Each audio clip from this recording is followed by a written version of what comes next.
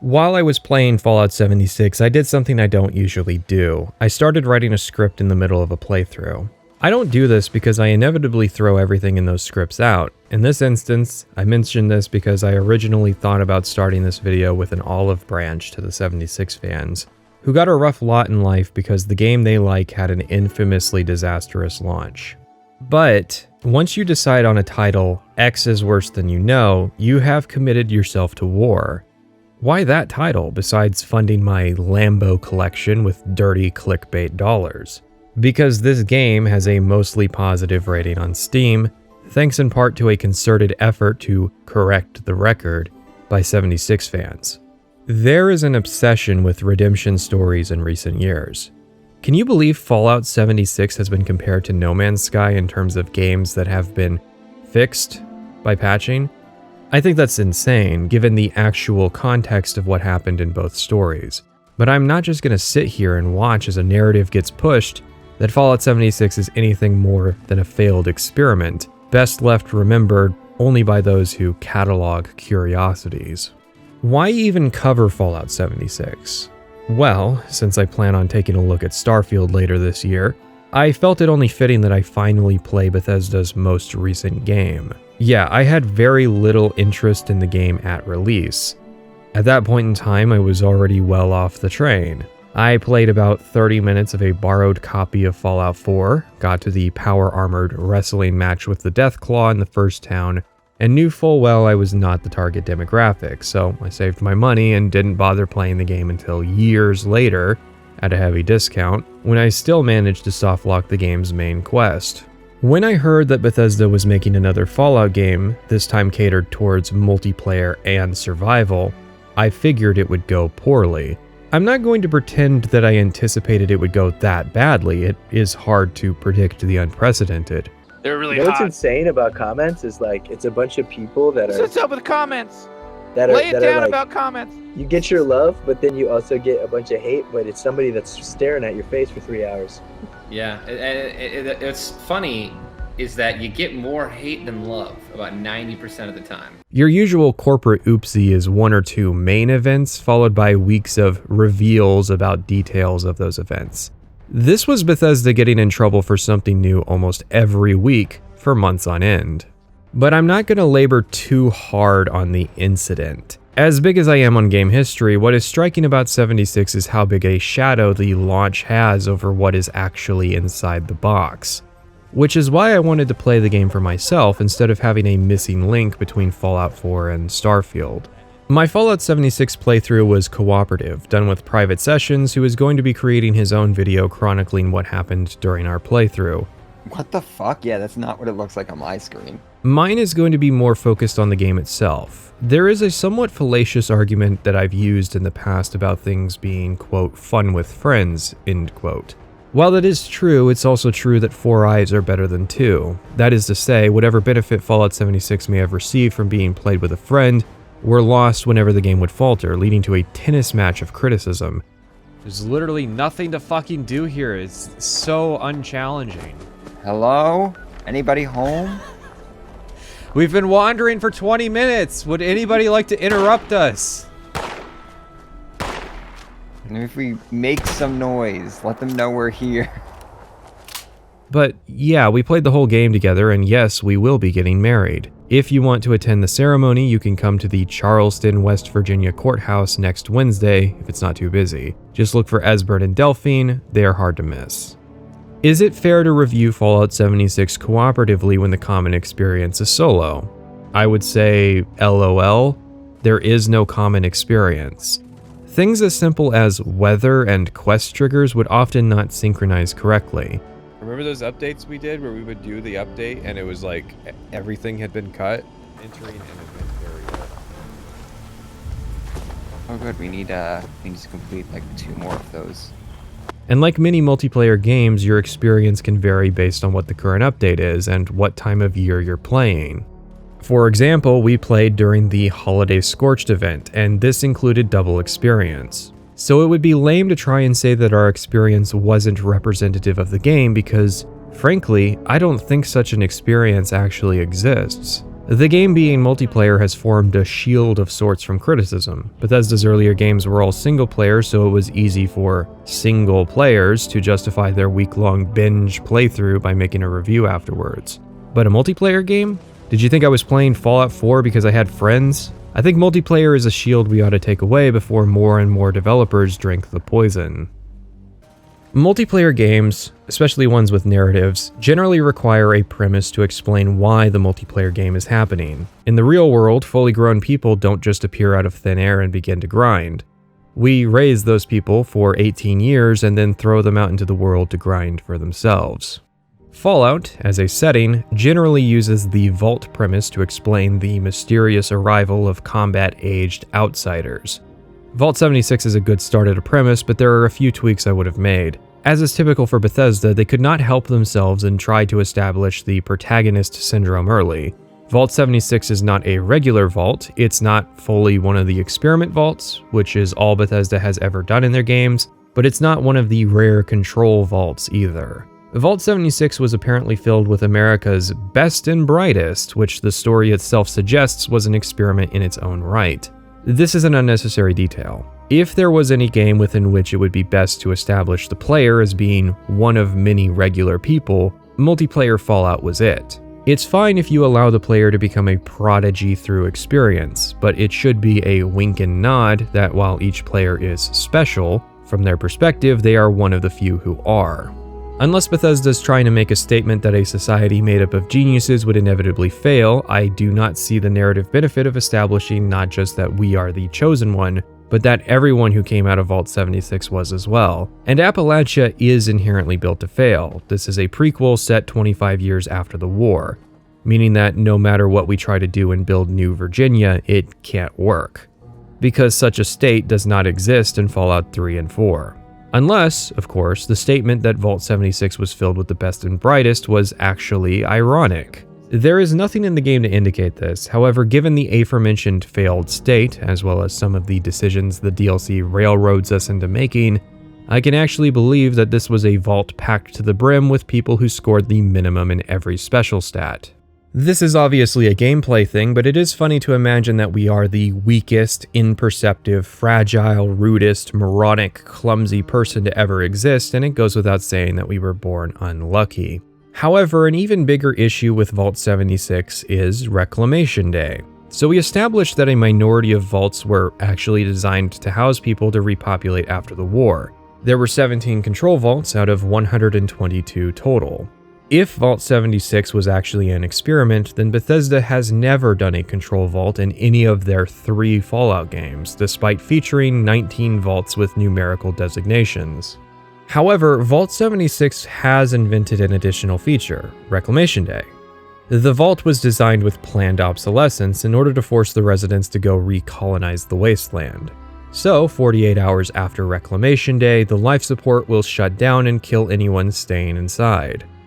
This is really dumb, not just narratively, but also in terms of your premise.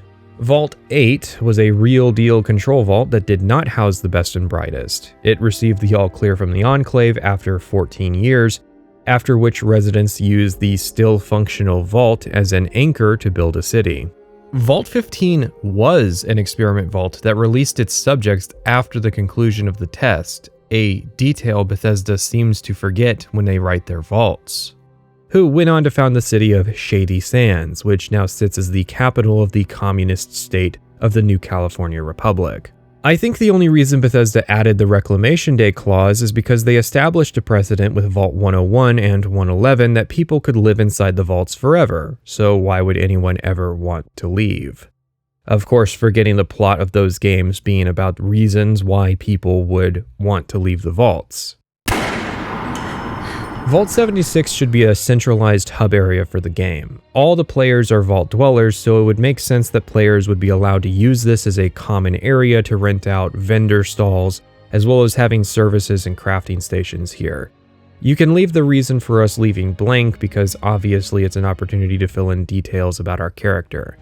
It gives you an opportunity to have human NPCs inside the vault, which doesn't affect the story in the slightest compared to the destruction that the Wastelanders DLC wrought, and it helps flesh out the character of the Overseer, since she left first to complete her mission. She has to make a choice between staying to administrate the vault and completing her mission. As is, it seems as though the Overseer is saying that if she can't be the Overseer, no one can. And so she's closing the vault to reinforce that. Not helped by the fact that she doesn't even have a name. Now, let's talk about that date, October 23rd, 2102. Originally, we were only supposed to be in the vault for 20 years, which is strange because Vault 8 had planned for 10 years and got the all clear after 14. 25 years is an awkward amount of time, and it's unfortunate that once again I find myself taking issue with specifically this number. If you were 20 years old when you entered the vault in 2077, then when you left the vault, you would be 45 years old. However, remember, we are the best and brightest. Of course, how do you quantify that? You would have to use accomplishments, which would generally mean education and achievements. If you were a soldier, then I imagine you would have to be in the military for years to establish yourself. If you were a scientist, then you would have to have completed a college education and distinguished yourself with years of research. If you were a doctor, then you would have to have lengthy education and years of practice. And all of these people apparently moved to and found jobs in West Virginia before the bombs fell. Meaning that most of the pre-war adults who would have left Vault 76 would have been too old. For reference, the regular people admitted into Vault 8 who were 20 when entering would have only been 34 years old when exiting. This compounds the issue of Reclamation Day and the qualifications, since Vault 76 would have inevitably been converted into a nursing home to house the pre-war residents. Vault 8 would have also had a hard time with its age gap. It's just that they didn't close the vault doors behind them. Hell, we meet the Overseer in Wastelanders. She was hand-selected to complete a dangerous, combat-oriented mission after the vault's closing, but I've met people with kids fighting over their inheritance who look younger than her. Which, of course, is funny. In the original main quest line, we never meet the Overseer. In one of the logs, she is heavily injured without any stim packs. That's not to say I think she should have died. I mean, ask me that question when we get to her part in Wastelanders. Rather, meeting the Overseer early means that there can never be any suspense created about whether or not we're listening to the words of a dead woman, because we know she's alive. Elderly, but alive. And then you have the vault babies. From the Overseer's terminal, we know a couple of the geniuses had kids while inside the vault. If you were born in the first 2 years, then you would emerge on the planned date a full adult. The 5-year delay wasn't decided until close to the original Reclamation Day, so most of the prospective parents would have been under the impression that any kids born after only a decade would be forced to leave the vault as children. 25 years is perfectly in the middle of an awkward generational gap where most of your geniuses coming out will be too old to do anything effectively, while most of your vault babies will be too young to participate. Especially since, remember, we're kicking all of them out to fend for themselves. In order to foster a future generation of children, most of the vault dwellers who want to have kids would need to do so before or while they were still in the vault. If the pre-war adults are coming out of the vault at a minimum of 45 years of age, that is far too old to wait until after New Virginia is founded. Meaning that most of the emerging Vault 76 dwellers would have to be parents actively raising children, who are having the only shelter and security taken away from them, and were not even supposed to receive a firearm. Nor does the Overseer's mission involve using a GEC. People are not only being forced to fend for themselves, but also their children and the elders, who would almost assuredly just be left for dead. The only narrative reason why 25 years as a minimum is necessary, sadly, is to explain why the Brotherhood of Steel is in the game. In other words, if the Brotherhood weren't in this game, then Reclamation Day could have happened much sooner. They also could have delayed Reclamation Day to a full 50 years, like Vault 15, in order for the Vault babies to be given time to form into a fully independent generation, but then the Overseer couldn't be written as a pre-war character. Now, if Bethesda is intentionally doing this because they want to set up the Vault 76 dwellers for failure in order to preserve the continuity of Fallout 3 and 4, then I guess good job. The only way you could have made us less likely to succeed was if Reclamation Day was in the middle of winter, we weren't given jumpsuits or Pip-Boys, and the Mr. Handys started shooting the Vault dwellers on the way out. You could make the case that the Enclave didn't actually care about rebuilding America through the vaults, or that they didn't think the war was going to happen, so that is why Vault 76 is so poorly planned. Except that doesn't work because Vault 76 has a special, extremely important purpose. There are 3 nuclear missile silos in West Virginia, which are automated to the point that they can produce more missiles as they get used. Obviously, this is going to be of immense interest to the Enclave after the war, and really to pretty much everybody still living on planet Earth.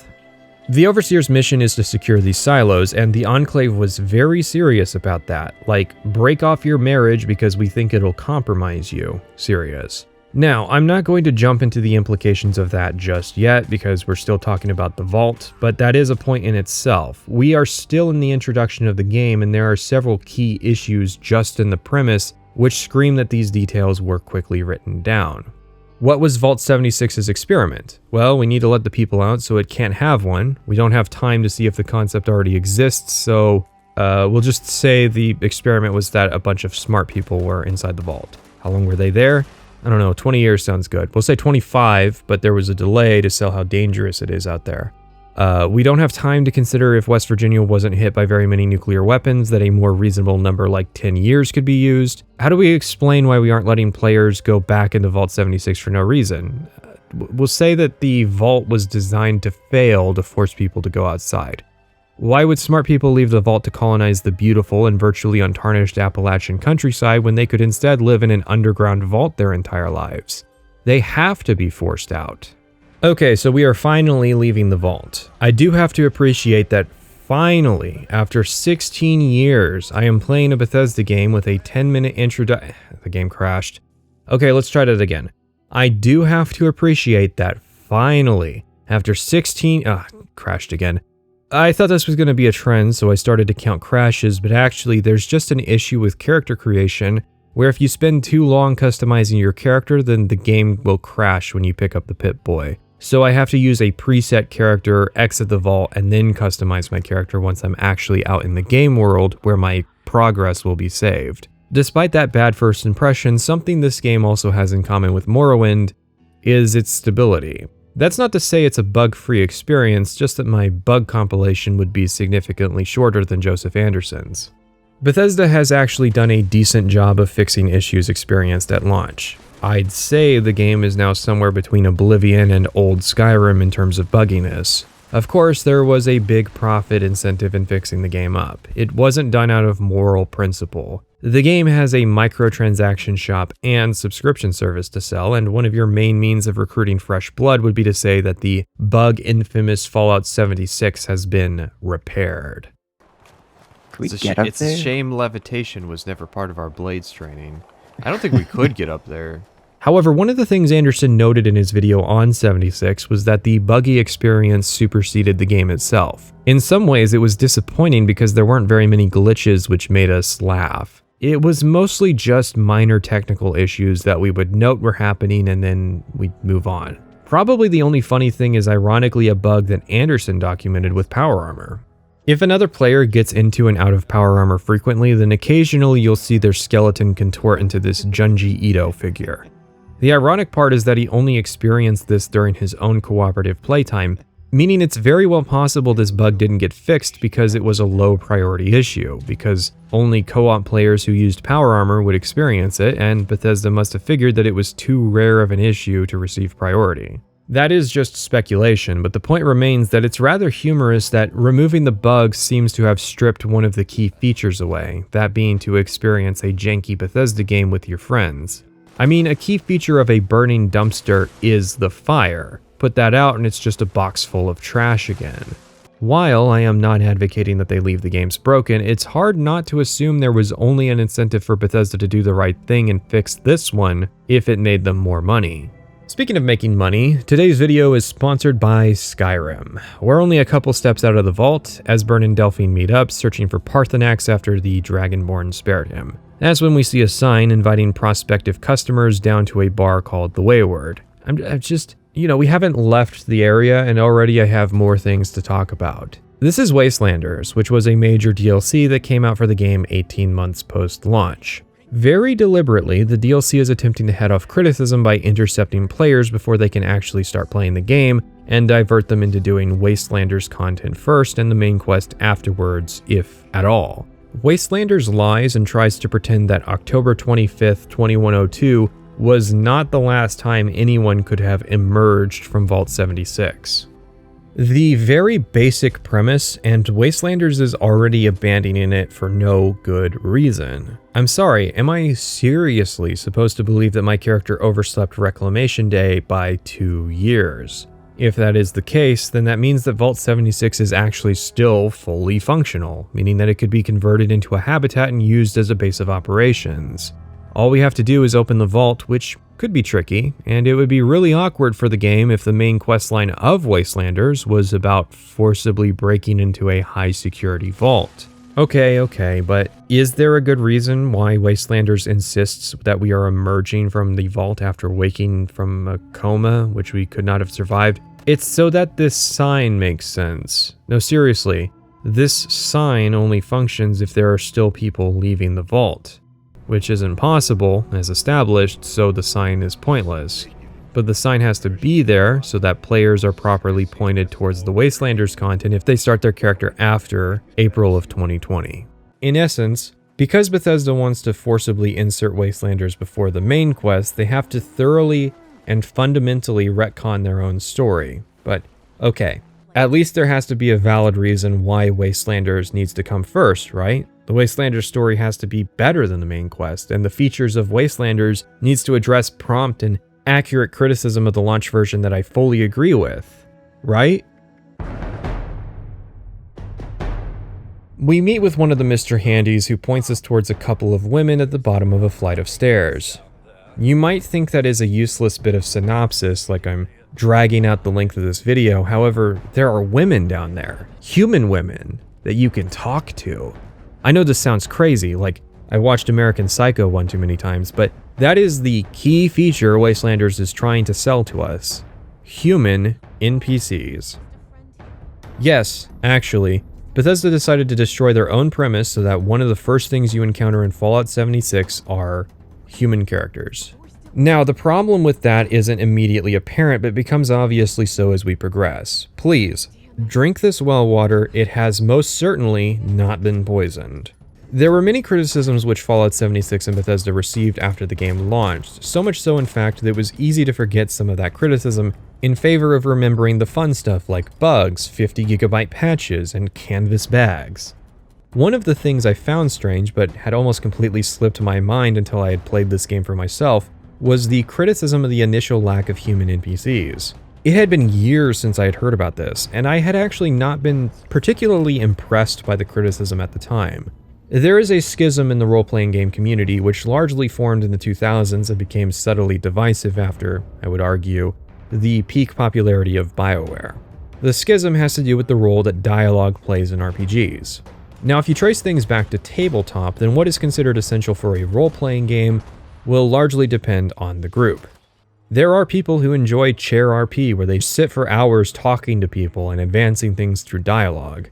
And then there are people who play GURPS, slam some numbers down on a piece of paper, and throw characters into a wood chipper because they want to experience some right and proper combat. Generally speaking, what happened is that an increasing number of people have come under the impression, active tense, since I believe this to still be the case, that an RPG requires dialogue to be considered part of the genre. In other words, no dialogue, no role-playing. Now granted, I can certainly understand the argument. The problem is that perception continued to grow and began to fester.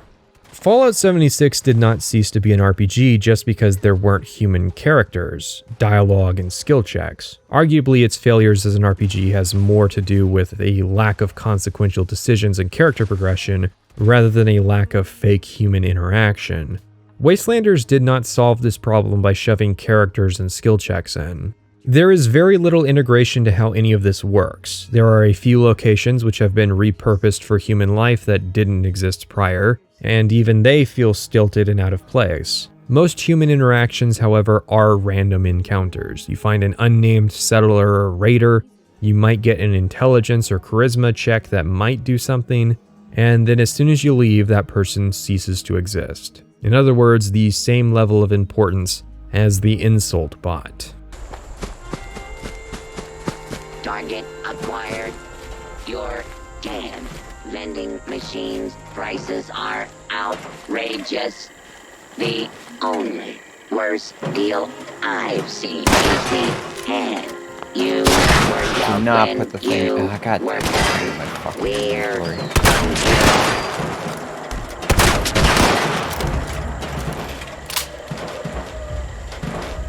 Leave him. That's for putting garbage in my inventory.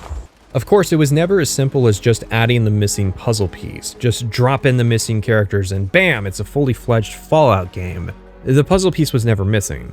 People mistook the absence as a technical limitation, even though every sign in the game indicated that it was extremely intentional that there weren't supposed to be people here. And I don't believe for a second any Bethesda devs who have said otherwise are being truthful. If you got a mountain of criticism about your new mustache, wouldn't you also say that you were just experimenting and had always planned to shave it? I can certainly understand the people playing in 2018 struggling through a game that was having constant issues with functionality, not really paying attention to the finer points. And I'm not coming here to say that Fallout 76 had a mastercraft story. I've got problems aplenty with how its main storyline did things, but it's also got its merits. The main questline of 76 is the best storyline that is in the game. If I were to rate the stories, all of the DLC storylines having their ratings combined would still be less than the base game. Here's the thing. Fallout 76 has an experimental storyline. I think it's really interesting that Bethesda attempted to tell this story. The war happened, but not much of it seemed to reach West Virginia. Yet we come out of the vault and everyone is just missing. There's no people around. There are signs of people surviving in post-war Appalachia, but something has obviously happened to them since then. In order for that to work, there has to not be people here. At the very least, if there are people, then they can't appear until after the point in the story when we reach Morgantown. It would probably be best if a DLC that added NPCs did so in a completely new area. But, problem. Wastelanders is addressing a core criticism of Fallout 76. A bad criticism, but a popular criticism nonetheless. In order to establish credibility as being the update to fix the game, Fallout 76 has to shove human characters into the player's face as fast as possible. I mean, it doesn't have to do that artistically, only financially. So, to cover our bases, we'll redirect players' initial quests to encounter people, we'll shove in tons of random events to catch players who may already be past that point, and we'll tie some in-game progression to doing the Wastelanders questline. It might be cynical, but we've got microtransactions to sell. As a result, not only do you heavily encourage players to do a legitimately terrible questline first, but you also undermine some of the game's only interesting content at the same time. And, in addition, you give new players a false impression about the standard of quality. See, we're being directed down to a bar called the Wayward to do a 4-part questline, although that itself is being generous, given one of the parts is just to show up. But if you want the Overseer's Log, you have to do the first part. It's a false impression because, aside from each update's main storyline, there is nowhere in the game that handles content like this. If you were playing this for the first time and did this questline, you might get slightly excited for what all stories the game has to offer before realizing that Bethesda was actually being deceitful. And, for a false impression, this is little more than Fallout 4's table scraps. If you're cynical, you might say that is a sign, however, it could just as easily be assumed that the game is taking it easy and easing the player in, and not that the quests are actually just substanceless. So let's break this down. We have our initial meeting with the two ladies who indicate they're searching for treasure and that they've got a tip-off from the Wayward, but they're going to stay up here and just die, I guess, until they figure out how to break into the vault. After reaching the Wayward, we see the familiar scene of a bartender being harassed and needing our intervention. However, not really, as despite having several options, including 3 skill checks, all options terminate in the same outcome. The man gets shot to death by the bouncer. However, a funny side effect of Fallout 76 is that, because you can't save and load, you have to play multiple characters or read the quest pages to note details like that. So it's not immediately apparent that nothing you do matters, despite the fact that this is the first Bethesda game to force players to play in commitment mode. Okay, so finally we're allowed to go about the main quest, right? Super annoying or anything, but it's enough. But after seeing Appalachia for myself, You have to consider I need to make sure it. every resident of Check your shit 76 from has time a to time, safe make sure haven when they you're going can into start the from. dungeon that you're I'll make do without it. preparing a little bit.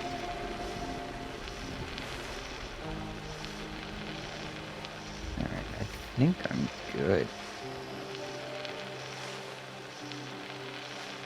Not that it really matters. Oh wait, I gotta... If it's still standing, the town of weapon. Flatwoods is Wait, the further note, down this the road. hollow note knew to stop while I was laying down. This is the Overseer. Signing off.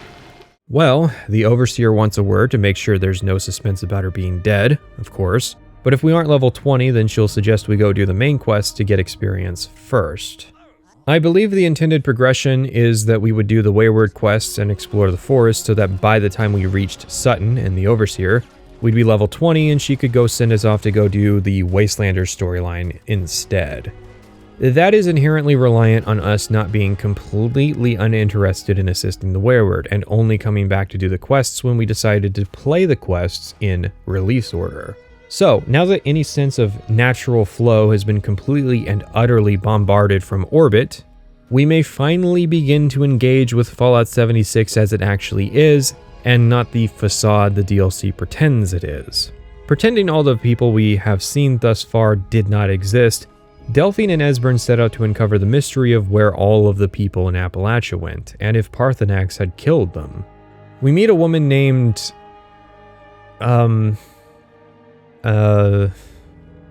You know what, it doesn't matter. There's a woman in Flatwoods, repping some gear belonging to a faction called the Responders. Yeah, Wastelanders also decided to add characters like this occasionally to the main quest. You don't have to talk to her, you don't even have to acknowledge that she exists, but she's here anyways. So even if we try to pretend that there's a mystery about people being missing, the game will not allow us. It is genuinely as though the game wants us to feel like we are LARPing as people doing the main quest, repeating the steps of the actual players who did it, and these characters are maintaining all the tourist attractions. It's even funnier when Zarek Zacharon in my server's channel for Fallout 76 independently made the same LARPing comparison. The kiosk here, yeah, it's genuinely a tourist trap, the kiosk guides us through the process of volunteering and joining the Responders. The Responders were, as the name implies, first responders in the post-war who would aggregate and distribute resources and respond to threats to the survivors. We get a pretty quick feel for the faction. They used a lot of automation to cover themselves. The industry in West Virginia was designed to support a much larger population, so they leveraged that to keep everyone fed and generally spend their time volunteering out of the goodness of their heart. It's a pretty logical faction that makes sense. They had a lot of resources, and they had pre-war sensibilities, so they had no problem sharing those resources with those in need. What could have gone wrong? Well, the game answers pretty quick, as once we are initiated through their automated recruitment process, we get sent to Morgantown. Morgantown has been wiped out by a foe that we've been seeing for a while, the Scorched. It seems that while the Responders were good-natured people, the Scorched were not. Of course, there's another one of those NPCs Wastelanders added at the site of the radio broadcast station where a distress call is being played on a loop. Okay, imagine it. There is a radio distress call playing. It loops once every minute, endlessly. Whatever happened, it's already over, and may have been for some time. You never could have helped. You realize that you've been listening to a dead person. When they made the transmission, maybe they thought someone was going to make it here in time. A faction of people who always tried to help out and do the right thing, and when they needed help, no one answered the call, and it killed them. The only reason the transmission hasn't been shut off is because whatever killed them is still there. There is nobody here but the Scorched. Hey partner, welcome to the tourist attraction. Just let me check your wristband there to make sure you paid. You're good, thank you sir. Yes, I have kept this transmission playing for a year. I am trying to honor the dead here, sir. I think you can see the tonal problems with this. Not only is Morgantown the eerie side of a final stand, there's even an event where you can replay the final moments of the Responders, but this time beating back the Scorched. We even see our first sign of Parthenax! So it might be obvious at this point, but the Scorched are basically zombies. The people aren't missing and they weren't killed by the Scorched, the missing people are the Scorched. While it is probably pretty obvious for us, I think that coming to that realization just by playing through the areas and making observations would be really cool. But it isn't. Half because it's poorly done, but half because Wastelanders sabotaged it. Morgantown was where I solidly felt that I had a choice to make with my playthrough, and there wasn't any hesitation on my part. I could continue to play the drivel I had been presented by Wastelanders, Or I could continue the part that I did find genuinely interesting and play through Fallout 76's main quest. And it was not a decision. Everything screamed at me that the base game had done it better. The world building and storytelling had come together. I was genuinely interested to see how the game would go about telling its story without human characters, even if I had a feeling that it might not be the best. But most of all, this was a main quest where I was not going to be asked to pointlessly cover the same ground over and over. Each time we had done the main quest up to that point, we had ended up somewhere new where we could get into fights, loot buildings, and see the world. This is probably my favorite Bethesda game world since the Shivering Isles, so the main quest being less rigidly structured in favor of simply guiding us through the world they had crafted was appealing to me. One of our early play sessions was literally to just complete a loop that looked interesting on the map, but more than anything, it was the obvious cynicism of Wastelanders that repelled me from doing those quests and making the decision to do the content in release order. Appalachia is an interesting world. It has 6 distinct regions which are separated by actually tangible level divisions and environmental hazards. I would say that the game was absolutely at its strongest when we were going through the world and seeing what it had to offer. Perhaps one of the most interesting realizations was that the lake we had been traveling towards on the paper map was no longer there. I did not think about the fact that the map might be wrong about certain geographic features of the map, like for instance this lake that's not here. And even better was that later there was a story for why that was. So I don't quite get what's going on with the water in this world. I don't know either. The bomb's dropped, all the water's irradiated, but all the riverbeds seem dried out. So that implies that there's less of a water supply? Like there's not enough snowmelt to fill rivers? This is actually a subversion of my expectations because I was just expecting either no answer or a stupid one for why the rivers seem to dry up, but it actually has something to do with the main storyline. The map uses vertical cliff faces and valleys in a way that appropriately channels you to new areas. We never ran into a high-level area we weren't supposed to be in until after we already passed the level requirement. Coming into Charleston was a great experience, in large part because of the verticality of the city making exploration interesting. But this poses a conceptual problem for Starfield. Fallout 76 is a well-crafted world that was done by hand, but Starfield is going to use procedural generation. I do not think that is a bad thing. I just think that Bethesda knows that their fans will pitch a fit about immersion the second they begin to notice the seams between the handcrafted areas and the proc-gen areas. And my worry is that they will mute their world designers' creativity in order to create a seamless, albeit bland, experience. Space is a great setting to see some interesting sights, and I hope I'm not going to be looking forward to a bunch of consistently gray and red rocks. Charleston sits right at the edge of the ash heap, while Morgantown was up by the edge of the Toxic Valley. So not only will the trip between the two places see you traveling the full length of the forest, but each location also provides the opportunity to adventure into a more dangerous mid-level region by choice. I love that the main questline is getting us out into the world without forcing us to just start other questlines. We also can't fast travel to the next leg, we have to complete the journey down to Charleston at some point, which would take 3 hours by car. And Fallout 76 has a pretty good soundtrack to boot.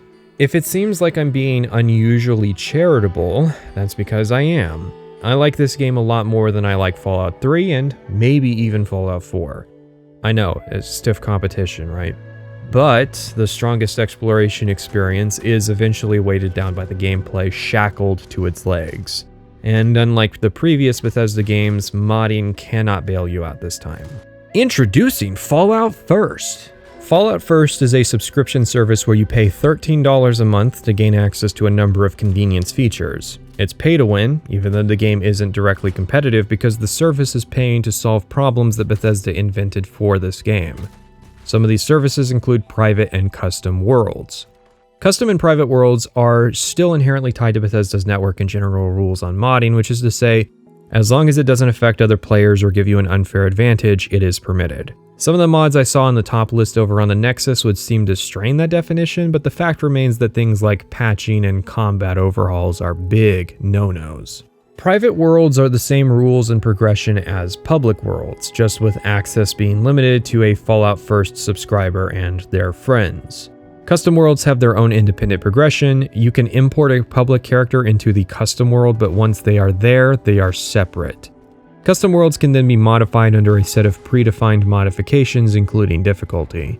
If you don't want to pay extra, then you will be locked into the public world difficulty, which of course is set to what feels like the easy setting from Fallout 4. But even then, this isn't really an option because it would have been an immense mistake for Private Sessions and I to take ourselves to private sessions just because the game was ludicrously easy. We wouldn't have been able to emerge from that world after level 50 when we began participating in public events, and may have been prevented from completing the game.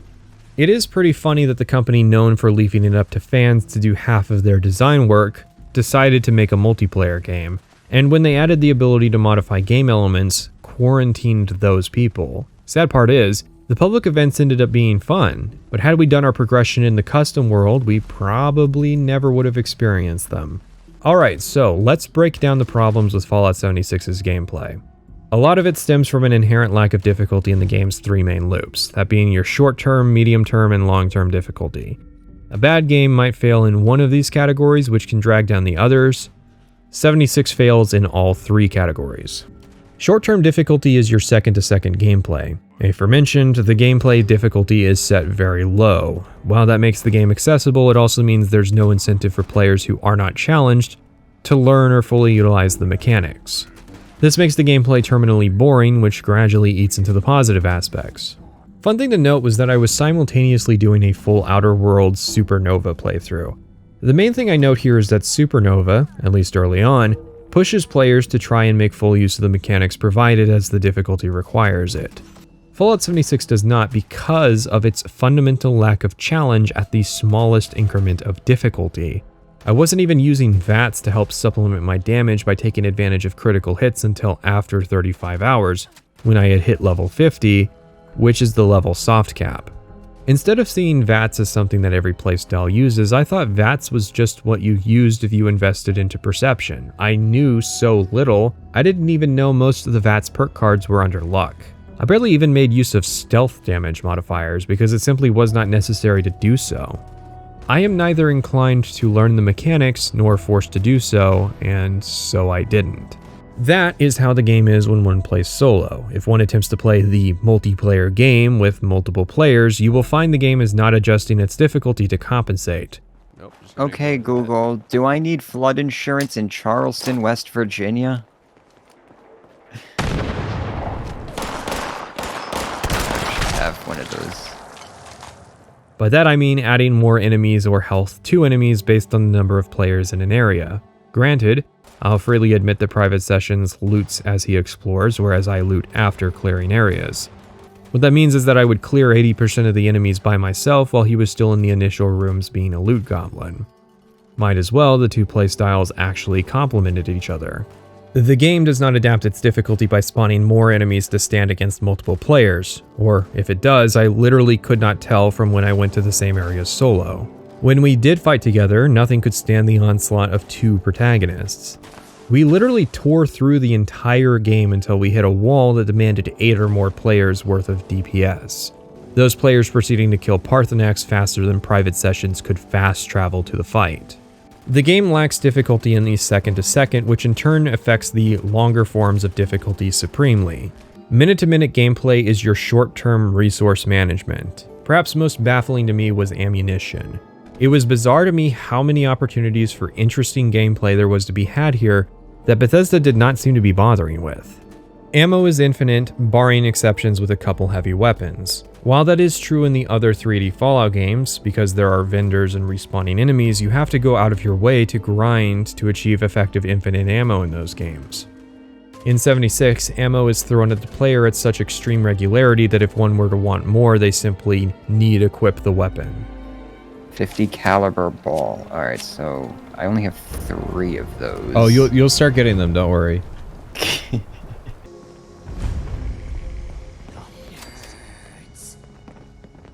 Oh, what the fuck? Yeah, did the weapon pop up on screen for you too? Yeah.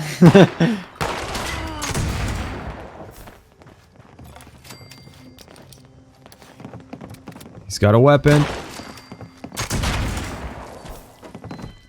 Hey, there we go. 50 cal. And alien blaster rounds.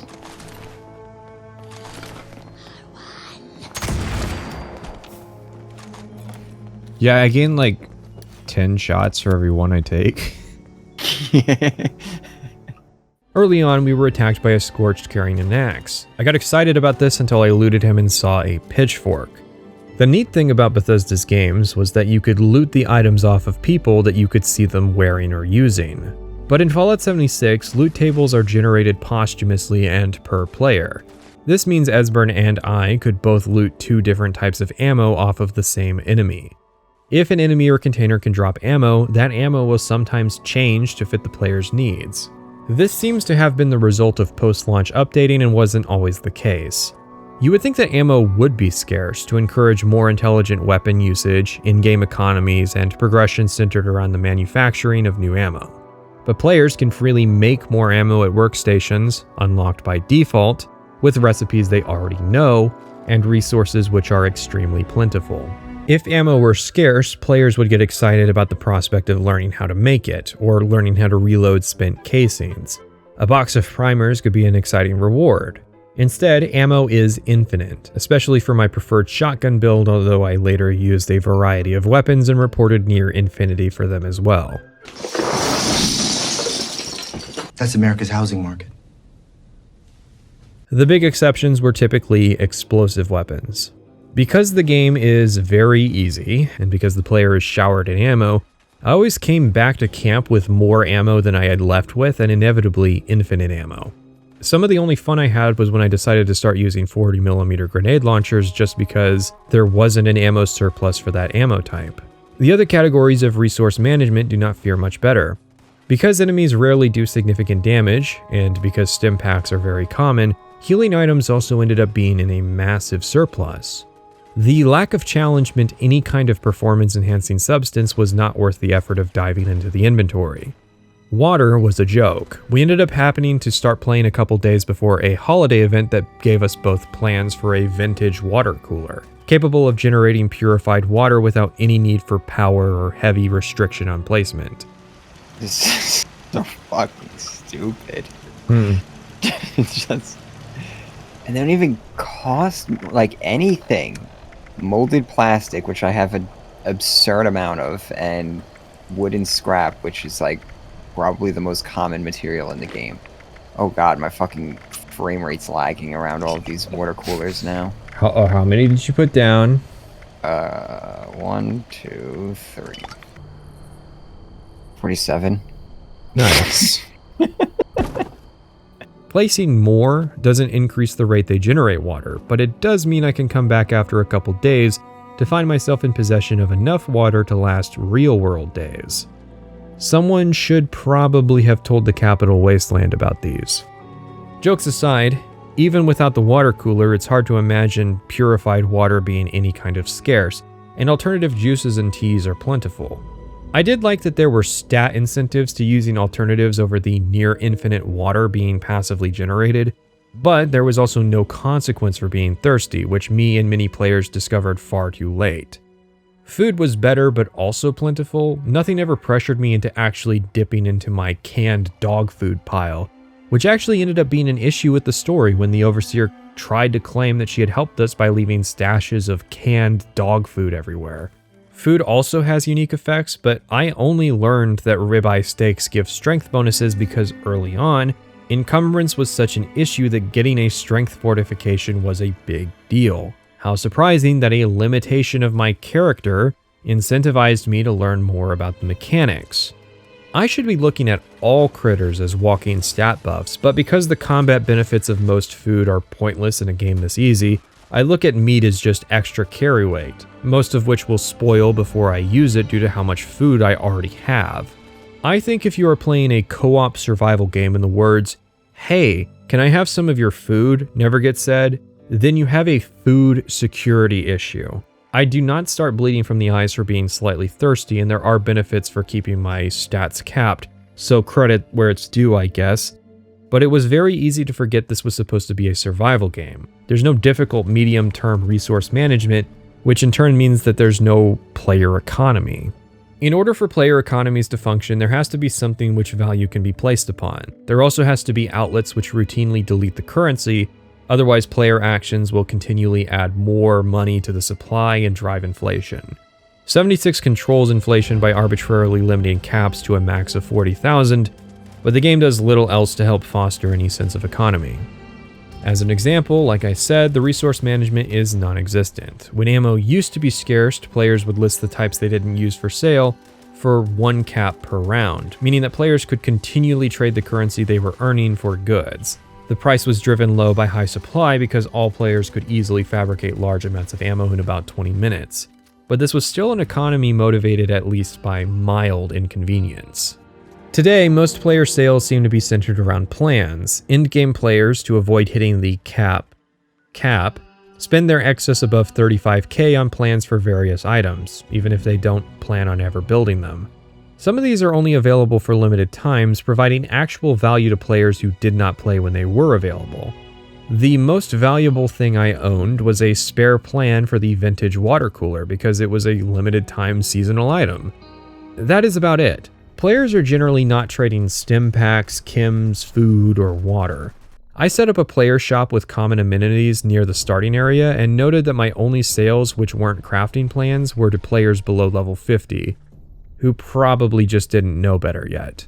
However, the economy is not limited to player trade. There are also NPCs which trade items in exchange for caps. This is a great way to get money out of circulation, however, nothing that is worth having ever seems to be sold. As an example, for about 4 hours I was in great need of screws. None of the merchants seemed to sell them, so a scarcity problem that could have been solved by caps wasn't. At another point, for repairs, we were in need of ballistic fiber. That is sold by merchants, but for extreme prices. We looked up ways to get fiber instead and found easy methods to get what would have been thousands of caps worth of fiber in a couple minutes. The NPC economy is arbitrary and has not adjusted the prices of what is actually valuable to players, nor how valuable it should be. Say you price an item at 100 caps. If that item is something that players can find in the world, then it becomes a race between how quickly the player can generate that resource versus how quickly they can generate 100 caps. You can find ballistic fiber faster than you can make the caps needed to pay for it. The only reason I wanted to buy screws was that they were hard to farm on demand, until I got into the event where everybody farms screws, got 250, and never needed them again. Instead of trying to update and tune the economy to handle these market realities, Bethesda has largely given up and just allowed the current system of players looking up 5-minute farm locations to generate resources. This means caps are effectively meaningless, and in turn, there's no interesting long-term strategy to Fallout 76. You can generate 1,400 caps per day from passive water generation and excess chems. Although later 1-star legendary items started to be the only thing I sold since they consumed the most stash space. Later on, there's a merchant who will sell a special currency used to buy more plans. You are limited to spending 6,000 caps per week at this merchant, meaning that it was extremely trivial to outpace this market drain. The most challenging long-term mechanic in this game is simply inventory management. There's a scarcity of stash space and encumbrance, which can lead to lengthy sections of sitting around trying to cram more trash into the can. Again, remember, the surplus of resources was only made possible by the lack of difficulty leading up to this point. If stim packs were harder to get and more necessary to survive, some players would make their income by creating and selling stim packs en masse. They would use that money to then buy ammunition from other players, and thus a circular economy would start to function where players fulfill the resource weaknesses of other players. But even setting that aside, Fallout 76 is abysmal to play because it lacks challenge on the mechanical, tactical, and strategic fronts. Players bad at combat but good at strategy could gain an edge by focusing on efficiency and long-term resource management. Players good at combat but bad at resource management could perform the inverse, making ends meet by selling resources to trade-focused players. Instead, every player is a one-man machine that can easily do everything, and it's boring as a consequence. The funniest part was the realization that there was a limit on the number of things you can do per day. In-game for me was constantly juggling items into and out of my stash. I would get heavy legendary items that cannot be scrapped, they could only be sold. but there was a limit on how many of these I could sell per day, and it became very tedious. I realized that the stack of awful legendary items I would occasionally see abandoned at event sites were players who gave up on trying to use the whole animal and just abandoned the literal garbage that they had been accumulating. And inventory management is really only a challenge if you're a hoarder. If Bethesda were smart, they could implement a gameplay difficulty system that rewards people playing on the higher difficulties with more experience. I actually don't understand why this isn't already the case. See, the one Wasteland update changed the level scaling system. It used to be that enemy levels were determined by the player who spawned them. That started creating problems as the average player level went past the point that lower level players could handle. A high level player could walk through an area and inadvertently create a difficulty trap for new players. Now it works by scaling every enemy to the level of the player, a sort of quantum level determined by the observer. There are some minimums to keep low-level players out of high-level areas, but generally enemy levels are per person, even if two people are fighting the same enemy. I would imagine the system works by calculating the amount of damage you do, translating that to a percentage loss, and then sending it to the other players in order to accurately portray health loss on their side. So, if you can do that, it's not a stretch to assume you could then change those values to be per player. All that playing on hard does in Fallout 4 is give the enemy a multiplier against their base health. I imagine the only concern is, what happens when I play on very hard and Private Sessions plays on very easy? Do I still receive the XP bonus despite being carried by someone who can one-shot every enemy? It is a system that could be gamed, but considering the existing lack of value anyways, it really wouldn't matter. Just put an exception to difficulty health values on legendary enemies and you'll cut out 90% of the cheese but keep all of the benefits. Instead, players who could handle more are relegated to hours of tedium for the occasional fun fight. When people were talking about the previous Bethesda game's lack of tangible progression, making it feel like the tires are spinning yet the vehicle is not moving, this is the logical endpoint of that observation. The only difference between level 1 and level 50 was access to power armor and heavy weapons. I guess we can talk about leveling in Fallout 76. Levels means special points up to level 50, so 49 attribute points to allocate over the course of the game. Special then allows you to equip perk cards. For example, Shotgunner is a strength card, and each level of the card requires an additional point invested in strength. I didn't hate it because it means that there is some build variety, and if you want to switch playstyles, you'll need to start leveling for a while to unlock all of the cards you need. However, you can change these cards on the fly for no cost. There's only a minor inconvenience if you don't have the special points you need to equip a card.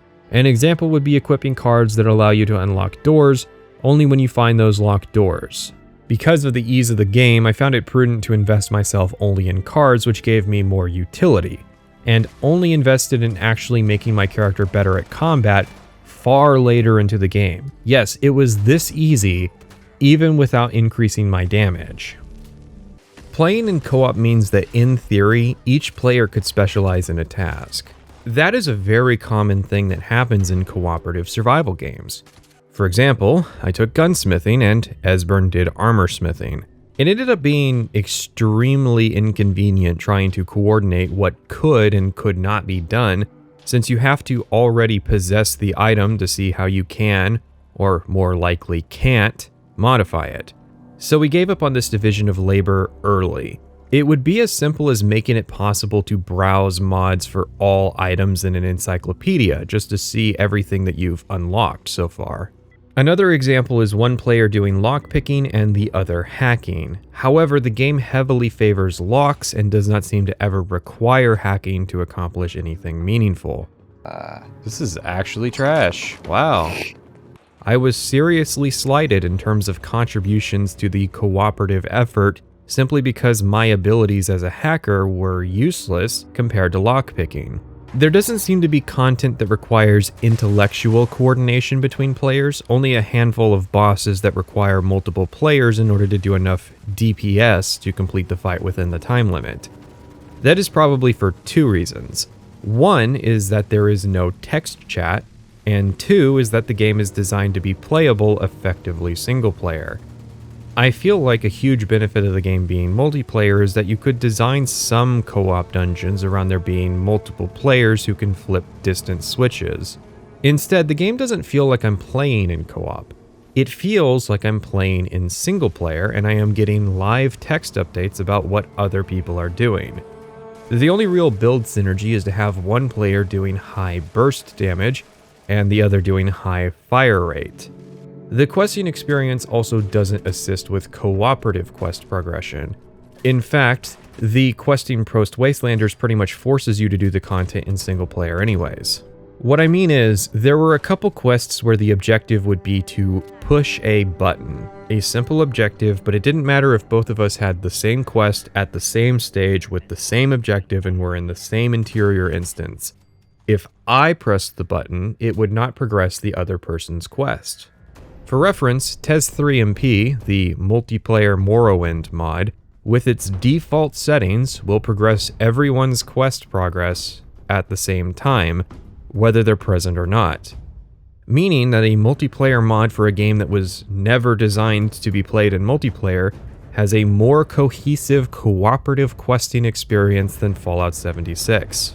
Hell, Morrowind has more build synergy than Fallout 76, considering that in Morrowind you can actually play a support character and buff other players with spell functionality that came out in 2002 for a single-player game. Stuff like this really contributes to the sense that we aren't playing a multiplayer game, but that there are just phantoms in our world that we might intersect with occasionally. It was very easy, especially early on, for us to lapse and not do the quest progress correctly.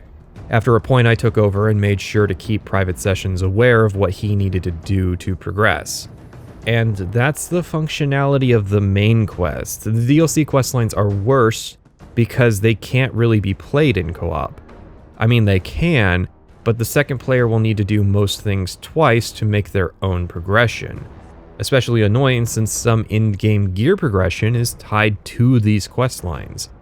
Literally one of the core selling points of the game, being able to play Fallout with your friends, and they couldn't even do that correctly, which makes one wonder why the game needed to be massively multiplayer. I spoke with someone who self-identified as a Fallout 4 fan and had played 60 more hours of 76 than I had, and they largely agreed with my general position that the game would have functioned better if it had been built around 4-player co-op. The only time the game being multiplayer worked in the slightest was during public events, and that was usually because those would be designed to require large amounts of single target damage, have a large number of enemies, or multiple objectives that were made easier with multiple contributors. Not that the average 76 player seemed to understand mechanics more complex than point and click, but it's not an MMO without NPCs pretending to be human players. It is interesting that some people argue the semantics about whether or not 76 is an MMO. I get the player count argument. These are 24-player lobbies, but there is obviously more to an MMO than just concurrent players in a server. Just because the Battlefield games have 64-player servers but are not considered MMOs, doesn't mean the only genre indicator is player count. Ultimately, the confusing genre identity of Fallout 76 is representative of the game. It doesn't function as an MMO, there's not enough players. It doesn't function as a survival game, there's no challenge or permanence. You are one server hop away from safety at all times. It doesn't function as a co-op looter shooter. The only thing it seems to do is single player, but it gave up a lot of concessions that would have made that better in order to be a multiplayer game. There are a lot of potential identities that Fallout 76 could have, and it can even be multiple things at the same time, provided there is a strong vision that desires that to be the case. Nothing stops a lobby-based survival game from being cooperative. Nothing stops an MMO from having a story to tell. If there had been a strong creative push to make Fallout 76 a lobby-based co-op game, then it actually could have been really good. The mechanical gameplay already draws similar to Borderlands. Instead, someone seemed to have had the idea to make a pseudo-MMO game where players would fulfill the same mercantile roles as NPCs, and also a survival game, and then by merit of being multiplayer and having a friends list, the game was by definition also cooperative, even if it doesn't really function that way. Now, there are a number of changes to the game that were made over the years that gradually undermined various aspects. We already touched on the destruction of the player economy with the ammo change. Survival mechanics were also toned down. They used to be significantly more punitive. Anything more than nothing is significant after all. There is no limitation of resources to be farmed thanks to server hopping, nor particular need for players to fill the niche of being farmers or water barons. Overall, it should be clear that the problem with the game is a lack of well-defined multiplayer design vision, both in its initial execution but also in its post-launch life. Most of the gutting that happened to the MMO and survival elements happened post-launch. None of the 3 story-focused DLCs for the game prioritized multiplayer. For the 100 plus hours I have in this multiplayer game, I only have 2 stories to tell that involve strangers. The first was that private sessions had got a bounty from looting a safe that was within range of a player workshop. This was not a safe that was placed by a player, it was a safe that was located within the regular game environment that, because it fell within a zone owned by another player, resulted in the game giving him a bounty for looting it. Bounties in Fallout 76 are part of the PvP experience, which is basically just an old mechanic that gets used as a trap by griefers. Players with bounties are made viable targets of PvP, and most new players don't know that bounties even exist. Normally, pacifist mode is enabled by default for the reason that basically happened. A player walked up and instantly obliterated him in a single frame. If Fallout 76 is poorly balanced in the PvE department, you can imagine how bad it is at balancing a player versus player encounter. Most testimonials seem to indicate the in-game PvP scene to largely be players using mass duplicated items, as well as heavy reliance on equipment that is no longer possible to acquire legitimately. Although it was funny reading the Reddit speculations that, quote, PvP failed because Fallout players don't want PvP in their Fallout game, because Fallout games are single player, end quote. Which just isn't true. That might speak to a certain antisocial mentality of single players, but that is painting a pretty broad stroke. Elder Scrolls Online has an active PvP scene, despite Battlespire being the only official multiplayer TES game. I've also played the same 3D Fallout games that inspired this apparent pacifism. That doesn't mean I hate PvP, in fact I've actually played a lot of it in GTA Online. I wrote a post on this very topic on 8chan's V-board a couple months before Fallout 76 had come out, that for whatever reason I decided to screen cap. I don't know why I did that, but I'm glad I did because it ended up being useful. I was exactly spot on in my observation that Bethesda would have been better suited to making the game cooperative since their core design ethos was effectively incompatible with what was in the game. Bethesda was never going to commit to forcing their audience to actually compete, because competition requires a winner and a loser, and protagonists never lose. Remember, this post was both before the game had even come out and me making this channel, and I can say 5 years later that I was absolutely right.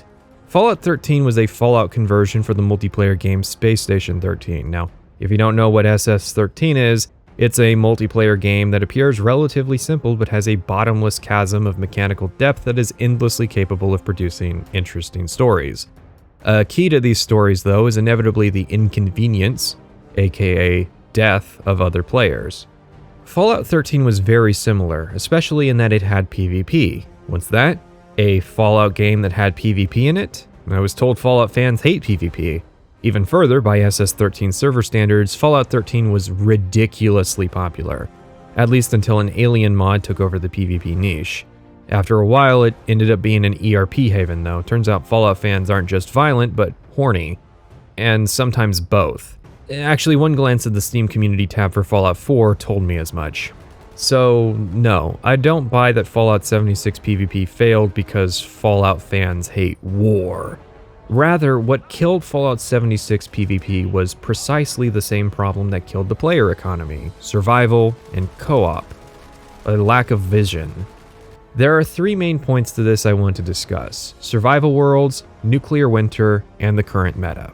Survival was a PvP gameplay mode that ran in beta between March and October of 2019, the year after release. It was originally stated to be getting a full release after Wastelanders as an alternative to adventure mode, but was cancelled as, according to Ferret Baudouin, the post-launch lead designer, The mode incurred a testing cost that caused Bethesda to shift their focus to other game modes instead. Accounts of survival mode seem to indicate that it had initially started very poorly, but over the course of its lifespan was turned into a more functional game mode. But it is difficult to tell because it's very possible that survival mode's #1 fan has just revised the history of how good the mode was at the end. See, player versus player is particularly vulnerable to a lack of vision. People can muddle through garbage content solo, but if another player gets a leg up on you because of oversights on the parts of the developers, that can trigger a runaway reaction. Cheaters and griefers are drawn to poorly balanced systems. Their prevalence then discourages legitimate players seeking PvP from ever getting good, or to switch to PvE. PvE players see the prevalence of cheaters and griefers as validation, who then bill the game as having a PvE focus. And then you reach the modern point where PvP effectively doesn't exist. The current meta is to spam Stealth Boys and Nuka Quantums. This prevents VATS lock-ons and causes players to heal ridiculous amounts of HP per second. There is an upper cap on how much damage can be done, which was added to stop one-shotting, so the goal of any fight is to try and overcome that limit, healing and whatever OP benefits their equipment is giving them. Trust me, however dumb that sounds is nothing compared to the explanations I've seen. A lot of it is reliant on duplication exploits to generate large numbers of consumable aid items and equipment that can no longer be acquired legitimately.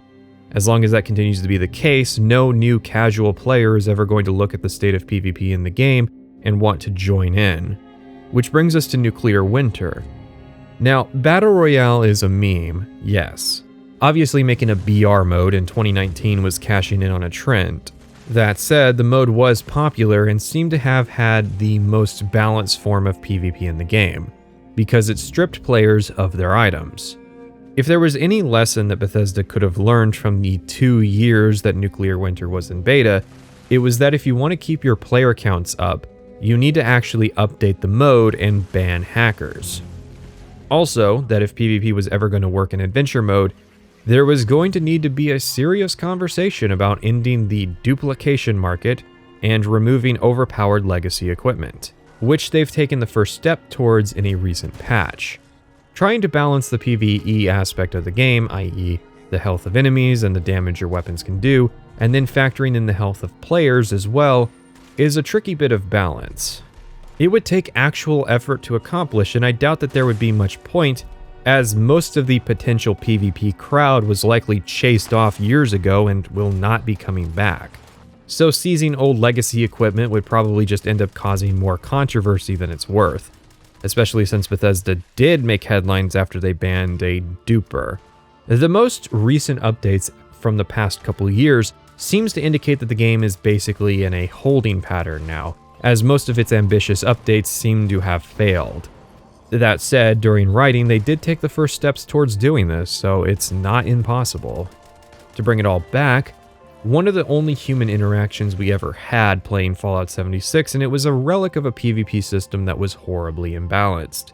Trust me, this guy didn't need the 10 caps, he just saw the opportunity to kill someone and took it. Which wouldn't be a problem if we were capable of ever defending ourselves. I've been in plenty of unbalanced scraps in GTA and both forms of Red Dead Online, and the key to emergent PvP in those games is that they don't have RPG number systems. The other interaction was 2 players who spammed orbital strike beacons to create an endless series of annoying explosions. But I guess there was a mod we were supposed to download to fix that.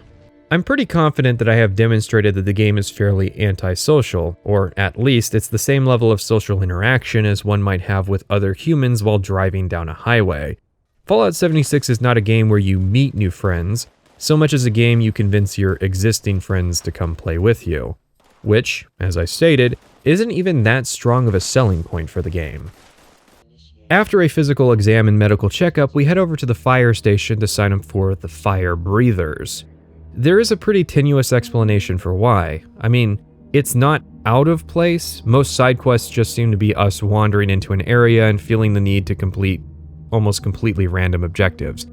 The worst one I saw was the player randomly feeling the need to blast music from the rooftops of a random town. The problem tends to be that the explanations for early parts of the main quest are located within the Overseer's audio logs, meaning that all it takes is a little bad luck, and you might miss why exactly you're even doing something.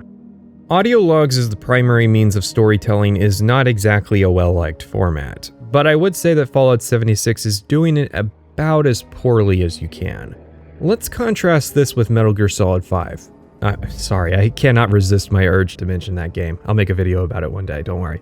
MGS5 is a game about espionage, so of course, pretty much every interaction that its characters engage in is getting recorded by somebody, likely everybody. Meaning that you don't have to physically show every scene of the story to the player, which is great for saving money on cutscenes. But it's also good because MGS5 is one of my favorite YouTube games. It's the right genre to be perfect to play while watching a video, and that's because its gameplay lends itself well to listening to an audio log while playing it. But, on top of that, the game does several things to make sure the experience of listening to audio logs is ideal. It lowers the game volume and provides subtitles so that the focus is on the audio log. Serving a lot of different appetites. Hamburgers. Hamburgers?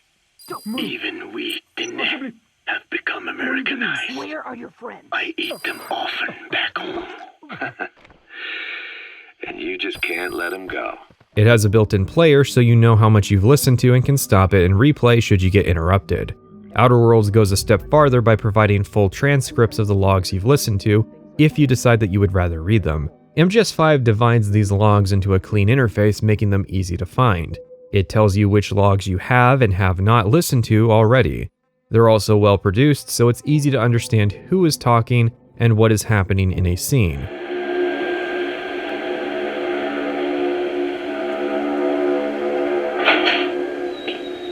You're up. We're changing ships. We can't go sailing the Suez in a whaler. The Suez Canal. When did they reopen it? Not long after you were attacked. A good example in Fallout 76 of this being done wrong is in Huntersville. There is a log of a woman resisting a military arrest of her son, and as a result, she gets killed. I cannot specify how because there was a giant blank spot where the sound of the fight should have been. No gunshots, clubbing, or stabbing sounds. Not moving that child one inch, so help me out. Ma'am, if you don't move aside right now, we'll move you ourselves. Do you understand? What's with the awkward pauses in this? Put down the knife, Miss Sherman. I won't ask again. This sucks. No!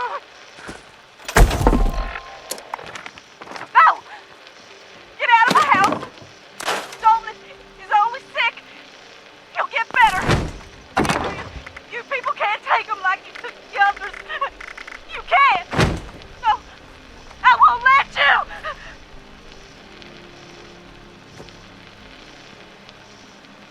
Awkward pause. Hold it! Hold it!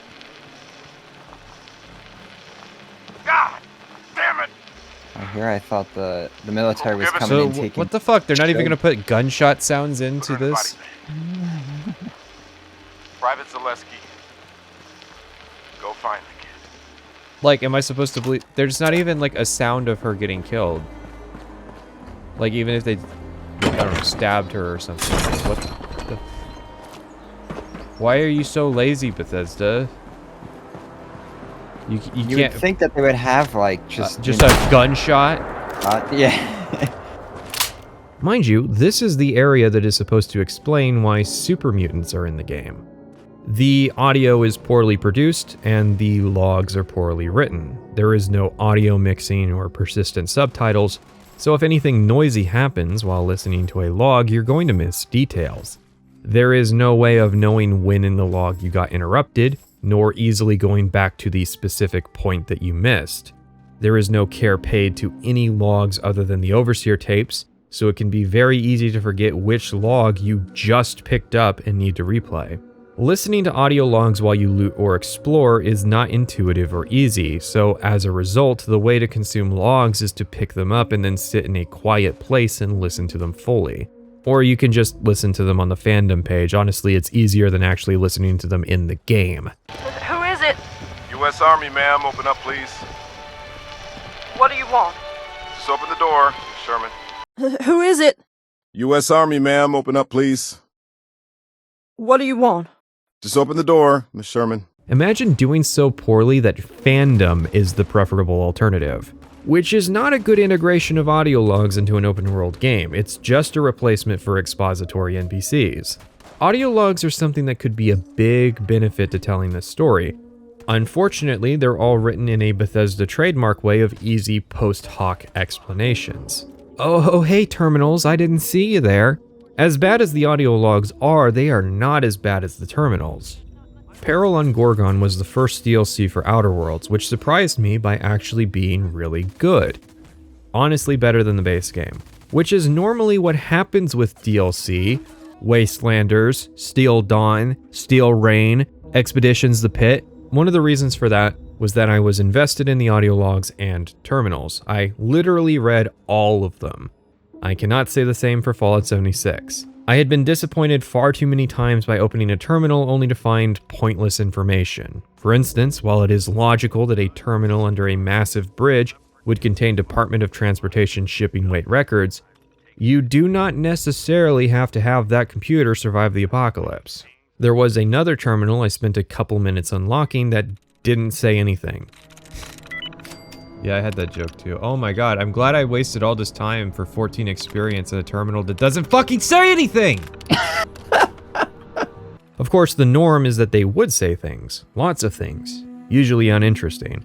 Usually 5 terminal entries from the 6 months preceding the apocalypse. I don't know if terminal sales picked up in West Virginia in 2077, but really there's a bigger problem. It is one thing to ask a player to read 1,000 words, it's another to ask a player in a multiplayer game to read 1,000 words. I came up with a pretty simple fix. The only problem with it is that it would take away the writer's ability to textually exposition dump about the setting so that lore YouTubers can actually prove that the world building was good. My solution is that the Vault 76 Pip-Boys would be specially equipped with prototype text-to-speech devices. They're advanced in that they can generate voices based on the writing styles, which is just an excuse to have voice actors. It would fit with the theme of automation in the game and would help with the idea that we're actually intended to be successful in our mission. Thing is, there is a lot of downtime in Fallout 76, time spent looting, traveling, crafting, managing the inventory, etc. Actually, if combat is uptime, then like 90% of the game is downtime. So if you want to have patently verbose stuff, that would be the way to do it. But people are only going to listen to your audiobook narrations if they are interesting, which the environmental writing in Fallout 76 consistently is not.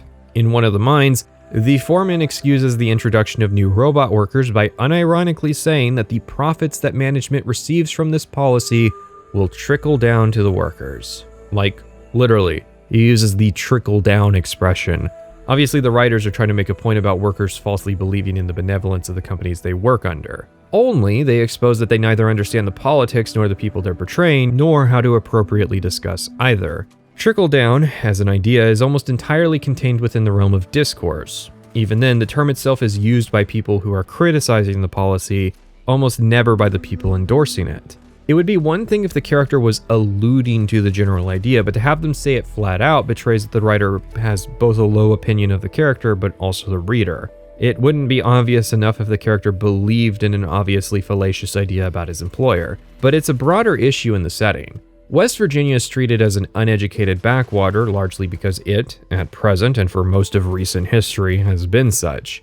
However, we're talking about an alternate American setting that is 54 years in the future. For 108 years, West Virginia has been incorporated into a broader Commonwealth, which should have resolved many of the local government issues and put the region at economic parity with Virginia, Ohio, and Maryland. However, being bougie urbanites, the writers see the diverse lifestyles and problems of the people of West Virginia today and ascribe a narrow-minded version of that to 2077 Appalachia. The people of West Virginia are treated as uneducated yokels, and the country themes are little more than this week's attraction at Bethesda Land. Never mind that in this alternate setting, serious money was poured into the region by the Enclave. Seriously, they had been planning for decades around having the automated silos here, and this is what caused the mass revitalization of industry. But the writer feels the need to treat the text box in the creation kit as their Twitter account. I absolutely wouldn't mind if this was a more thoughtful examination of the crab mentality that often holds poor rural folk back. There are plenty of interesting things Bethesda could do with a country-oriented Fallout game, since they've focused on urban and suburban environments in the past. However, as long as they have internalized the idea that country folk are the political enemy, they're always going to turn out a poor product. Seriously, this is the game that's going to suggest that the first raiders in Appalachia were wealthy tourists staying at a ski resort, and then simultaneously try to suggest that those people were actually just misunderstood misfits. Because at least one of the writers are those people. They see the apocalypse as the opportunity to kill those that they don't like, be it their home city, their city of origin, and in this case, country folk a day trip away from Maryland. But yeah, I don't know why we're bothering with joining the Fire Breathers when I'm a level 3 hacker and could probably just break into whatever database these people supposedly had that's going to help us out. The most tenuous part is that the Overseer leaves a log suggesting we do it, and then she went and did it, so she had the information, but she refused to make another log just telling us that Hank Madigan thinks there's something important at the top of the world. Hey, if the Overseer didn't have a camp, then does that mean she was lugging around all these stash boxes? Esbern and Delphine were elated at this news. They knew Parthenax must have had something to do with this top-of-the-world place.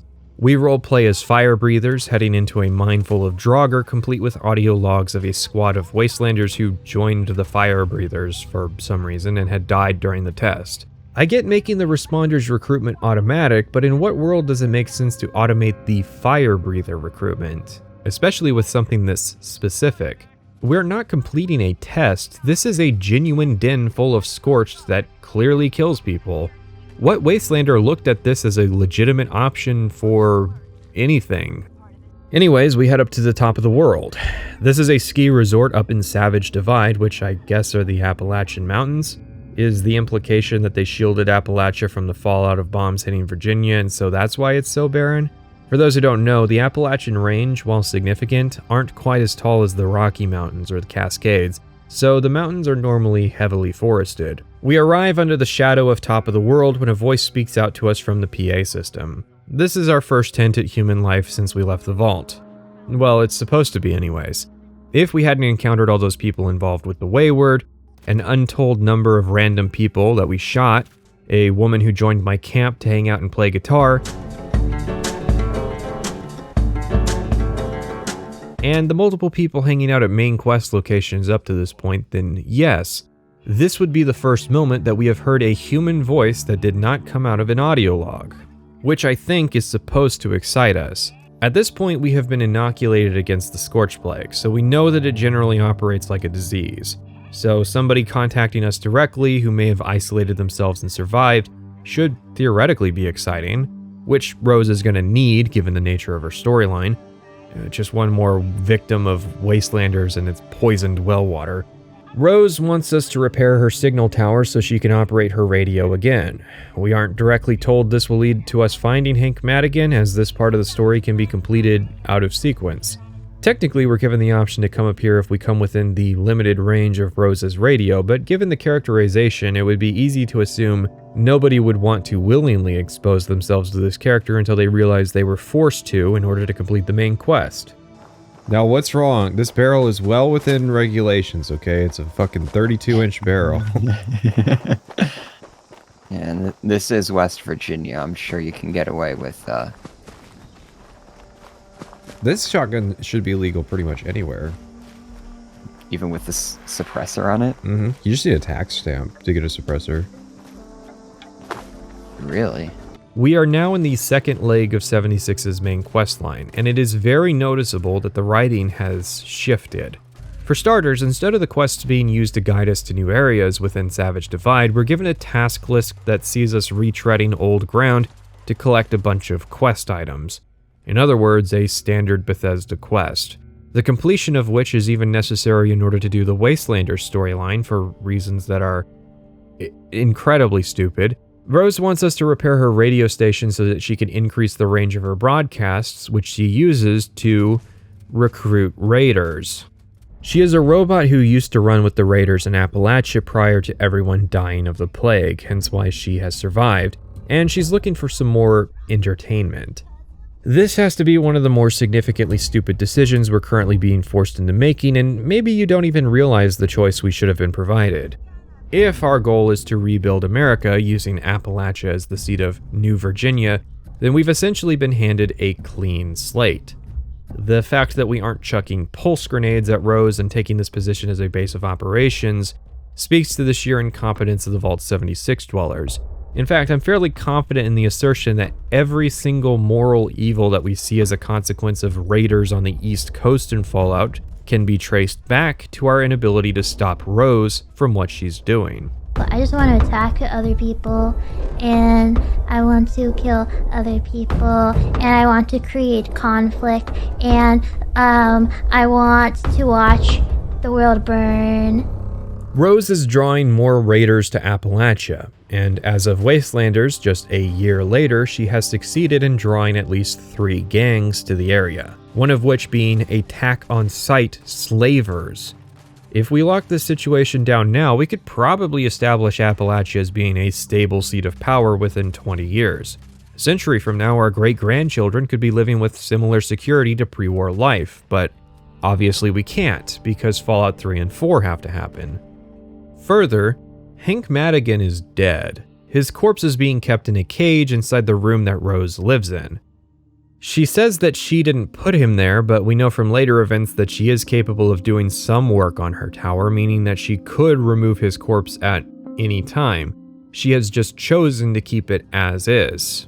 She's keeping the corpse of a man who was in a faction of charity workers on display for fun, which is all the more reason to forcibly decommission her. Rose is an NPC which you can engage in dialogue with. She's just not human, so she doesn't quite cut it.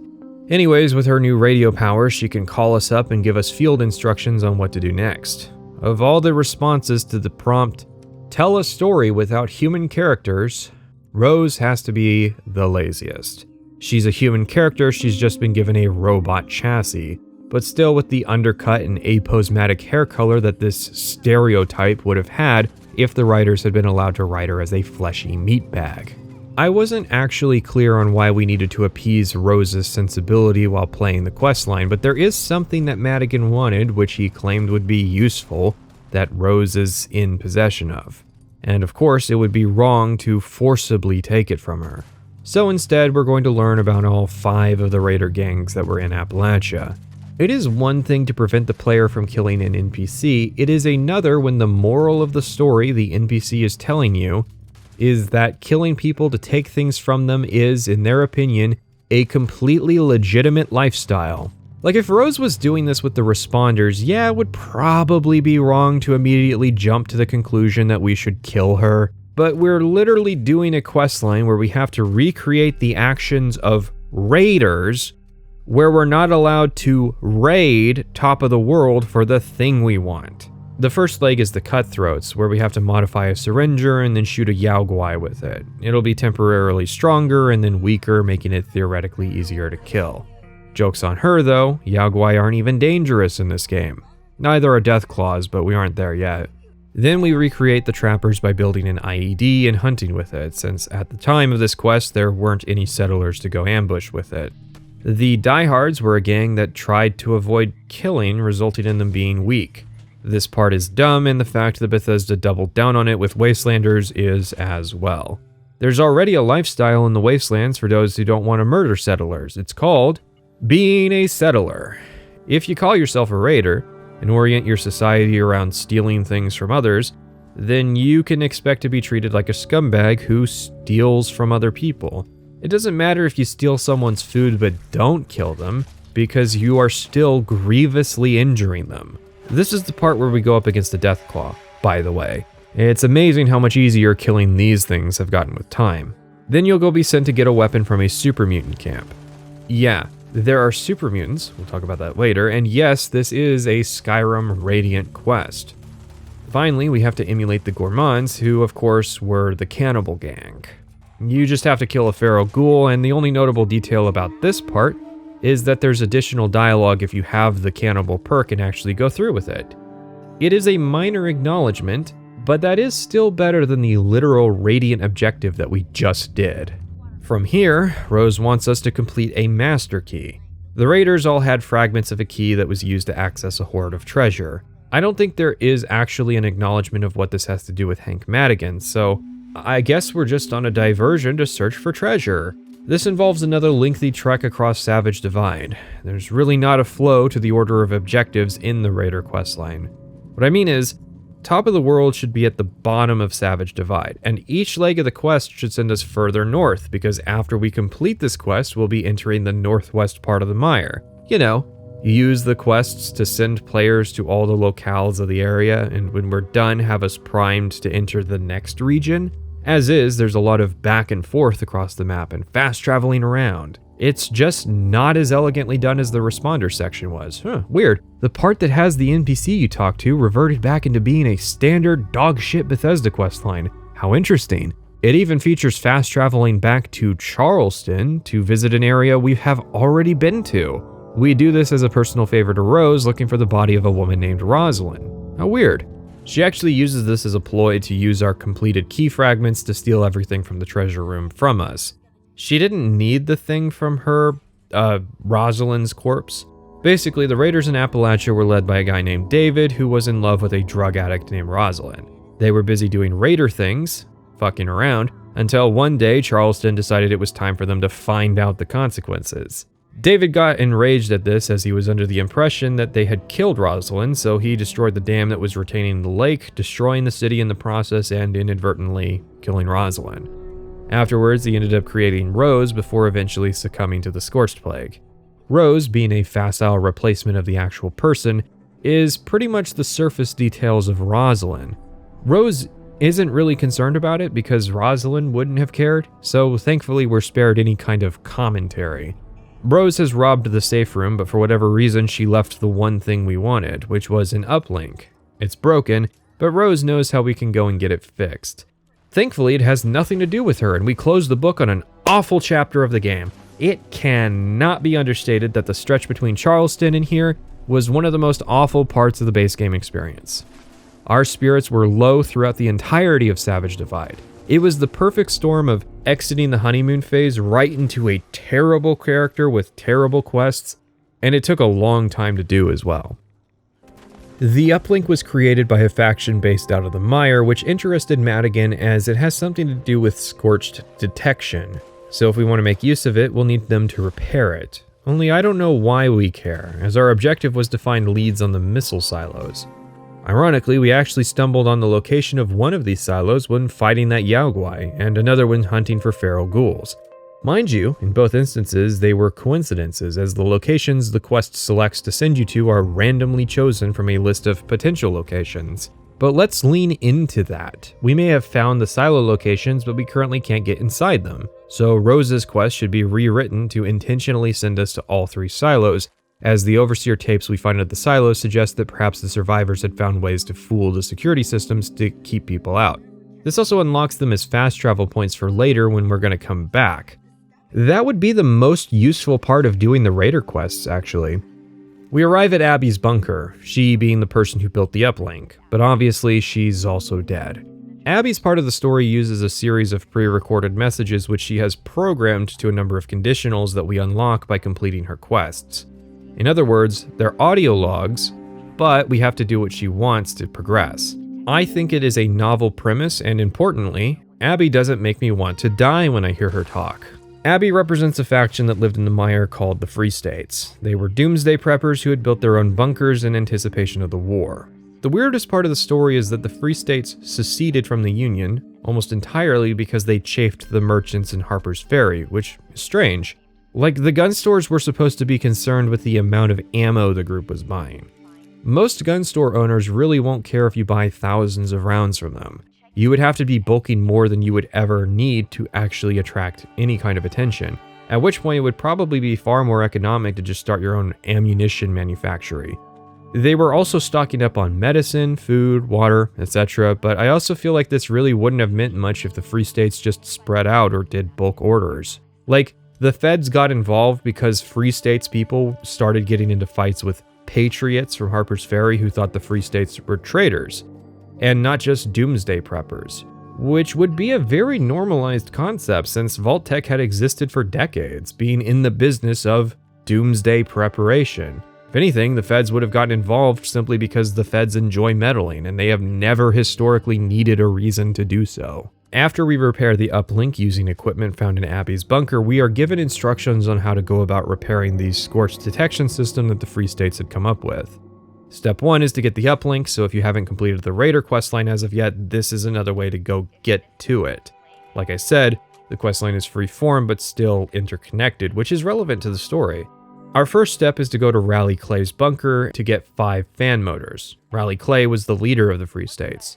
Then we need 5 heating coils. One is in Clay's bunker, another is in Ella Ames' bunker, one is at a relay tower, and 2 are back at Abby's bunker. I get why she didn't give us the instructions to grab these while we were here, because there was no guarantee until we completed the first objective that we wouldn't waste this resource. That is an in-character explanation. What I'm bothered about is that Bethesda has backtracked us up to Abby's bunker again. Because once we have all the components, then we need to travel down south through the area and install them into the detectors. I like the premise of this quest because it's sending us on an adventure through the mire. I just wish that we hadn't already explored half the area to get it. Unfortunately, it ends with instructions to go back to Top of the World to install the repaired communications uplink. Wow, I'm sure it was really worth being forced to see Rose again.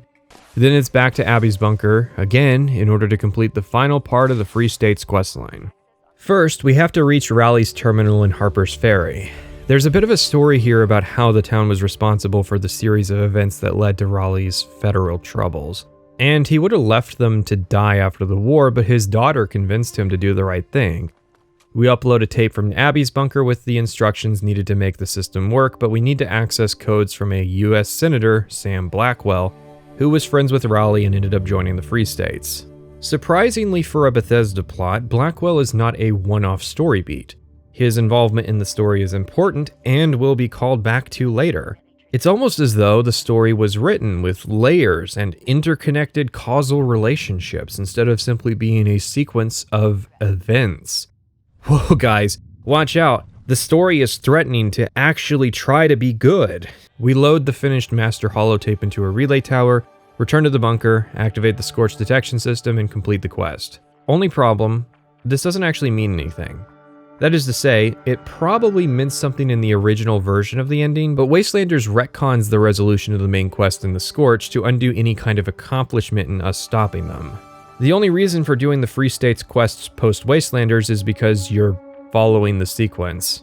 If you wanted to complete the next phase of the questline early, you could do so and arrive at Camp Venture to begin it.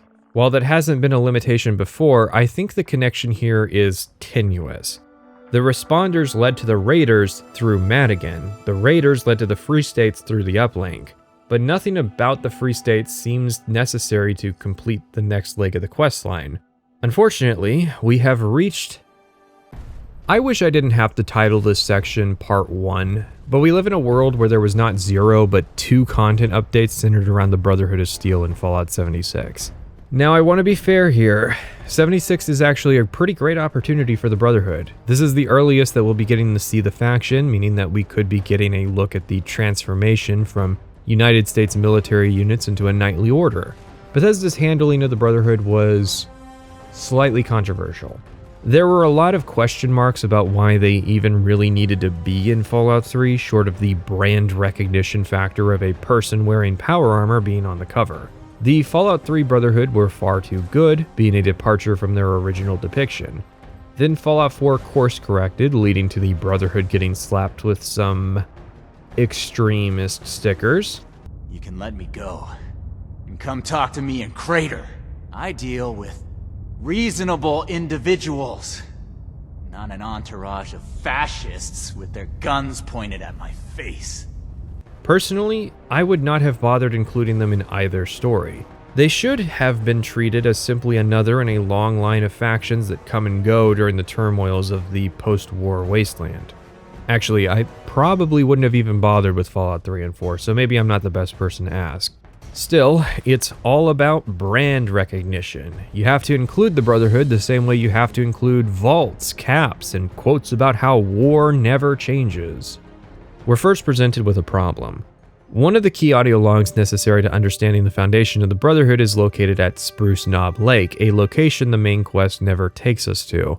This log also incorrectly suggests that Roger Maxson is a traitor 2 months early.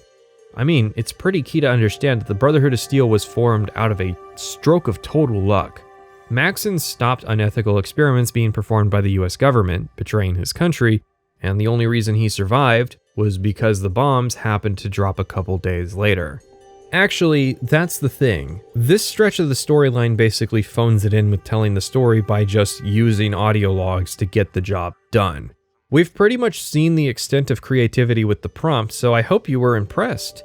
Personally, I would have leveraged the Scorch Plague to tell this part of the story. Don't cure us back with the responders, and establish centrally that one of the first symptoms is hallucinations of what appears to be other people's memories. Plus, it would be better if the faction after the Brotherhood of Steel had the cure instead. The Scorched Plague is a hive mind, which is useful because it means that you could use memory sequences to portray these characters instead. Maybe we see flashes of important conversations and characters, getting to contrast a functional Brotherhood with the currently decrepit bases that we see. I would establish that these events happened just 10 years after the war, when the Brotherhood had settled into using the new terminology, but before they've had time to internally codify it. The problem is, of the 5 factions in the game, the Brotherhood is the least I could tell you about without cheating and looking stuff up. The over-reliance on audio logs and their inherent design weakness in Fallout 76 meant that I did not retain much information about them. I know that they were a standalone military unit in the pre-war that was contacted by Maxson via a satellite. I don't know why they weren't deployed in China, but okay.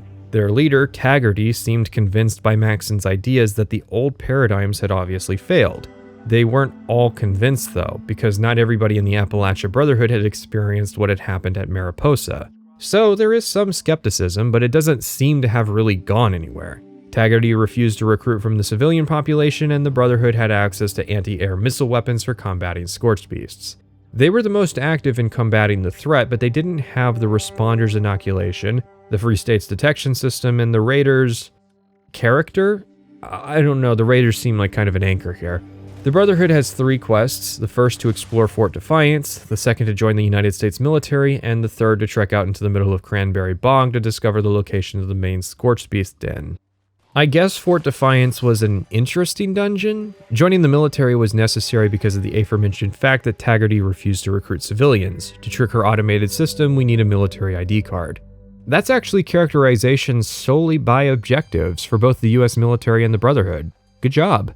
This quest was one of my favorites from the game, despite the on-the-nose writing.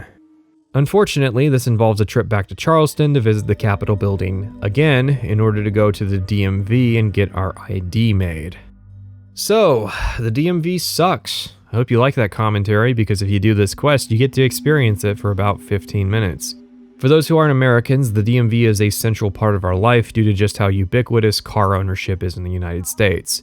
Even if you don't own a vehicle, you still need to go to the DMV in most states to keep your ID card updated. So most Americans have stories about bad experiences at the DMV. Our bad experience at the Charleston DMV is pretty much entirely self-inflicted, and you cannot avoid it. Half of the nonsense we do is because we entered the wrong line. You aren't allowed to enter line B until you do the sequence for line C. The problem is that most DMV stories tend to involve nonsensical complications that are not the fault of the person telling the story. It is a miracle that the exact robots we needed to complete this objective managed to miraculously survive the flooding of Charleston. The other problem is that this is a ghoul dungeon, which is relevant because Fort Defiance was also a ghoul dungeon. So it's intentionally tedious and repetitive. When Outer Worlds did this, it was because it was intentionally wasting the player's time, as there was a murder happening during our absence. And even then, the service is still much faster. If you could just verify for me that you are Jolicoeur, Celeste, or an officially authorized proxy? Yes, I can see by your eccentric mode of dress that you must be one of Ms. Jolicoeur's associates. So I guess privatization is the way to go. Like, part of the wait is for one of the robots to have a coffee break. Get it? Because at the DMV, sometimes time wasting is due to the employees taking breaks. Except those are understaffed government offices where they're the bare minimum number of employees. They don't take those breaks just to spite you, you know? Last joke is that we need a valid birth certificate, but we don't have one because we came from the vault. Alright, finally, we have our military ID card, now we can join the Brotherhood. I think Bethesda's trying to make a joke about how joining the US military was significantly easier than getting an ID from the DMV. I would have just cut the entire sequence though, because the joke was not worth it. This nonsense is entirely set up by the fact that the Brotherhood used military ID cards to screen their new recruits in the post-apocalypse. Like, the automated military recruitment camp was obviously a loophole that the Brotherhood probably didn't anticipate, and hell, I'd leave it at that. It's funny that we joined the military, but retreading Charleston yet again is the beginning of the end when it comes to the storytelling complementing the world design. There are still 2 regions we have barely explored and won't be visiting during the main quest. Cranberry Bog is the highest level area in the game, and we still have an entire faction to go. It should go without saying that I like the Brotherhood's final quest as it sees us touring through the bog. We get a real feel that the Brotherhood was very proactive about the problem, and even though they're gone, the information they managed to retrieve is still useful. The glassed cavern is also really cool. It actually feels like it's far from safe, even though at this point my character had actually been unkillable for several hours. We had discovered an event that spawns a lot of Scorched back in Morgantown, which ended up being useful as the holiday event increased the spawn rate of legendary Scorched, which we nicknamed Santas. Oh god, it includes Santa Scorched! Stop, I'm over encumbered as it is. Anti-armor short double barrel shotgun, excuse me? I'm sorry, did we make a mistake playing this during the holiday event? I think we did. Imagine if I didn't decide to just come here to do the quests that I should have already had completed. Oh god, another Santa. Instigating, oh god, instigating short hunting rifle. Double damage if target is at full health. And I can turn that into a sniper rifle. This is fucked, dude. Dude, is this glitched right now? No, we have this can't be. We have an event where it's spawning waves of fucking Scorched, and the event is that when there's like a random chance for Scorched to be Santa, so we're just like, we've literally found out how to farm these things. Dude, I am so fucking over encumbered. Holy crap, another 50% ignores 50% of your target's armor. Oh my, dude, I'm getting annihilated right now. Cause I can't move. I'm over encumbered. All right, I'm gonna take some buff out. It's time for It's time for drugs. Yeah, I hear another one. Oh my, dude, there's just way too much shit going on. Here's another one. I got another power armor piece. So when we get power armor, I'm pretty much set. They were like, yeah, this will be a fun little level 10 event where they fight 5 waves of Scorched. And then we walk away with like 10 fucking legendaries. Dude, what the fuck? I am so over encumbered. I'm almost double my equipment burden right now. Okay. Alright. We have to recover. Yeah. I like that what we got from the money drop is significantly less worthless compared to what just happened. I can't believe this. And this is just a holiday event. That's all that was. But it just kept spawning them. Every wave had like 1 or 2 of them. Well, around the time I hit level 50, we did this event, and I ended up getting my hands on a weapon that I could never really replace. Legendary effects are basically just enchantments, and represent the core of in-game gear progression. Gear caps out at level 50, so past that, all you can try to do is get the best enchantments for slots, which can be difficult since it's effectively random. For most of the game, I'd been running the double-barreled shotgun, since apparently games seem to think that shotguns peaked there. I personally like double barrels in games since each shot is a risk-reward calculation. The most boring weapons, assault rifles, are unfortunately the meta just because they average out to being superior. The best part is that the Fallout 76 public servers are so laggy, you can actually consistently shoot it 3 times, which is big for a weapon whose core damage balance is supposed to be only being able to shoot it twice.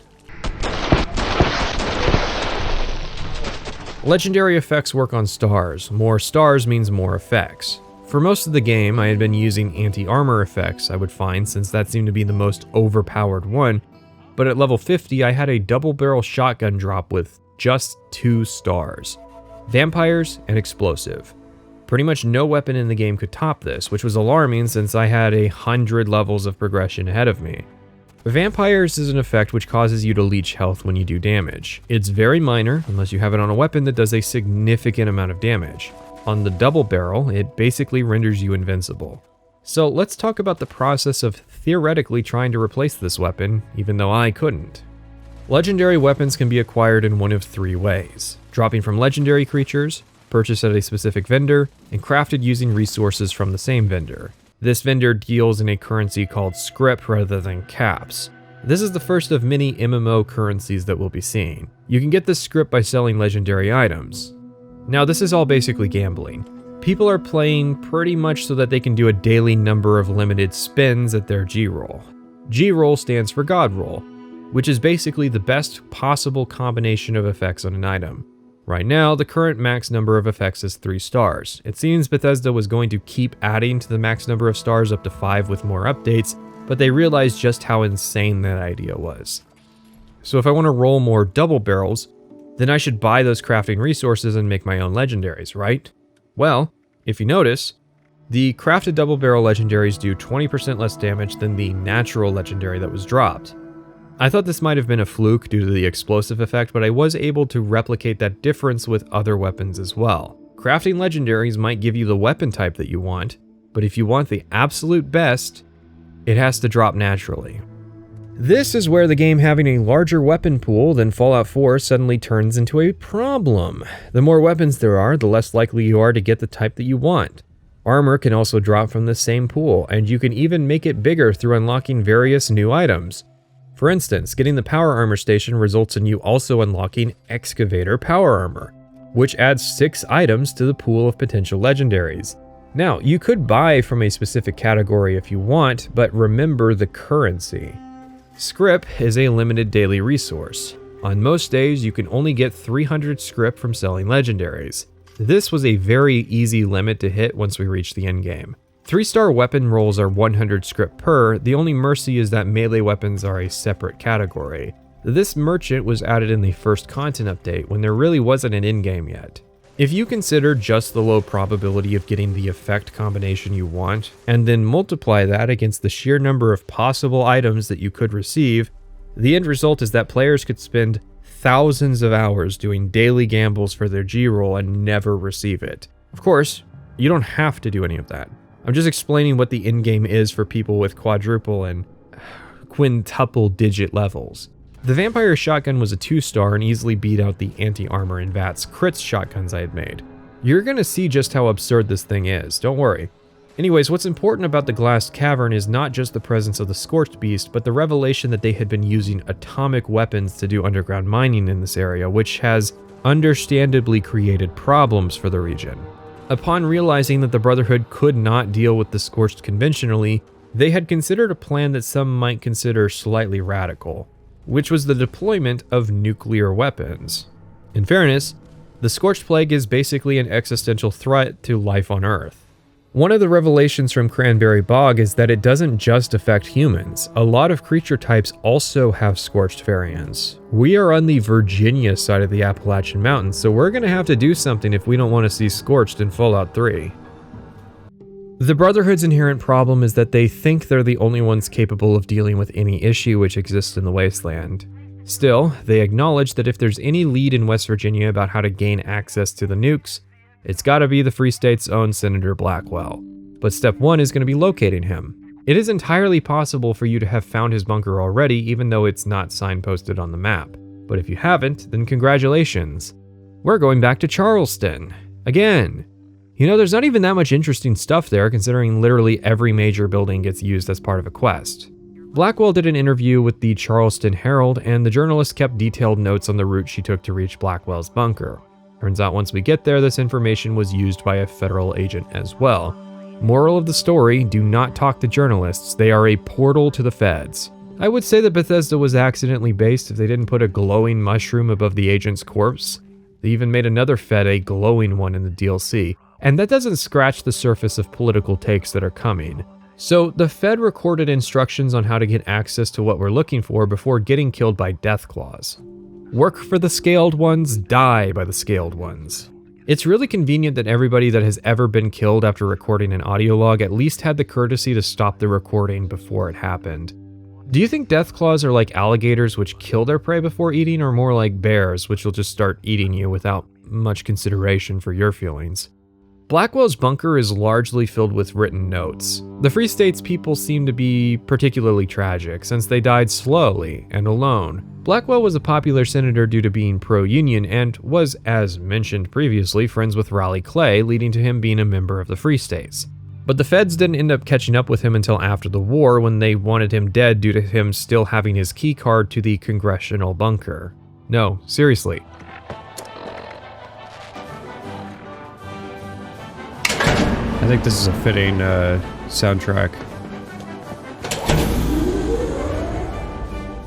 The issue is that he didn't turn in his key card, because I guess it would be really inconvenient to have to make new cards for everybody. With a key card and a welcome holotape in hand, our next step is to visit the bunker at White Springs. This is one of my issues with the world building of 76. The excuse is made that West Virginia didn't get hit with very many nukes as there wouldn't be much point, due to a lack of targets. But I did mention the 3 automated nuclear silos and now a bunker full of the United States federal government, didn't I? For reference, 77 warheads targeted Las Vegas, a city in the desert. The only place that would be more wasteful to nuke in a total annihilation situation would be Phoenix.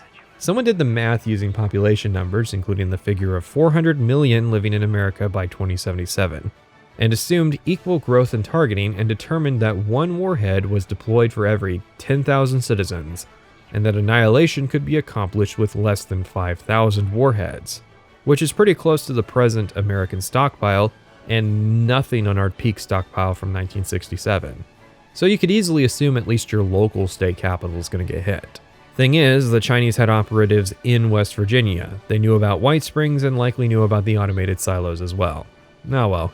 Entering White Springs, we find ourselves being greeted by an artificial intelligence. Like so many things in West Virginia, there's a level of automation to White Springs. It's well defended and maintained, given the 25 years of apocalypse do not seem to have phased this area in the slightest. Now, of course, this is cheating similar to Rose. It's only really different in the sense that Modus is a terminal rather than a robot. But this is sidestepping the no humans rule by just having non-human characters. But, noticeably, the congressional bunker is absent of congressmen. Display your utility to us, and perhaps we'll allow you to join our little enclave, and allow you access to all this place is really capable don't want to join of. another fucking faction that doesn't exist anymore. If you believe you might suit Done this our like 4 needs, times already, for the love of continue down fucking the stairs. Christ. Or, if you Skip have to the part questions where you for guys us, were all wiped out please because we feel can't free have to human approach people in this this terminal. fucking story. And do help yourself to some refreshments along the way. You must be famished. Oh, how things would change. Surprisingly, the story of the bunker isn't about how Modus killed everyone here, and he really wishes you wouldn't assume things just because of stereotypes about AI in the media. Okay, in fairness, he did kill everybody, but in self-defense. The Enclave living in the bunker suffered a division in ranks that resulted in a civil war, and one of the actions involved the destruction of some of Modus's memory banks to prevent that information from being recoverable. This was, understandably, something Modus took issue with. He killed everyone because the people who attacked him were also the survivors of the Civil War, and they tried to mentally disable him. Only problems, we're getting all this through more holotapes and more terminals. I wish Modus would just say, yeah, I did kill everybody here after they attacked me. What are you going to do about it? Cry? There is information here that ties the entire story together. For instance, the Chinese robots, super mutants, and Scorched were all things that got released onto West Virginia by the Enclave. But they didn't just do this because they're evil and thought it would be fun. They wanted to use the automated nuclear missile silos to attack China again, but the DEFCON rating was too low.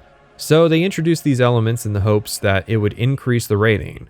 Some of the Enclave members didn't think a second wave of retaliation against China justified the damage they were doing locally, damage that we just spent the entire main questline witnessing the consequences of.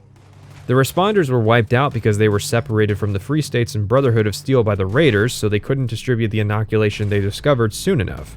The Raiders, being selfish, didn't think that anybody else was capable of being selfless, and they didn't bother installing the Free States uplink that would have made the detection system regional. The Free States had a scorched detection system, but the Brotherhood didn't trust civilians to do the job correctly. The Brotherhood had the best weapons, but they couldn't sustain an entire conflict by themselves. And the Enclave were responsible for everything that had gone wrong. Instead of using the immense resources and organization they had access to in order to rebuild America, the Enclave doomed everyone out of a selfish desire for revenge. It would not have accomplished anything meaningful, but they tried it anyways. Fallout consistently pitches the idea that success in the Wasteland can never be found by trying to recreate the pre-war society. The most interesting visual details at Whitespring are that the bunker uses vault assets, in case players still haven't figured out the connection between the Enclave and Vault-Tec. The other detail is that Modus is visibly damaged. Some of the lights in his memory banks are out or red, which obviously visually signals that Modus is not operating at his full capacity. Neat stuff. I just wish I didn't have to dive into terminals and listen to holotapes to hear a story I really only need the surface details of. In order for us to join the Enclave, Modus has a task in mind. I would complain, but his tasks are logical and take us to new and interesting places. Our first target being Sugar Grove, which is an actual NSA facility. They were monitoring pro-union and anti-automation causes, investigating Chinese investments, and keeping an eye on the Free States. In other words, pretty typical domestic federal agent stuff. They also have tapes on various cryptid sightings, including Grafton monsters, Snallygasters, and Wendigos. It's interesting that they would confirm this stuff as existing in the pre-war. Modus just wants to be hooked up via an uplink to SIGINT. With an uplink in hand, we take it over to an astronomy center and connect Modus to an orbital platform. The platform was intended for Modus to be able to monitor Appalachia, but he lost connection during the Enclave insurrection, and now it's slowly falling out of orbit. Having regained his connection, he sees what is very obviously the scorched problem. Now, if Modus was just an evil AI bent on creating a silicon utopia, he'd use his new orbital missile platform to kill us here and now. He doesn't seem at all interested in the silos. Pretty much his entire characterization is just about restoring his lost functionality. In order to gain access to the silos, we need to become a general of the United States military. Luckily, we already have joined and have an ID card. I think it's interesting that you can do that out of sequence and the game has contingencies to acknowledge it. We need to get 10 service commendations, which is a fairly free-form objective. You can do this by either killing legendary enemies and or scorched beasts, or completing events for Modus. This ended up being extremely easy for us due to the Holiday Scorched event, and in no time we had risen up to the ranks of General. Now we have access to the silos, but there are a couple things we need. First, we need a nuclear keycard. This will require tracking down a cargo bot flying around Appalachia, which can be immensely difficult for certain short-range builds to deal with. Or we could just get 5 free keycards from the Battle Pass. Fallout 76 calls its Battle Pass the scoreboard, but it really is just a generic Battle Pass. I suppose if you're like me, it's entirely possible that you missed the experience of what Battle Passes are like, or the general lowering of quality that they seem to bring to games. Battle Passes are experience systems that you earn levels in via in-game challenges to unlock various rewards. As a monetization scheme, you can buy your way through a Battle Pass straight to whatever awards you want, otherwise you have to complete the challenges before the season ends. However, challenges can often fall outside the norms of what you would typically do in a game, resulting in grinding and thus a desire to spend money to solve the problem because of FOMO. Battle Passes also have the negative effect of encouraging players to play in particular ways or modes that they otherwise wouldn't, which almost always has a negative impact on games. That, however, is really a bigger problem for Battle Passes in competitive games. 76 did experience this with Nuclear Winter though, as players who wanted awards from the mode but didn't want to play it would just hide in bushes instead to earn progress. We've got 10 nuclear keycards between us, thanks to completing a handful of random objectives up to this point. We also need the codes, which are encrypted and changed weekly, but they're online.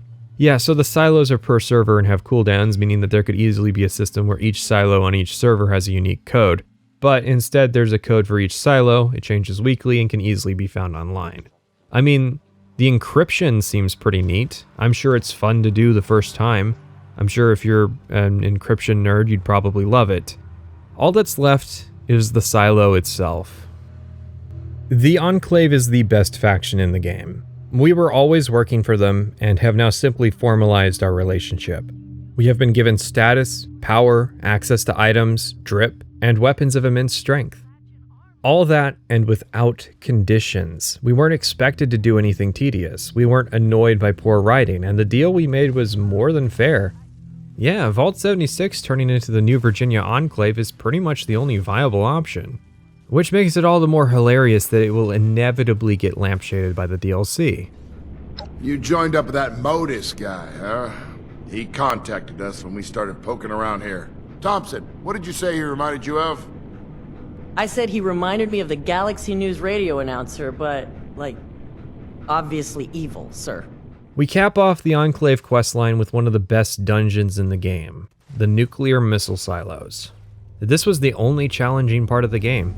However, turns out this was mostly due to us doing it on a private server. Pay-picky problems, am I right? At this point in the playthrough, we had basically given up on public lobbies. There was effectively no upside, because we never encountered other players doing quests, and our performance was noticeably worse. So we journeyed privately, which is not the intention of this quest. It's ironic, really. When the game recommends 8+ players for the final boss, it means it.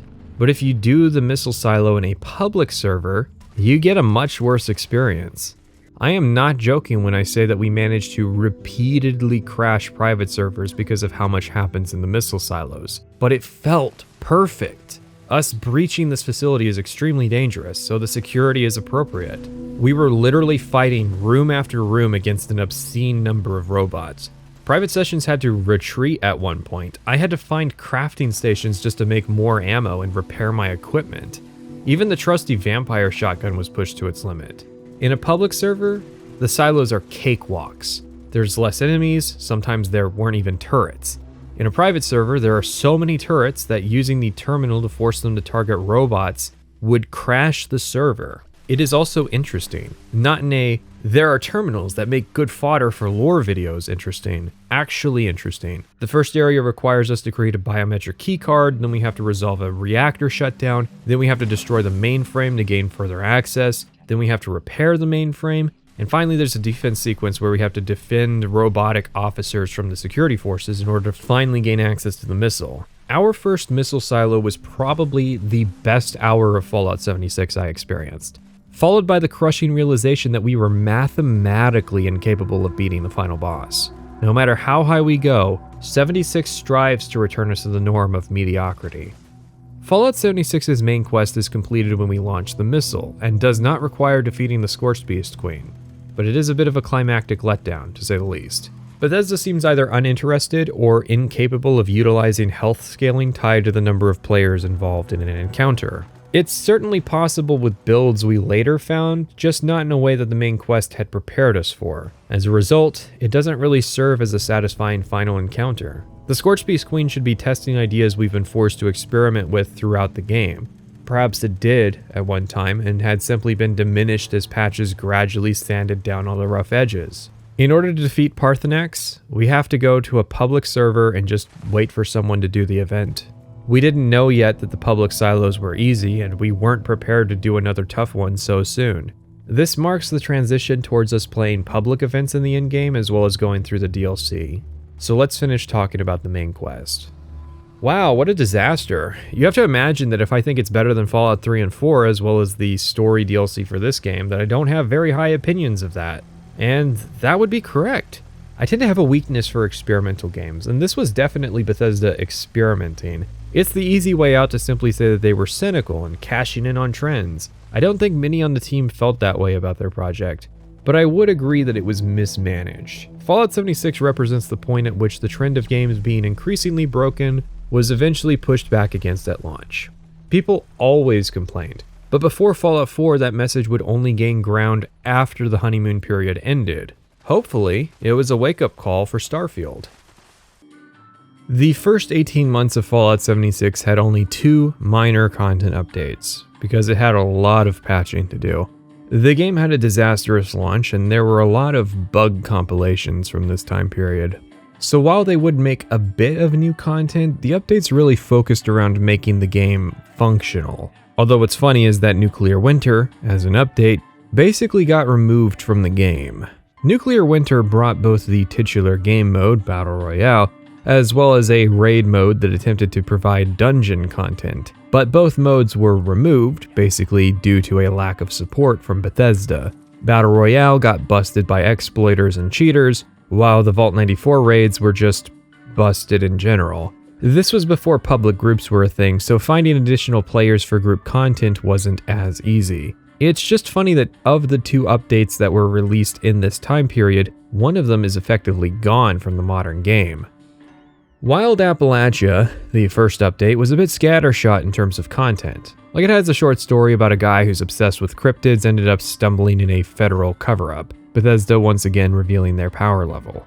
But I don't know if it integrates particularly well. As an example, the update provides an upgraded backpack that will give you a much more spacious inventory that even becomes more powerful as you level up.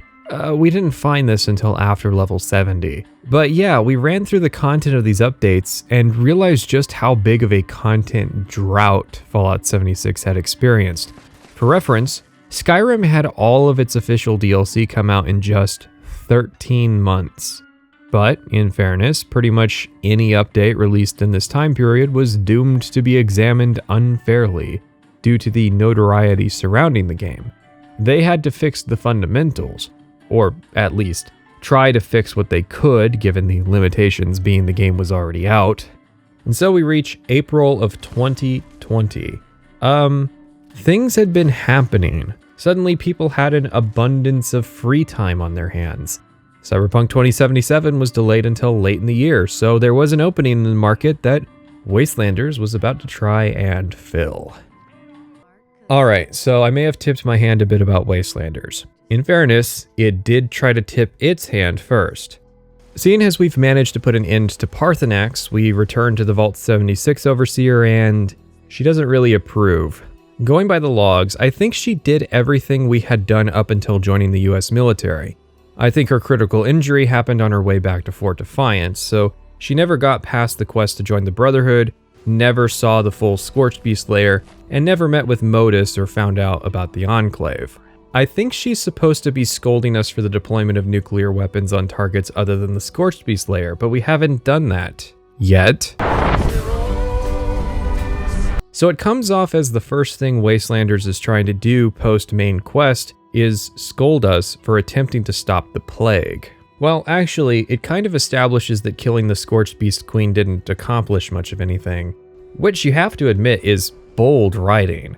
The missile silo and the Scorched Beast Queen fight are definitely the climax of the game, and the Scorched Plague was definitely the antagonist. There's nothing in the game that outright says that we won, but at the same time, that's the implication. Because if this is incapable of stopping the Scorched Plague, then we have a serious problem that we need to deal with. Remember, the Scorched are on the Virginia side of the mountains, and the plague affects more than just humans. Inoculation isn't going to accomplish anything when your transmission vectors include pretty much every animal group. In order to achieve a return to mean with Fallout 3 and 4, this DLC is going to have to focus pretty heavily on what we're going to do to stop the Scorched. So, can you guess what the Overseer wants to do about this problem? She wants to inoculate all of the people who have moved into New Virginia recently. Seriously? All of them? Is that even possible? Or realistic? Actually, no, as she just wants to target the 2 main groups that have moved here recently. And, for educational purposes only, as this is the story of a video game and has nothing to do with a real-life equivalent, what are we going to do, Overseer, if they were to reject this inoculation? What are we going to do about the people east of the bog, out in Virginia? Harper's Ferry's like 70 miles from the capital Wasteland. Well, Wastelanders doesn't actually want to continue the Scorched drama. We're going to hand out a single case of vaccines to each of the 2 groups, and then that's it. The Scorched Plague will literally never be addressed ever again. You know, in April of 2020, I might not have even bothered addressing inoculation as a plot point if I wasn't going to make it a main part of the story. I would have just left it at the problem being dealt with since the Queen died, and the remaining scorched we see being the last of their kind. But I'm glad they did. It means that inoculation is a weapon we can use to control citizenship in New Virginia. And these quests are going to establish how that works. The Overseer wants us to make contact with the new groups while she figures out a better distribution method. No, that's great. Now I have to go through this whole conversation. Yeah. Oh, I can't interact with her. I guess I have to come in here on my own. So... Really? Yep. So... Okay. You don't have the quests? Nope. I have... the quest to talk to her. But it's not gonna let me talk to her. What's weird is, like, I'm in the house. You heard the whole conversation. Yeah, I heard the whole conversation. I have the quest active in my quest log right now. It's not even popping up on the top right hand of the screen. Do you have to leave the team to fucking talk to her? Because I'm pretty sure. No, I can... You can... I think I can go in there solo. So, this is part of the Wastelanders update, correct? Mm-hmm. So this has been close to 2 years since the game came out now? Yeah. Right? And I still can't participate in the quest in a group. Yes. In a multiplayer game. in a game that is billed as co-op. What is there some kind of problem with that? Is there some kind of issue? I'm telling you, this does not bode well. Hey, I know I was just here with that other lady, but I guess I wasn't paying attention or something. Could you go over all of that again? Oh, wait, I'm sorry. I forgot. I don't care.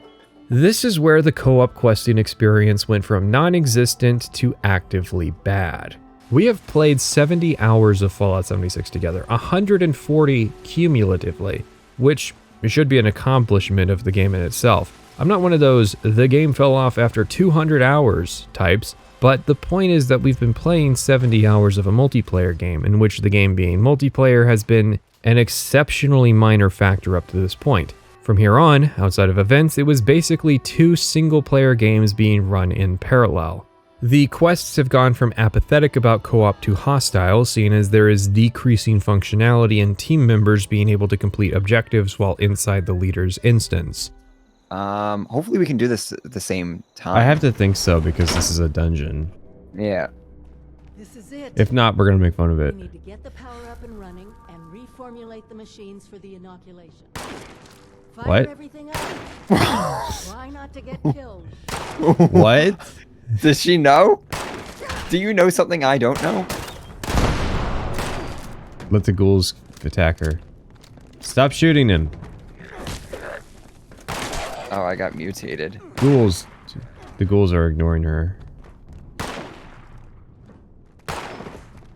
Alright. I guess I'm doing it solo then.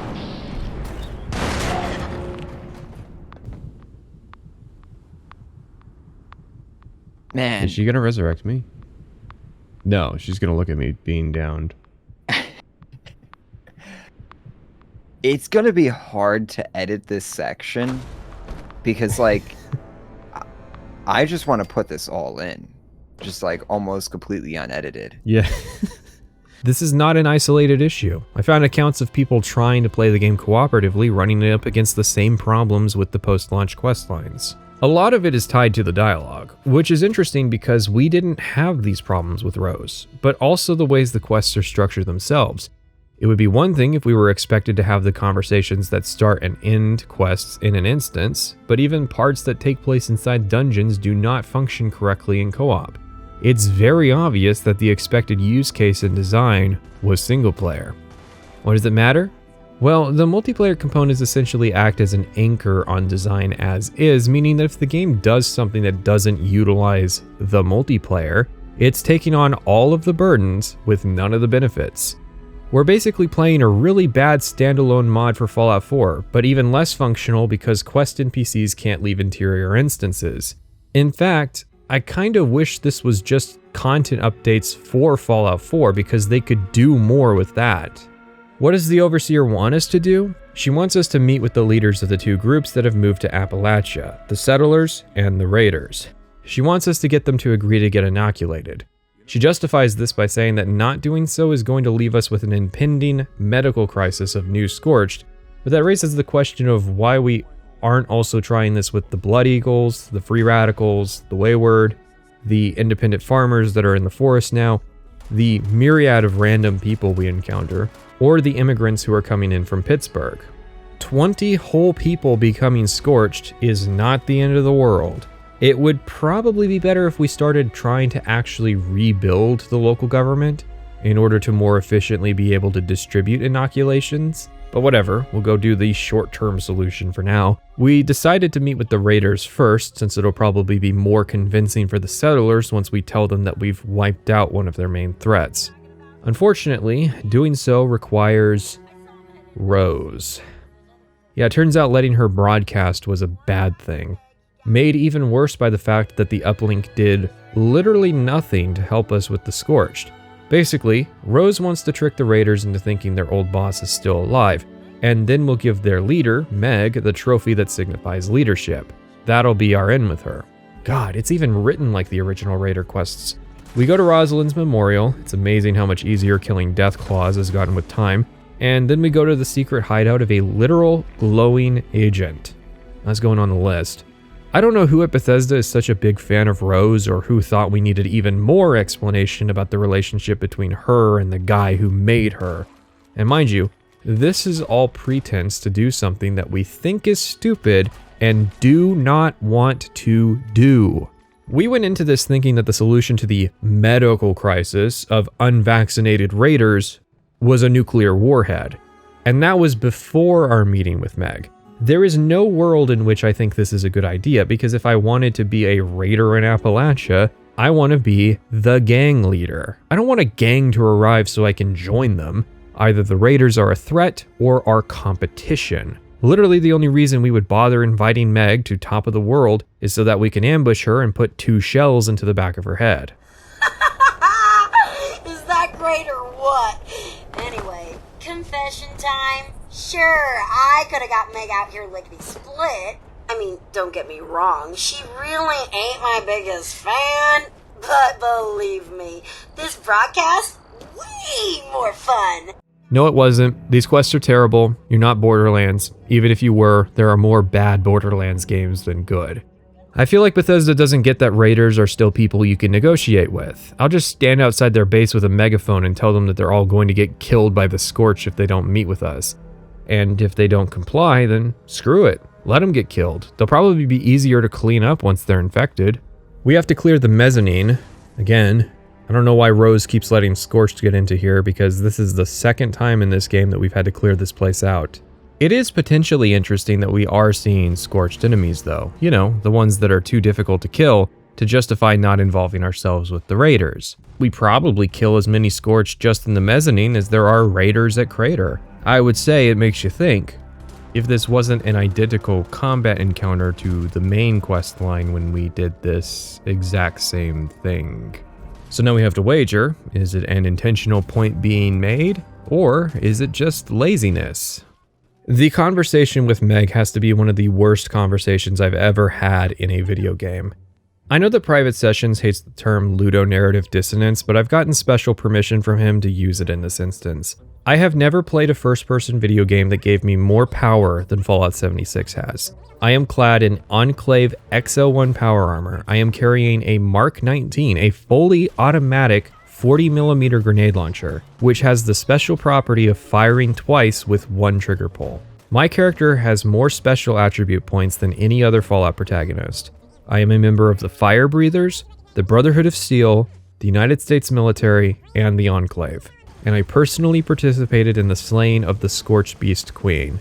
I have access to 3 nuclear missile silos which can create 1 warhead every hour. Standing before me are 3 Raiders, wearing leather jackets, carrying pipe weapons and handmade rifles. There is not a person among them that has a weapon that could even dent our armor. They are clearly not prepared to handle an opponent like us, and we are expected to just take threats from this group. It's really not surprising that the same person who wrote the Railroad wrote these quest lines. In my first encounter with the Railroad, I ended up killing all of them because they threatened me. I do not have a problem with threatening the player. Really, threatening the player creates a great opportunity for power fantasies in games where you can win the fight. Or if you're given options to defuse the situation to feel like a diplomatic negotiator. I have a problem with not allowing me to exit the dialogue and just start shooting. I have literally not seen a single selling point to these guys. Even if you were to beeline it here, you have to reach level 20 and complete the Raiders section of the main quest to unlock this conversation. In other words, you'd run into a pretty similar issue. I just spent an hour doing bullshit quests for Rose to unlock a conversation with a person who threatened me, and I'm not allowed to reply with threats of my own. My character just meekly tries to convince this person to please get vaccinated. No, I do not care that I was living inside the vault while all your friends died. If you expect respect because you left Appalachia to survive, then I expect respect for staying inside the vault to do the same thing. You left, and now you're back in New Virginia. You now abide by New Virginia laws. Get the shot or get shot.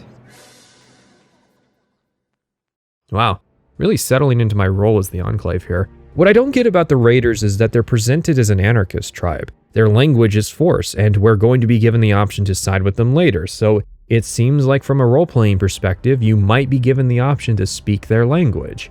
You know, if you wanted to become a Raider. I just don't understand Bethesda's mentality towards writing their Raiders. It's just as simple as they're normal people, but they steal stuff from others. Don't make them quirky, don't give them bad attitudes, and don't make them misunderstood misfits. I mean, you can, if you can write those traits well.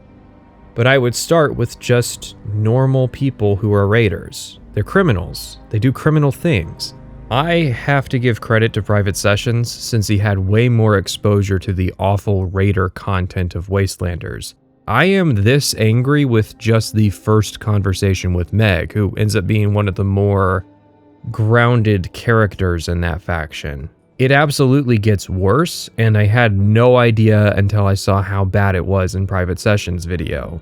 So you should go check that out. Meg doesn't want to get vaccinated. Pretty bold stance there, Bethesda. She figures the best solution is to just kill the Scorched. I mean, it is, but I don't know how I feel leaving it up to people of your level of equipment and competence. So she insists we go check out her anti-Scorched operation. Oh, look, another conversation that I can interact with. That you'll have to have separately. So maybe I can Who the hell are you? load in solo. Well, I'm pretty ain't sure I our can't. flag. Sure she ain't gonna be too happy to see those Scorched rode over us like nothing. With my luck, I'm just gonna. You guys hit got up with wrecked. One of them things. Yeah, I you can are. enter solo. Aren't you a ray of sunshine with the comfort skills of an asshole? I'd at least expect you to lie to me and make me think it'll be all right. It's not going to be all right. Your leader consigned you literally to fucking die. Only death can prevent you from becoming a Scorched. Yes, give him the Emperor's Peace. I'm so conflicted. This is one of the hardest choices I've ever had to make. My choice is either to tell him to kill himself or to give him the Emperor's Peace. Yeah, the Raiders got wiped out, so I'm a bit conflicted about whether Meg's show of arrogance was intentionally setting her up for failure, because I can very easily believe, from having played the Railroad, that it's simply a coincidence. It would be actually good writing if that were the case, and, well... This feels malicious. It probably is malicious. I'll be honest, this seems like it was written with spite. This is so stupid.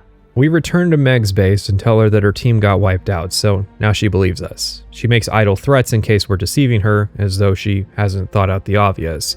If her team was successful, and thus her crew didn't need to get inoculated, then we simply could have killed them and claimed the Scorched did it, in order to trick her into getting the jab. Sounds like something the Enclave would actually do.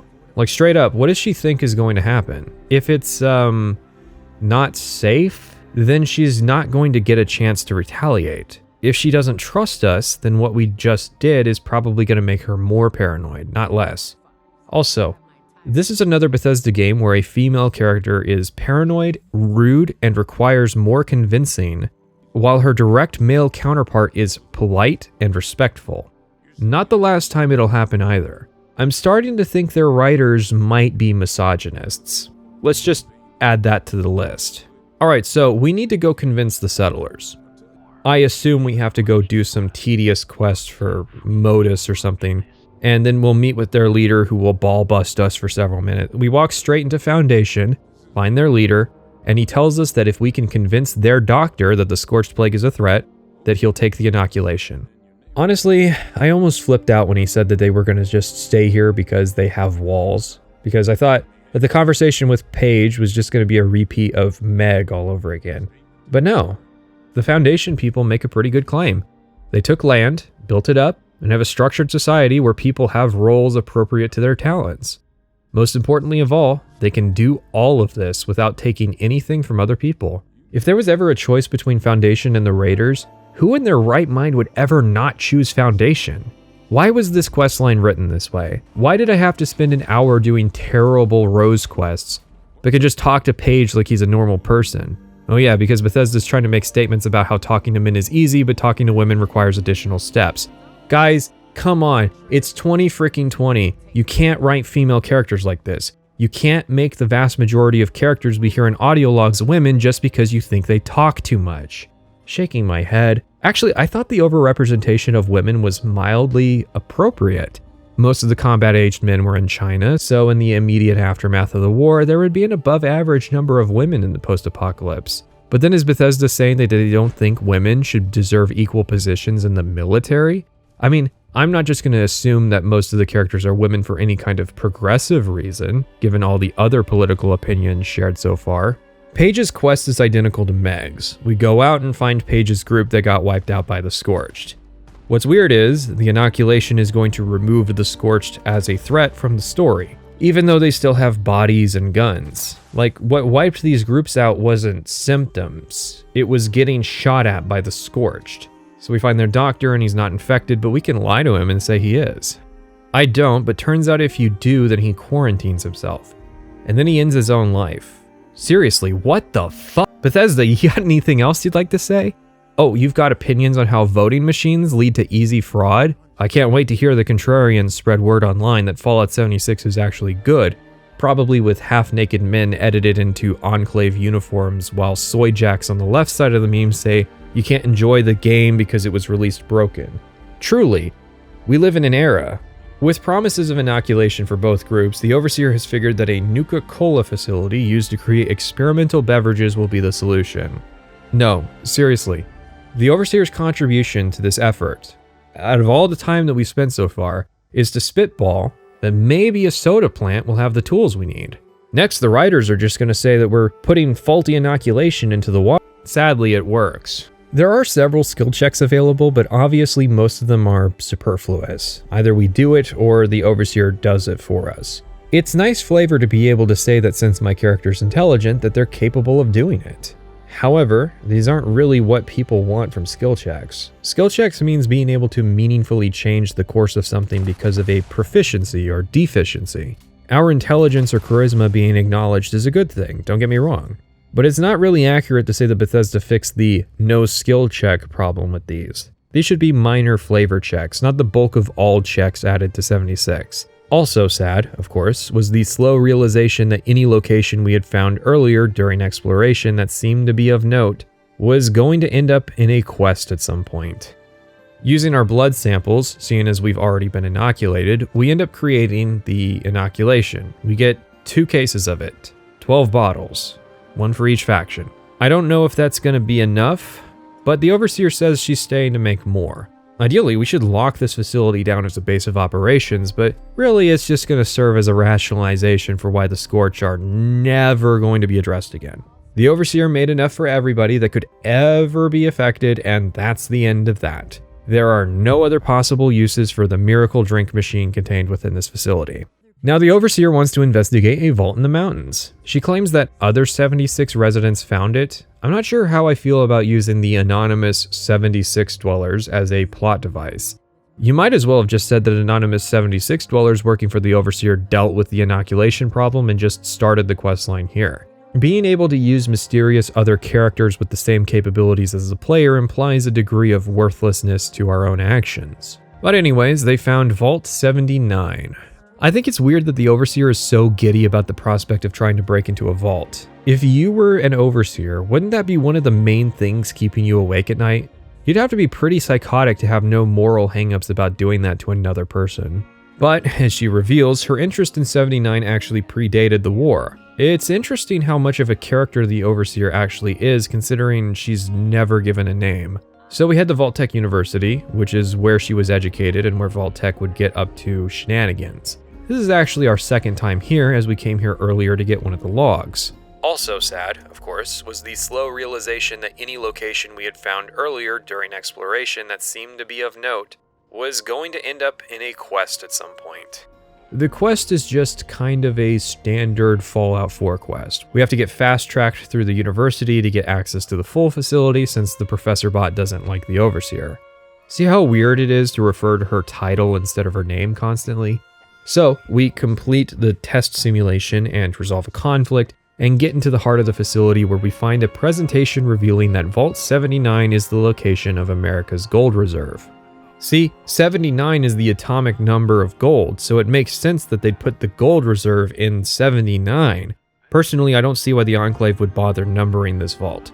They didn't number the one at White Spring, but the reason the Overseer's interested in this vault in particular is that she wants to use the gold to implement the gold standard.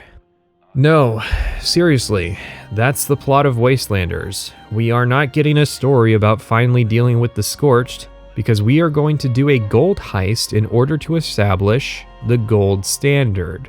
All that, and Bethesda hates the Federal Reserve.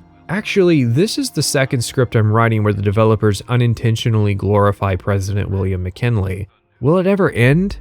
Okay, so there are a few problems. Vault 79 definitely feels like an Enclave plan, but the Overseer doesn't seem to be doing this on their behalf. I mean, she barely accomplished her original mission with the silos. She got pretty far, all things considered, but she didn't actually complete it. I don't think she even really knows that the Enclave exists in Appalachia. As to her plan, she's trying to establish a currency standard when she hasn't even established a government yet. There's no sign of Vault 79 going anywhere, so we'd probably be better off doing things like building settlements, farms, a military force, and some level of internal and external economy before we try to implement a gold-backed currency. And you could actually do that mechanically if you used Fallout 4's settlement system. Hell, silver would probably be a better standard to establish first because typically gold was used as the reserve standard. Mind you, this is based on centuries of economic theory and practice. I don't think adopting the gold standard in the post-apocalypse would be anywhere near successful because it implies a level of global economy and trading. New Virginia wouldn't have any trading partners. In 175 years, we still won't have any viable trading partners. Granted, of course, I'm not expecting the Overseer to have an economic forecast that far ahead. I just think it's kind of bizarre that she would have these super strong opinions about how best to rebuild New Virginia in such an oddly specific way and what should clearly be ineffective for the present situation. But whatever, the Overseer wants a heist story and we're going to go through with it. Why bother with it being about gold? Surely there's some other kind of resource that would be more valuable to New Virginia. We don't know if Vault 76 had a GEC, for example. Could be valuable in rehabilitating Ash Heap or the Toxic Valley. Maybe the GEC could help stop the Scorched Plague from spreading further. The Overseer wants to complete this heist using these services of the Raiders and Settlers. But you don't actually have to include both groups, so we ended up splitting up who did what quests. Yeah, Wastelanders goes so far as to have a competing quest line, which has to be completed with 2 characters. It isn't much, but it is ambitious that they tried. I respect the effort more than I do the cheap skill checks and dialogue. I also appreciate that I do not, at all, have to involve the Raiders in this operation. I mean, it's better to involve them so you can farm some easy rep. Yeah, the Settlers and Raiders have reputation bars, which would be a good thing, but remember that this is now an MMO, so these are supposed to be done with daily quests. And despite doing it daily for like 2 weeks, I still hadn't reached a point that I had actually unlocked anything valuable. These are also extremely repetitive. Fallout 76 is the liminal space between a regular game and an MMO. It feels just enough like a first-person looter shooter that you might forget that you have 3 daily quests for rep, 2 of which are identical every day, in order to complete a rep grind and unlock some in-game equipment. I didn't try to metagame it because frankly I was still playing it like a normal Fallout game. But yeah, if you want to absolutely maximize your rewards from this questline, then you need to start both lines and do as much as you can before picking a side. I can think of a few ways that gold could help us. So you just need someone to do a job, huh? Yeah, we know the drill. Long as we get paid, we won't have any problems. About that. The 2 questlines are fairly similar. There are 3 specialists we'll need to complete the job, and then there will be a complication. We start with the entry specialists. The raiders enlist a demolitionist while the settlers use an excavator. The problem is there's no point in resolving Lou's feelings about being turned into a ghoul if you decide to side with Penelope and use the motherlode. In GTA Online, after its initial heist update, which was just linear missions, they started doing heists where you would be given different options about how you wanted to approach the job. If you were targeting a casino vault, for example, you'd get an option between a drill, explosives, or stealth. Obviously, since this is the post-apocalypse, we can't fake being delivery men. But the point is, you can mix and match the individual steps of the heist, and it's replayable. This is just formulaically performing the same steps for each group down to asinine details, as per usual for Bethesda. For instance, the writers want to make a big deal about ghouls and Wastelanders, so both entry specialists are ghouls. Mind you, the Settler's entry specialist isn't tied to Foundation. She would have done the job if we'd been doing this for the Raiders. So really, it could have just been a choice between the 2. I always wondered though, why did ghoulification only become a thing so close to the war? Well, we're too many games deep to get into that. The Settlers want to make use of a giant autonomous drilling machine that was built in the pre-war. I mean, how can you not side with the Settlers after you hear that? This also serves as additional world building for the major mining company in Appalachia, especially since the alternative is just helping some guy work through his problems being a ghoul and being cursed with good luck. Next, we need an entry specialist. Now, which sounds better, a girl with a Chinese stealth suit or a literal child who can crawl through vents because she is physically small? And you can get the stealth suit from doing the quest, which Private didn't because he didn't do the Foundation side. So if he wanted to get his hands on the suit after completing the Raiders questline, and I'm not kidding here, he would have to spend 2 weeks worth of gold bullion to buy it, after farming a significant amount of Foundation reputation. And mind, there is no equivalent reward from doing the Raiders side of the questline. Honestly, it would be better if you missed out on the suit to just make a new character instead, because there's no way I would ever justify playing Fallout 76 for 2 weeks to get it. And the bullion is better spent on the SS armor set. Oh, seriously, that's what the community calls the Secret Service armor. The stealth suit functions like a stealth boy, while also absorbing fall damage and radiation. It's not good in a fight though, but once I had it, I kept it on me for the entire game. It was fun to use in the missile silos. Also, the mission to get it involves busting a bunker full of Chinese spies by the White Spring Resort. I like that the subtitles just say, "Speaking Chinese." Our stealth specialist Jen basically wants us to help her find her mom, who was a Chinese operative. She's also the second ghoul in the Wastelanders story to have immaculate hair, despite this being the post-apocalypse, and despite being blasted with enough radiation to be turned into a ghoul. Our character canonically does not immediately pick up that there is more to Jen's story than just being casually interested in Chinese tech, but the conversation is really weird. I'm glad Jin is at least considerate to realize we don't speak Chinese and does the important bits directed at her mother in the Lord's American. Jin is also probably a murderer, so I spared her mother, but Jin the whole time kept talking in terms of killing her and later implies that her mom died, but she was still alive and well when I left. I'll finish up here and then meet you back at Foundation, okay? I need a moment. I'm going to destroy the mechanism and then bury it with my mom. When Penny took a look at the suit, she found a Bury it with your mom? She was alive when we left. With the risk, even if the trackers could be... Did you fucking kill your mom? I'm sorry, you can't just gloss over that detail. When I left the room, she was still alive. I'm thinking about taking my mom back north to be buried next to my dad. But I might wait and see if Samuel wants to go with. Traveling by yourself is always risky. I'd ask you to come, but you were there when she died. No, I wasn't. I was not there when she died. What the fuck happened? Complicated by comparison. What did you do? I'm alright, yeah.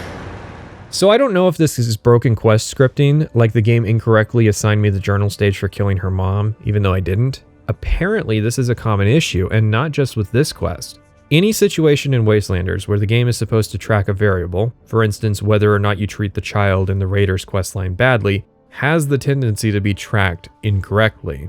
I was talking this through with Private, and here's my theory. So, to prevent hacking quest stages, I assume journal stage variables are stored server-side in a file for our character. This means the game would be calling home every time it needs to verify a quest stage to give us the correct dialogue. But the dialogue pops up very fast, meaning that there must not be a large window of time for the server to respond. So Jen's mom dying is kind of a default for the quest. Every other possible permutation would be some variation of her being alive. So if the server times out waiting for a response to what quest stage I'm on, then the dialogue seems to default to the minimum stage. In other words, at times, the game is so laggy, it literally breaks the dialogue. Bethesda's found a new way to do emergent storytelling because Bethesda's bug literally convinced me that Jen had murdered her mother and nothing was ever going to acknowledge that fact. Remember, this is supposed to be the update that proved the game was now fixed.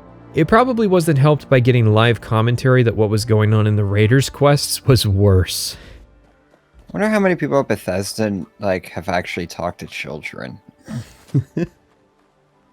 Because I don't know, I have quite a few nieces and nephews. They don't talk like this at all. Why'd you take her toy? That's a weird trick they pulled to get her height so low. Please, give me back Lucy's toy. Oh, please. I really wanted something to remember my Lucy by. Can I adopt you?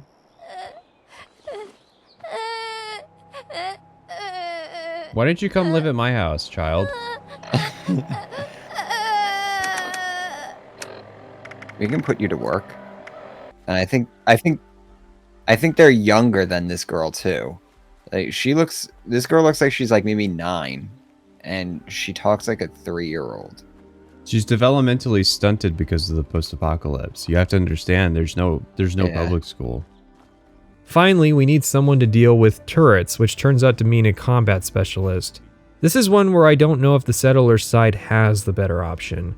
We meet with some ex-military folks, aka dudes in their 50s. You're given the option to cite your accomplishment in some of the quests, but only a couple garner respect. It's really sad how this questline tries to undermine the main quest accomplishments. Okay, if you asked someone what qualified them to establish a new currency, and they responded that they had nuclear weapons, I think that's a qualification worth considering, because it means they either have at least one of the markers of government, that being military might, or a dead man's switch. Why do I only get to pick one of these options?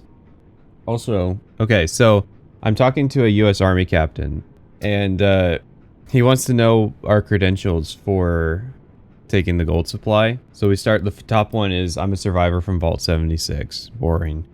I'm a fellow soldier, private first class. Actually, I'm a general, but, you know, good attempt. I am a member of the Enclave. We are the government.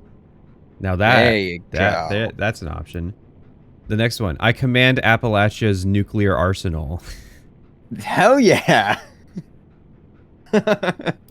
Yeah, why can't you pick the last two? We are the Enclave. I am the Enclave. Seems to me that a lot of people around here have access to that arsenal. That's awesome. At least there's finally we're allowed to use the fucking proper dialogue option that we should have been using this whole time. He's not impressed that we have the nuclear arsenal because apparently other people have access to it as well. Excuse me?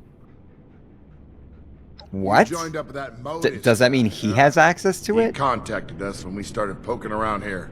Thompson, what did you say he reminded you of? I said he reminded me of the Galaxy News radio announcer, but, obviously evil, sir. They won't accept the Enclave answer either. Oh, no.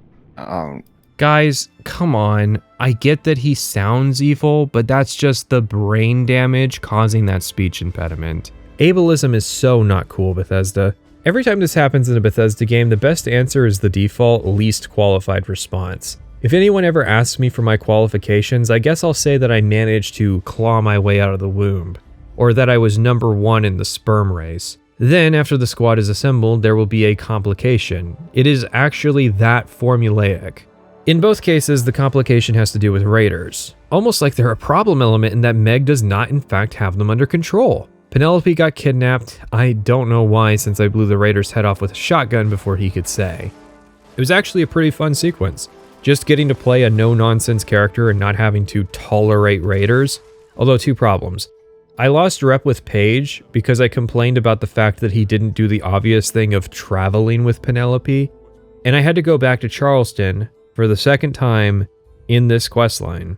Also sad, of course, was the slow realization that any location we had found earlier during exploration that seemed to be of note was going to end up in a quest at some point. Heist time. The Motherlode destroys itself completing the mission, which is made all the more hilarious when I found out how much easier getting in was for the raiders. The rest is pretty much identical between playthroughs though. They reprise the ghoul conflict by having one of the Secret Service vault defenders get ghoulified and generally worried that he's feral. That might have been a decent plot point, had Penelope made a bigger deal about herself being a ghoul. And yes, Vault 79 is guarded by the Secret Service, even after 25 years. Do I just... maybe I'm the one who doesn't know how long a quarter of a century is. Wouldn't I feel foolish if I didn't know how long 25 years was, and have been making such a big deal about how long 2.5 decades is? So are the Secret Service people breeding? Is it like a normal vault just with a bunch of gold inside? Why are they wearing suits instead of vault jumpsuits? The Secret Service ends up not really having a problem with us on account of saving them from a nuclear disaster. And then, the best part, we can just take the entire cut of the heist. We get a minor bit of disappointment, but that's it. Even though from a meta standpoint, giving them the cut is the better value in terms of daily grinding, it is so worth it in character to keep the gold and watch them not be allowed to be mad at us. This was a terrible quest line. The game really was confident that I was going to like this more than I did the main quest, that my favorite part of the main quest line was roses, that I was going to appreciate a topical story about a plague, and that the gold heist was totally exciting. When someone says that Wastelanders fixed the game, remind them of this storyline. The other stories aren't much better either. We did do the Wayward questline, which ironically has more acknowledgement of the Enclave than the main Wastelanders questline. And you might miss that just because you do the Wayward right out of the vault. To wash our mouths of the taste of this garbage, we did 3 rounds of the game's best content. Because you're trespassing, and we don't take kindly to criminals.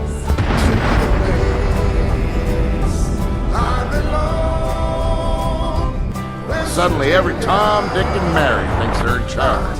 What makes you so special, huh?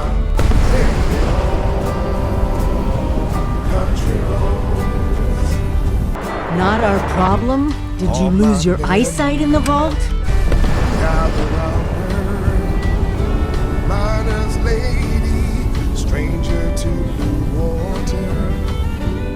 I wish I could say that things were going to get better with the DLC releases.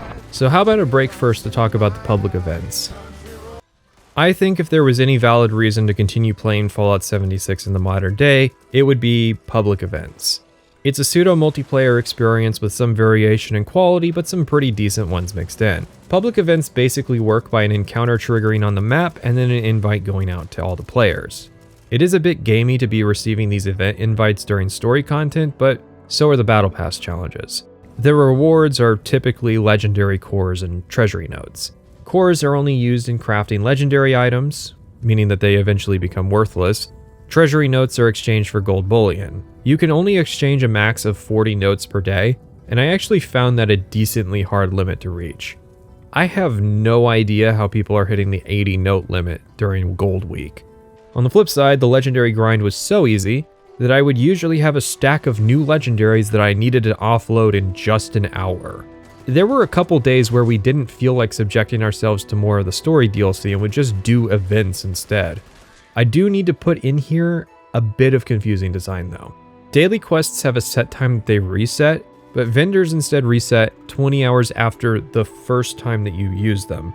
It's really weird that you wouldn't just have a daily reset period for everything during the American early morning, because daily quests would reset 2 hours into our scheduled play sessions. Events were a bit fun. Power armor and heavy weapons are so common and varied, it almost felt like a 40k game seeing what everybody was running, especially during some of the more recent events like Eviction Notice. As time went on, Bethesda seemed to add more events that involved a large number of enemies, which I think helps the game a lot. We would hop into Radiation Rumble every time we saw it just because it was a massive experience farm, but also that feeling that I am one in a group helping to hold the line. It reminded me of Guild Wars 2 public events, which really helped foster the sense that you were one of many helping to accomplish a common goal. You know, have it actually function like a multiplayer game? This is actually an area where the DLC is almost universally superior to the base game. The base game events are definitely varied in terms of quality. Some of them have gradually broken over time, and some of them had to be removed due to breaking. But sometimes even the new events, like the wheel at Nuka World, would just randomly fail in the middle of them for no discernible reason, confusing everybody involved. There are also a few boss events like the Scorched Beast Queen, but also events like Earl, Imposter Sheep Squatch, and the Ultrasight Titan.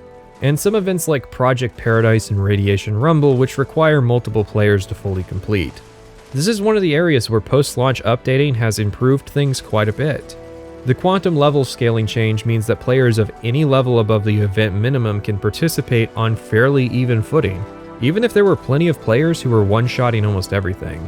And the game having PvP would probably be a problem given how much indiscriminate friendly fire goes on during these events. I definitely think that PvE event players are definitely the core audience, given some of the later event history. There are multiple events which are no longer in the game due to being seasonal, which updates centered around.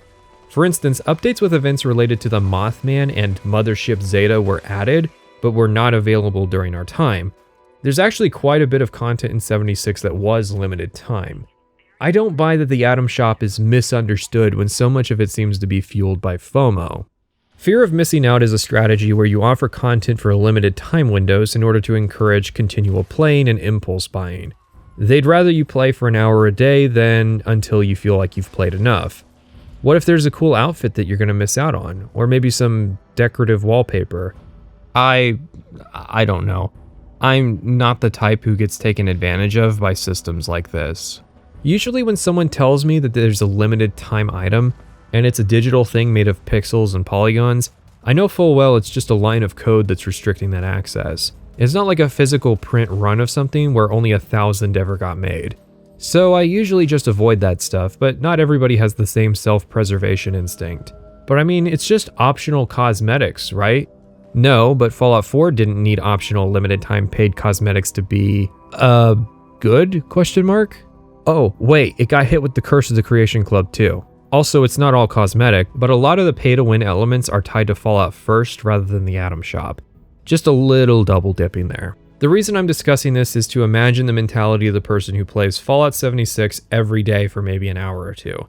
Just hopping in, doing their dailies, and whatever public events pop up. I love live service jobs in my Fallout game. I love reputation grinds, daily grinds, event grinds, legendary grinds. I love the content treadmill. I will eat the bug. As fun as events were, they were an added spice to shake up the mediocrity of the game. I cannot imagine having very much fun once they represent the bulk of all content you would be doing every day. There just aren't enough of them, let alone enough which are interesting to repeat. Project Paradise is a good example of an event I found interesting, which was added post-launch. You have to collect food to level up critters to help them survive a defense wave, and it's very chaotic. No two runs of this event were similar. But I also have no idea what the context of the event is. I know it's in the game, I just never ran into it doing the event itself. To compare this to my days of being a Guild Wars 2 event commander, some events needed the context of questing in the area, but most events were self-explanatory. That's a giant dragon, and it needs to be slain. I played back during the first expansion, if anyone needs context. A lot more of these were also the climax of stories, like the Scorched Beast Queen was, except there were multiple storylines going on. Despite its relative simplicity, I think the Scorched Beast Queen is a good fight. So much so that people have it on farm, even building bases for the purpose of fighting her.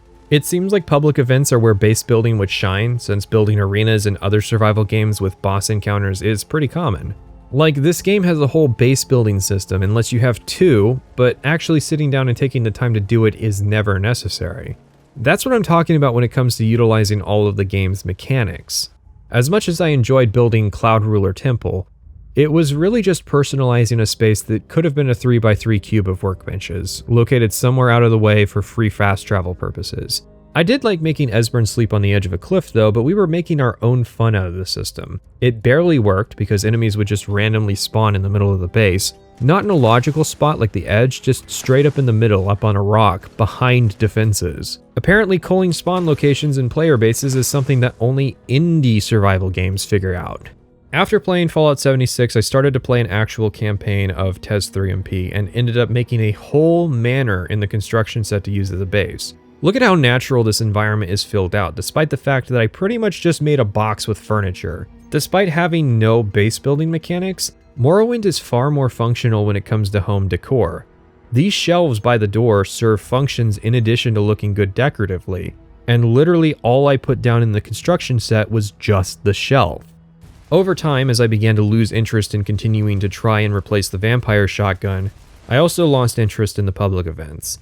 The spectacle and gear treadmill are only so effective with a game this boring. I think I should preemptively apologize to Ferret Badwan. He was the lead quest designer, as well as the lead designer for Fallout 76's post-launch content. We've been dogging his writing so far, but what's about to transpire is only going to get increasingly worse. Unfortunately, he passed away in October of last year. I really don't know much about the man, as he joined Bethesda after Skyrim with Fallout 4 and had worked on games like Dragon Age Origins and KOTOR 2. I think at the very least, it's fair to say that he was given an exceptionally difficult task. He was not only expected to make a good story for 76, but to also deliver Bethesda a redemption arc through its post-launch patching. This is effectively the man who tried to fix Fallout 76. Please do not say that effort killed him. Oh, I'm not supposed to read that part out loud. Look, I'll be honest. I want to say the same things regardless of whether or not the person responsible is still alive or not. Since Badwan is credited as being a senior designer on Starfield, and given the increasingly bare-bones nature of the DLCs, I think it's fair to say that he and the team he led did the best they could with the time that they were allotted, which is not a circumstance conducive to good art. Hopefully, Starfield's delay means that Bethesda is effectively apologizing for both the launch date as well as the low quality of the DLC they made for this game. I mean, that all hinges on Starfield. One can hope this was a painful but valuable lesson for them. If not, then sit down and brace yourself for the Brotherhood of Steel Part 2, Steel Dawn. Okay, so the vanilla Brotherhood is a bit of a self-contained package. It doesn't affect anything in future games because they're all dead. But now you've unquestionably redeemed the quality of Fallout 76 and want to bring back a staple faction of the series. How do you explain that? Already you've got problems.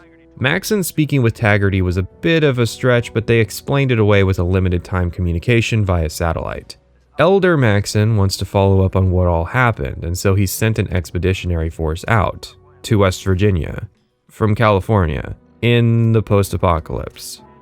Just a casual 4,000 kilometer stroll through the American Southwest, longer if you want to take a route that you might actually survive. I mean, a little further and it's basically a coast-to-coast trip. If you did that right now, you'd be looking at 6 months. And if you did that in the post-apocalypse, I mean, the only world where I can imagine anyone greenlighting this bad idea is one in which the people assigned to it were desired dead.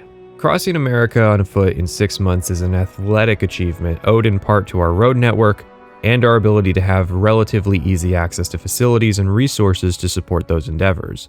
Without those things, a transcontinental crossing would take much longer. I'm sure it's possible, but 5 people roughing it across America is very hard to believe. Yeah, 5 people. 1 paladin, 3 knights, 1 scribe. A single scribe.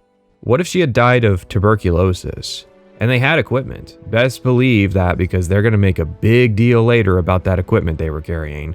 I can't see this story in any way other than being a suicide mission that they were bullheaded enough to actually survive. Can't wait to see how they mess this up.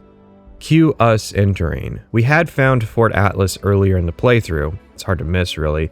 But we gave it the big slip since we didn't want anything to do with the Brotherhood of Steel yet. At least, not this one.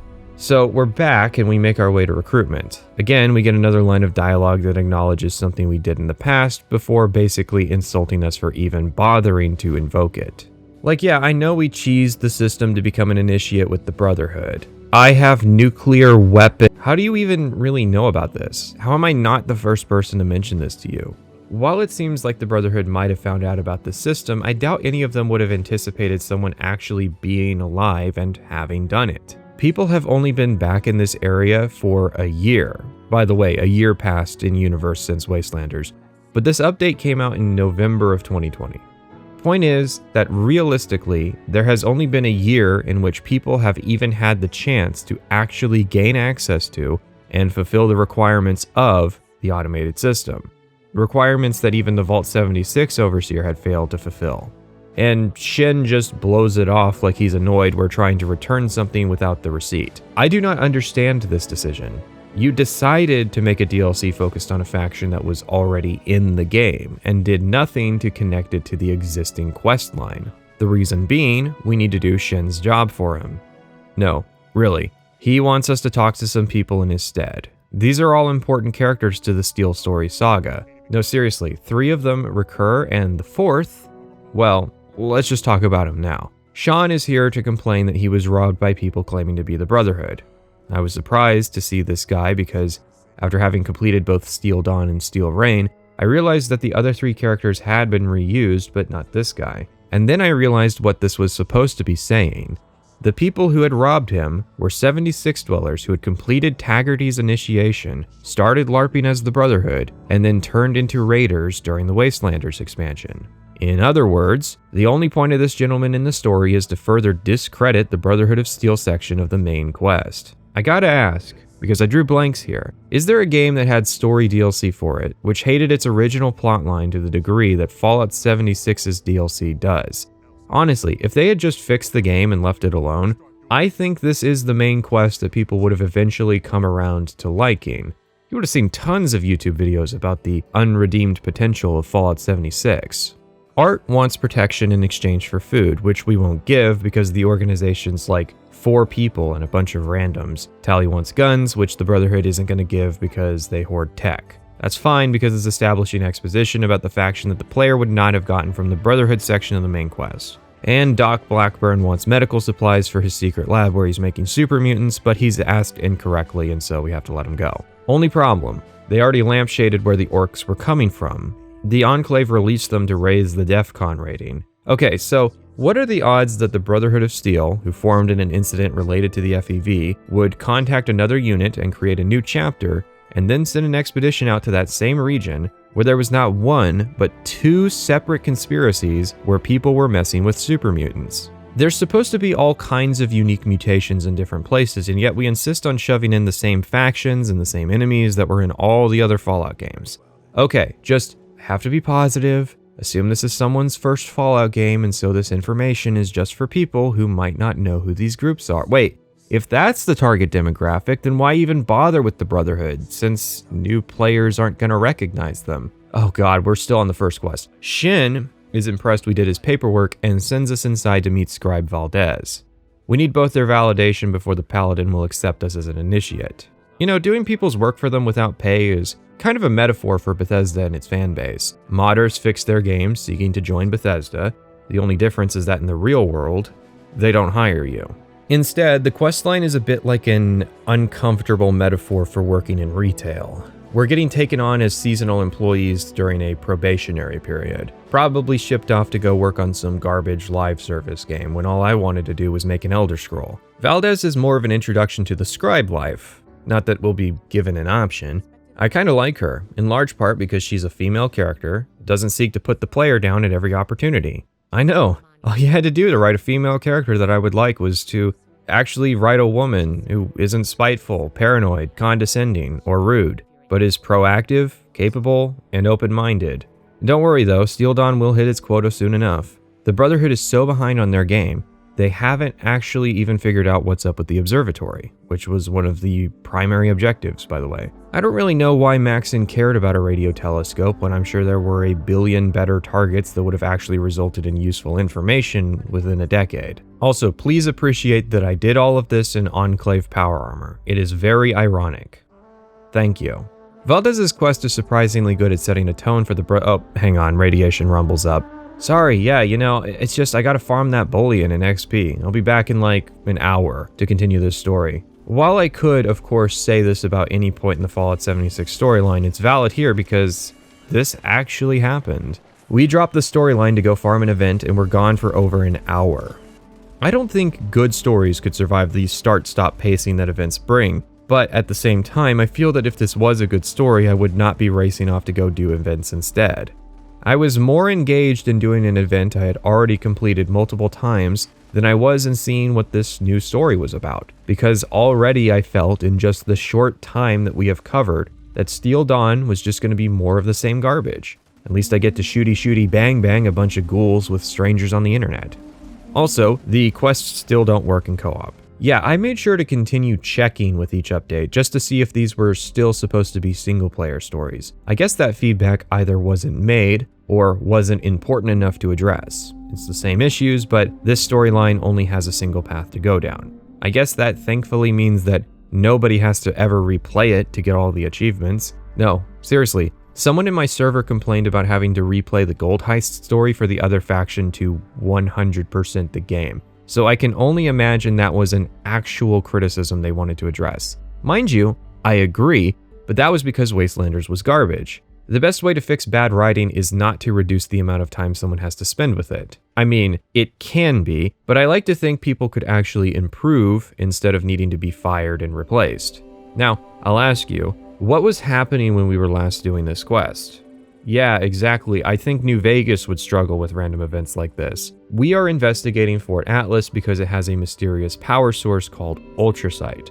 Ultrasight was supposed to revolutionize the energy sector, so the only reason I can think of to establish it this early is to make sure the player is well aware that this entire chapter of the Brotherhood is doomed to die. It's a prequel, and we never hear about this later, so it's hard to believe any of this will mean anything.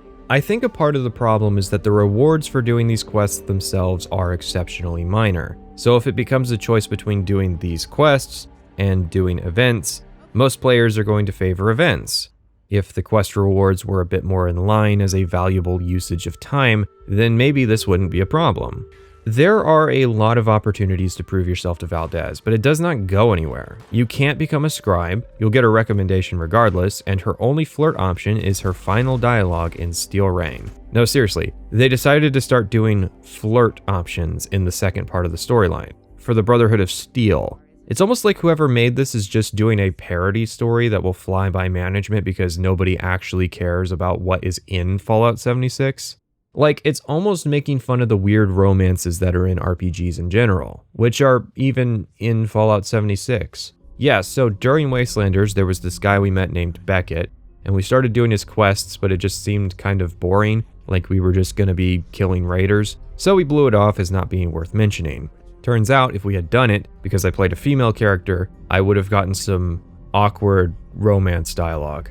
I'm sorry, sir, but this is a multiplayer game. Given how ill-equipped Fallout 76 is to tell regular stories, I cannot imagine romance ever being a good idea, which makes its bizarre inclusion here all the more perplexing. If it's known to be out of the scope of what the game could accomplish, maybe it's better to just leave that stuff up to the players. I mean, I am told people play this game with their partners. I don't know why you'd want to strain your relationship like that, but sure. Steel Dawn does award unique weapons for its quests. For instance, this one awards a .44 revolver with the effects 2-shot, explosive, and reduced AP cost. But while that could be a good reward for someone out there, I think a lot of people would still prefer the gambling thrill of rolling legendary weapons through events, rather than the handful of pre-made legendary items that we end up selling. It is a tricky situation to be sure, but I think in a lot of ways the experience of the content should be a reward in itself in a game like this, and so the content just isn't rewarding enough with its experience. which is evidenced largely by the fact that despite having played it more recently, I have difficulty remembering the sequence of events that constitutes the Brotherhood storyline. I was able to at least remember Wastelanders, the main quest, and most of the public events. With Valdez and Shin's support, Romani's willing to make us a probationary initiate, but she still wants to see how we'll handle working without supervision. This really is the retail experience. We got an hour's worth of on-site training in things that have nothing to do with our job, and now we're just being cut loose to fend for ourselves while management has no intention of keeping us around. It's at least not a bad premise. Paladin Romani wants to encourage a positive image of the Brotherhood with the settlers moving to Appalachia, so she's sending us to deal with a feral ghoul nest. It's appropriate. This isn't a super important assignment for their overall mission that we've been tasked with due to us proving our aptitude for paperwork. If we can do this, we are useful, and if we can't, then it doesn't really hurt the Brotherhood's image. Sadly, we had actually been to both places that this quest sends us to. This is the reason we couldn't kill you folks earlier. Let's find out. The first is a farm that we awkwardly stumbled across early on. Also sad, of course, was the slow realization that any location we had... I say awkwardly as the DLC seems almost completely unprepared for the possibility of players entering this house before the predefined point in the questline. The encounter also seemed to break, either because we had visited it before, or because it took so long to load that I had made it past someone who's supposed to threaten us at the door. I also did not seem to pick up that I was supposed to be only interested in recruiting one of their sons, not both. Not that it mattered. Something was really weird about the Putnam homestead, and not in the intentional, murderous aura kind of way, just in a sad, broken game style. So we headed out to where we were told the nest was, which was another dungeon that we had completed during our exploration, which turned out to be plot relevant. Also sad, of course. It's really disappointing every time this happens. The son we picked comes to fight alongside us, which I guess is the moment where the choice is supposed to matter. I think, in theory. Our quest for Shin and Valdez were meant to highlight the differences between knights and scribes, and these brothers are supposed to be that difference. But it's hard to really distinguish because the quests are so generic. There wouldn't be any value in replaying it to see it from the other perspective.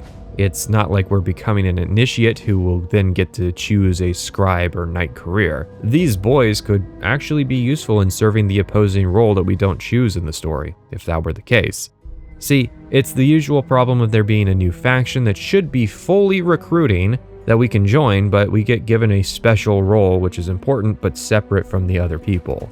When really, if Romani's objective is to build an Appalachian chapter, then the whole story should be about widespread recruitment. Given this is an MMO, it would fit if the player was just another member, but given a couple options about roles they want to fill within the Brotherhood. MMOs can get away with having narratively simpler quests, unless you're trying to pretend that you aren't making an MMO. The worst thing you could do is write the story like we're yet another protagonist. Speaking of, since we've proven, without third-party verification other than the word of some guy, that we can operate alone, we are given another assignment. This one is much more important, at least to Romani. This is the start of the Hellstorm Rocket drama.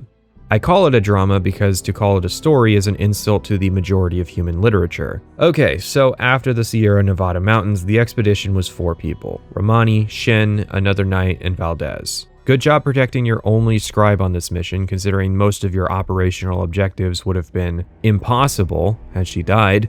While on this trip, the expedition came across a settlement being harassed by raiders. Romani, as the leader, made the decision to assist the settlement by supplying them with weapons.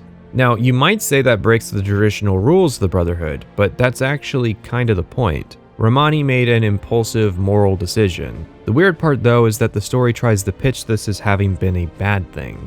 The settlement got destroyed. The drama tries to suggest that this was the Brotherhood's fault, somehow. I figure if your settlement was destroyed when you had rocket launchers, you probably weren't going to stand a chance without. But, you know, screw them for trying, right? It tries to reinforce this later by showcasing that when Foundation got their hands on one, the people practicing with it accidentally killed themselves. I mean, the real problem isn't that the Brotherhood tried to help, only that they had lost control of the ordnance after the raiders seized the launchers, and that they've been proliferating around since.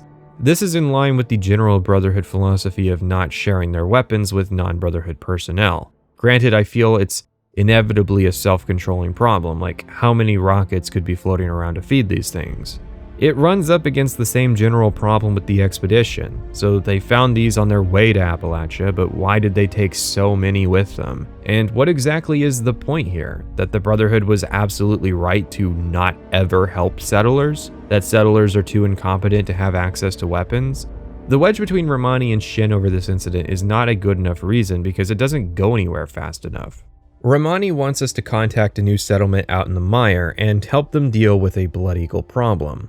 I love that Bethesda's drawing attention to this new town full of NPCs they have, which serves no functional purpose outside of this quest. I guess I shouldn't have to explain this, but here we are. If you introduce something with a quest, that something should generally serve a role in your product. For example, if you get a quest to visit a new town, that town should be full of yet more content and services useful to the player. The town shouldn't exist for the sake of the quest, rather the quest should steer players to the content that you made. But what happens if you didn't make a new town, but need one to simulate a conflict characters in the past had to try and give the player perspective on them? Well, then you have to invent one. That said though, there's one key problem with this metaphor, which is that we're taking a completely different approach to the raider problem: military intervention.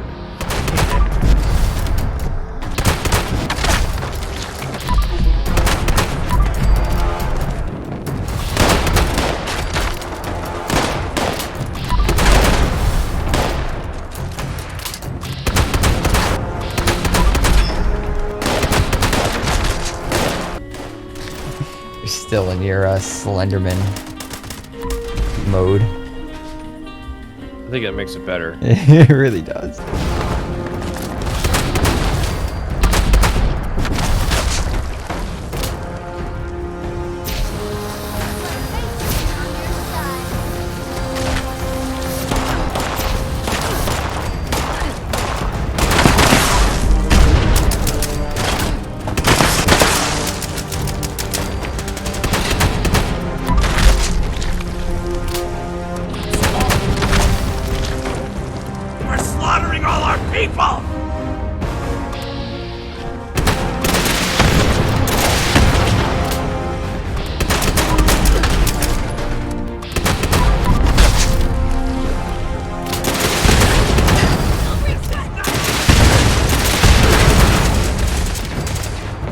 You may have noticed if you've been watching the footage that my character is in possession of a jetpack. Originally limited to just power armor, Wastelanders added it to the Secret Service armor set. The chest piece and jetpack mod are some of the only things I managed to actually buy with gold bullion, largely because they, combined, have a price tag of 3,250 bars. Remember, you can generate 400 a day and 300 extra a week, totaling 3,100 bullion per week. And that's hard grinding. Getting 40 treasury notes a day is an involved process. Of course, Steel Dawn added a new armor set, Brotherhood Recon, which also has the jetpack. But to get the plans for Recon armor, you know that's a weird thing to say if you were there for Halo 3 when it came out. To get the plans for Recon armor, you have to do daily ops, and you have to roll against an extremely convoluted loot table. Seriously, look at this thing. So you get like one chance per day to get the plans for the Recon chest, which you then have to spend 2,000 bullion at the Secret Service vendor to get the jetpack plans for. In mind, the jetpack isn't even anything particularly stand out. It has a huge AP cost to use, is susceptible to lag, and adds an extra function to the jump key. Why is that a problem? Basically, the jetpack being added post-launch to stuff it was never designed to be attached to created an issue. You cannot rebind the VATS critical hit button, which is the spacebar. And since the meta is fixer spamming VATS crits, you'll come out of VATS and immediately start jumping, which you may also have seen. The solution is to, not kidding, rebind the jump key, as in towards the end of my playthrough I was using the E key to jump like this was Morrowind. But as to the jetpacks, it's not really that fun because Bethesda limited the hell out of them. That didn't stop players from building around the jetpack and doing all those things Bethesda is scared players will do with vertical mobility, but it just means that by default it's kind of a weak addition and also ugly. They are putting a jetpack into Starfield though, so maybe this was testing ideas about how to work with that idea. That's fine, I guess, but why did it have to be so expensive? Oh yeah, so people who play Fallout 76 like a job don't run out of bullion so quickly. I should also mention Minerva, who is the 4th bullion vendor. I know this is a tangent, and maybe I should have explained it in Wastelanders, but screw it. Here's your break from the Brotherhood story. They added her in Steel Rain anyways. To keep track, there is the Secret Service vendor who sells high-level plans. There is a vendor for the Settlers and Raiders that sell rep-gated gear. And then there's Minerva, a traveling limited time vendor who has a rotating stock. So you'll also want to try to keep track of her because you can buy the Secret Service chest piece on sale and the recon armor at all, but only for a limited time and maybe if she has the inventory list with the items you want on it. She has 24 lists, the recon armor is on lists 7 and 8. She sells 1 list per week, and there are 24 lists, meaning that it takes 6 months for a list to be made available for sale again. Given that Recon is on 2 consecutive lists, this means that it's literally unavailable for purchase for half the year, and then gets listed for 2 weeks in a row. Like, wouldn't you want it to be on lists 7 and 19 so that it at least appears more often? But even better, Minerva isn't available for the entire week. No. For 3 weeks, she'll appear at noon Monday through noon Wednesday, and then on the 4th week, she appears on noon Thursday through noon Monday. For the 4 weeks we played, 2 of which we didn't even have access to bullion, the only thing of value she sold was the Recon Jetpack for a whopping 25% off, saving you 500 bullion or a single day and a change of progress. So in other words, you go through the process of investigating Minerva, what she sells and when, only to find out that she saved you a grand total of like a day of progress for the pain of tracking her down. And it's not like she's a particularly obvious vendor located in a central area that players might be curious about. I literally only found out about her because of the fandom pages. Another thing I wanted was the Gauss shotgun, because I was running a shotgun build and was desperate to try anything other than the 3 options I had. But for whatever reason, the plans for the Gauss shotty are 500 bullion easy, but require max settler rep. Fandom says Minerva also sells the Gauss shotty plans. Cool, right? Guess when? That's right, lists 7 and 8, which was a full month before we started playing and will only appear 4 months after we stopped. Okay, my brain is hurting. Did you know there's a bullion cap at 10,000? Don't bother trying to save for everything Minerva sells, given the total cost you'll have to hold while waiting 6 months is likely going to be greater than the gold cap. Oh, and by the way, the only other shotgun added by the DLC is the Pepper Shaker, which is only available during Meat Week as a rare reward, and Meat Week only happens in August and September, except in 2021 when Bethesda decided that it wouldn't happen in September, but that it would happen in April of 2022. I love limited time, semi-predictable events. I don't know what MMOs the designers have played that inspired this system, but they can fuck off. Remember, only after you get these items are you allowed to play the G-Roll lottery to get your perfect item. The only way I can justify the huge amount of RNG would be if the game was 100% transparent about this stuff. You have no guarantees of getting items that existed previously, but you are given a hard list of what items you could acquire if you play concurrently, and what all the percentage chances are. It is ridiculous that only in retrospect can I look at this game and realize that I wasted my time with certain grinds that weren't going to mathematically pan out. And Minerva in general seems to be designed very spitefully. I think the goal was to have something Bethesda could point to in order to say that progress through daily ops was not 100% random, but was actually a ploy to get people to play every week. What, don't want to miss out on your limited time opportunity to get these items, do you? What even are daily ops? Turns out the update that preceded Steel Dawn added a single quest that explains what daily ops are. Oh, okay. Well, we missed that. That explains why we didn't know who Initiate Dodge was. Even better, he's a surviving member of Taggarty's chapter. Seriously, what? This game has the amazing property of being even stranger and more bizarre the further down the rabbit hole you go. Where a normal game might give you a quest to introduce yourself to this guy and the daily ops, Fallout 76 does not. Fallout 76 knows its audience. Fallout 76 knows that its audience, if they really care, will just look up where to find the quest. Okay, so since I started talking about jetpacks, this was all an insert in editing. It really is astonishing how much information about this game I'm learning months after having played it exhaustively. let there be no doubt that Fallout 76 really is worse than you know. So to catch you back up, we just wiped out a bunch of raiders attacking a settlement because it turns out that military interventionism is something the Brotherhood should have been doing. You can still choose to give a launcher to the settlement if you want, which is probably dangerous given how these things seem to have a habit of killing their untrained users. Mostly at this stage, all your choices hinge around which of your managers you want to brown nose so that they keep you once your 90-day probationary period expires. Shin has a very no-nonsense classic Brotherhood mentality. Romani's more emotional, making moral decisions even if they violate company policy. And that's the big reason Maxon approved of her mission despite the Council of Elders leaning more towards Shin's attitude. Yes, it is another situation where a male and female character are directly contrasted, where the male is reasonable, effective, and consistent, while the female counterpart is emotionally impulsive and irrational, making self-sabotaging decisions. Okay, in fairness, at least this time Shin is actually the rude one, while Romani just seems to have difficulty making eye contact. But it's hard to say that Shin is wrong, and it's only going to get easier to side with him as events progress. Also, he's got that rare hot Asian guy aesthetic. Shin actually wants to follow up on the launchers, since getting that under control is the sensible thing to do. So we're gonna have to go talk to the Raiders. You know, the Raiders. The gang that is apparently just called Raiders, not their actual name, which is the Diehards. Yeah, so we're following up on the proliferation of mediocre rocket launchers and not on the guys in power armor robbing people while calling themselves Brotherhood. Hey, no complaints from me. Any chance to kill Raiders in New Virginia is a golden opportunity. Not looking to negotiate? Well, I won't sit back.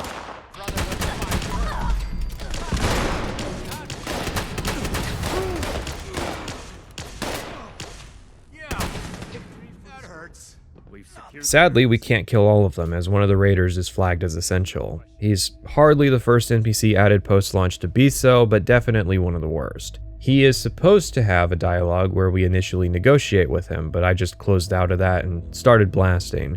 But he's a typical modern Twitter anarchist, quickly throwing himself to his knees. To surrender, guys, come on.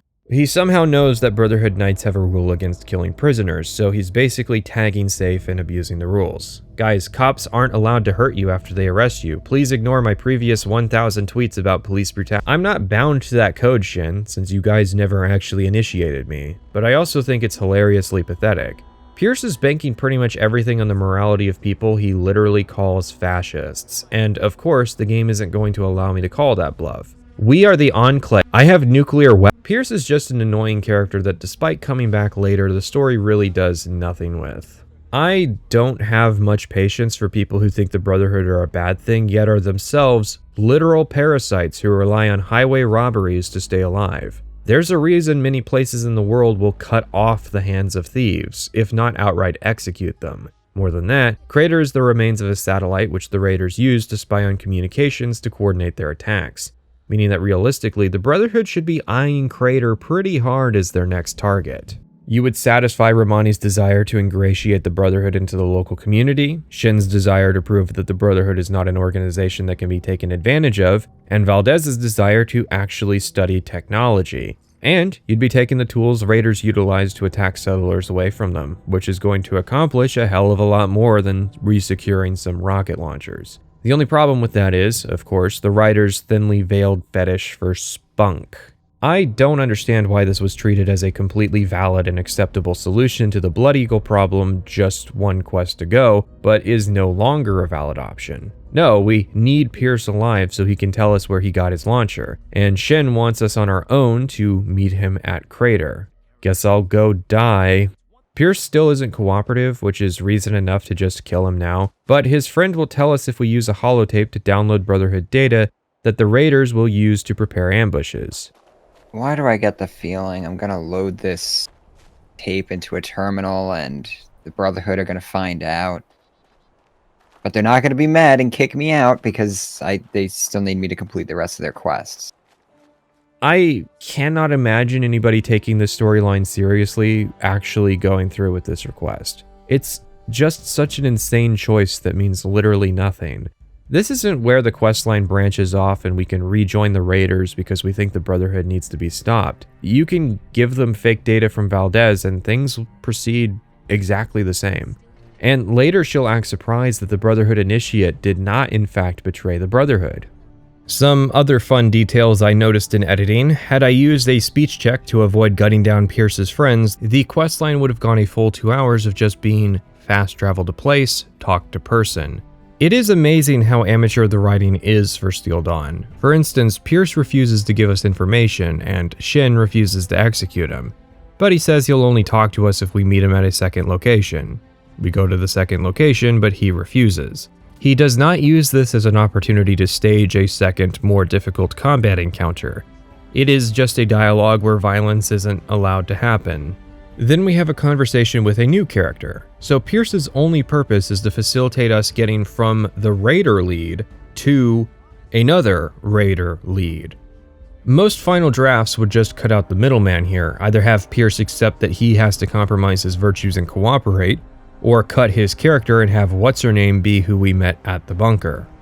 You would think that, given that we are trespassing in Pierce's private headquarters, he would be staring intently at us and listening to every conversation we have, that he would interject before we'd even get the proposal to use the holotape. You would need the second character to introduce a third location to have a private conversation, but that would be silly, because the second character already wants us to go to a third location.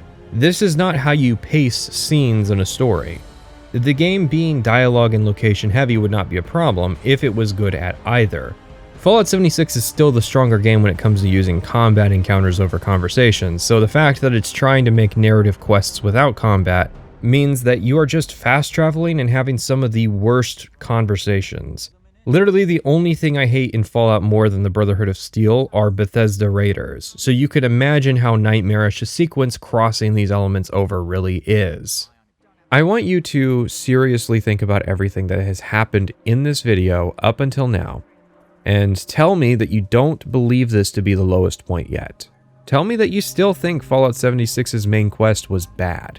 Tell me that you unironically believe that Bethesda made the game better.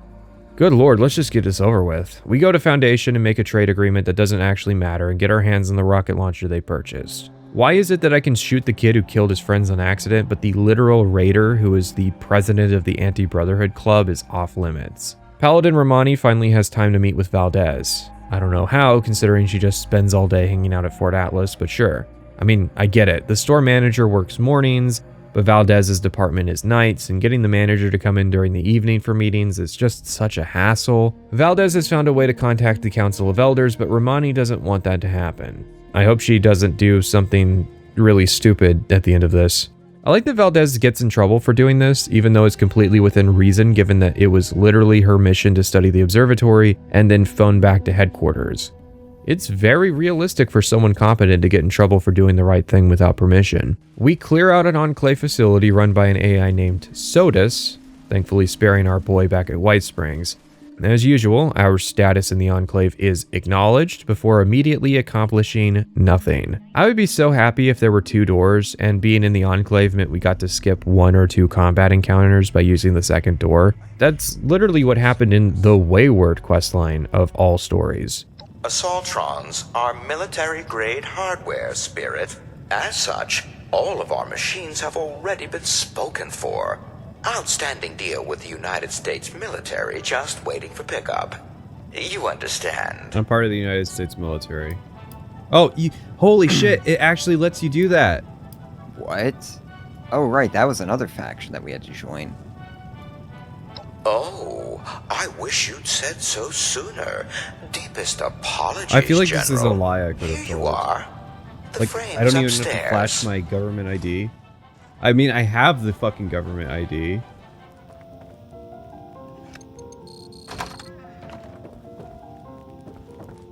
One dungeon later, and we've secured us a very low frequency transmitter powered by the ultrasight battery we found earlier. Shin and Romani arrive to secure the credit in the eyes of the district manager, but then Romani flies off the handle. She has a better idea.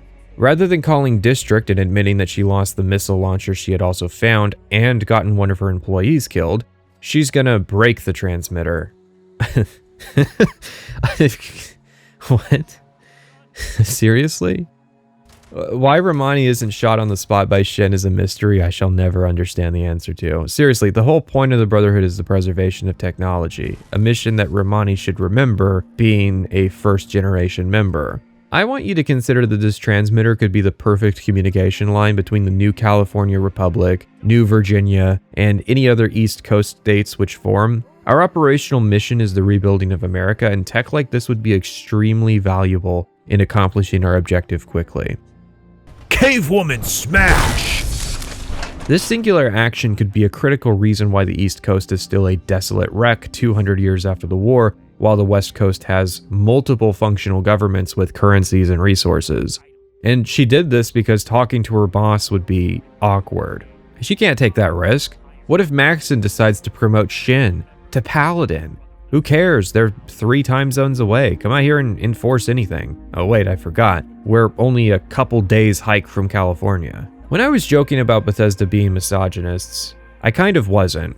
Because when I wrote those jokes, I'd already played this questline. I'd already seen the trend this game has. The female option just made one of the most neurotic and insane decisions I've seen a character in these games in general make. And I'm seriously supposed to entertain siding with her? Luckily, private sessions was available to sim for her while I sided with Shin. Not that it matters until the very end of the next expansion. Seriously, the choice is a Skyrim-style T-intersection decision that players at the time had to wait 8 months for. I mean, there's one more quest where the execution of Romani is delayed because we have to set up a cliffhanger of a super mutant attack at Fort Atlas.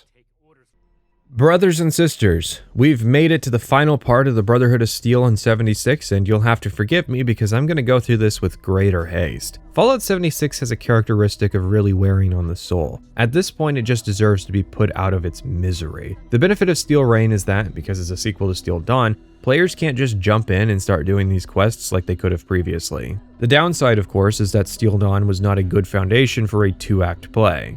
You would think that the transmitter drama would have served as the basis of a 2-sided conflict, and that justified taking another 8 months to complete this storyline.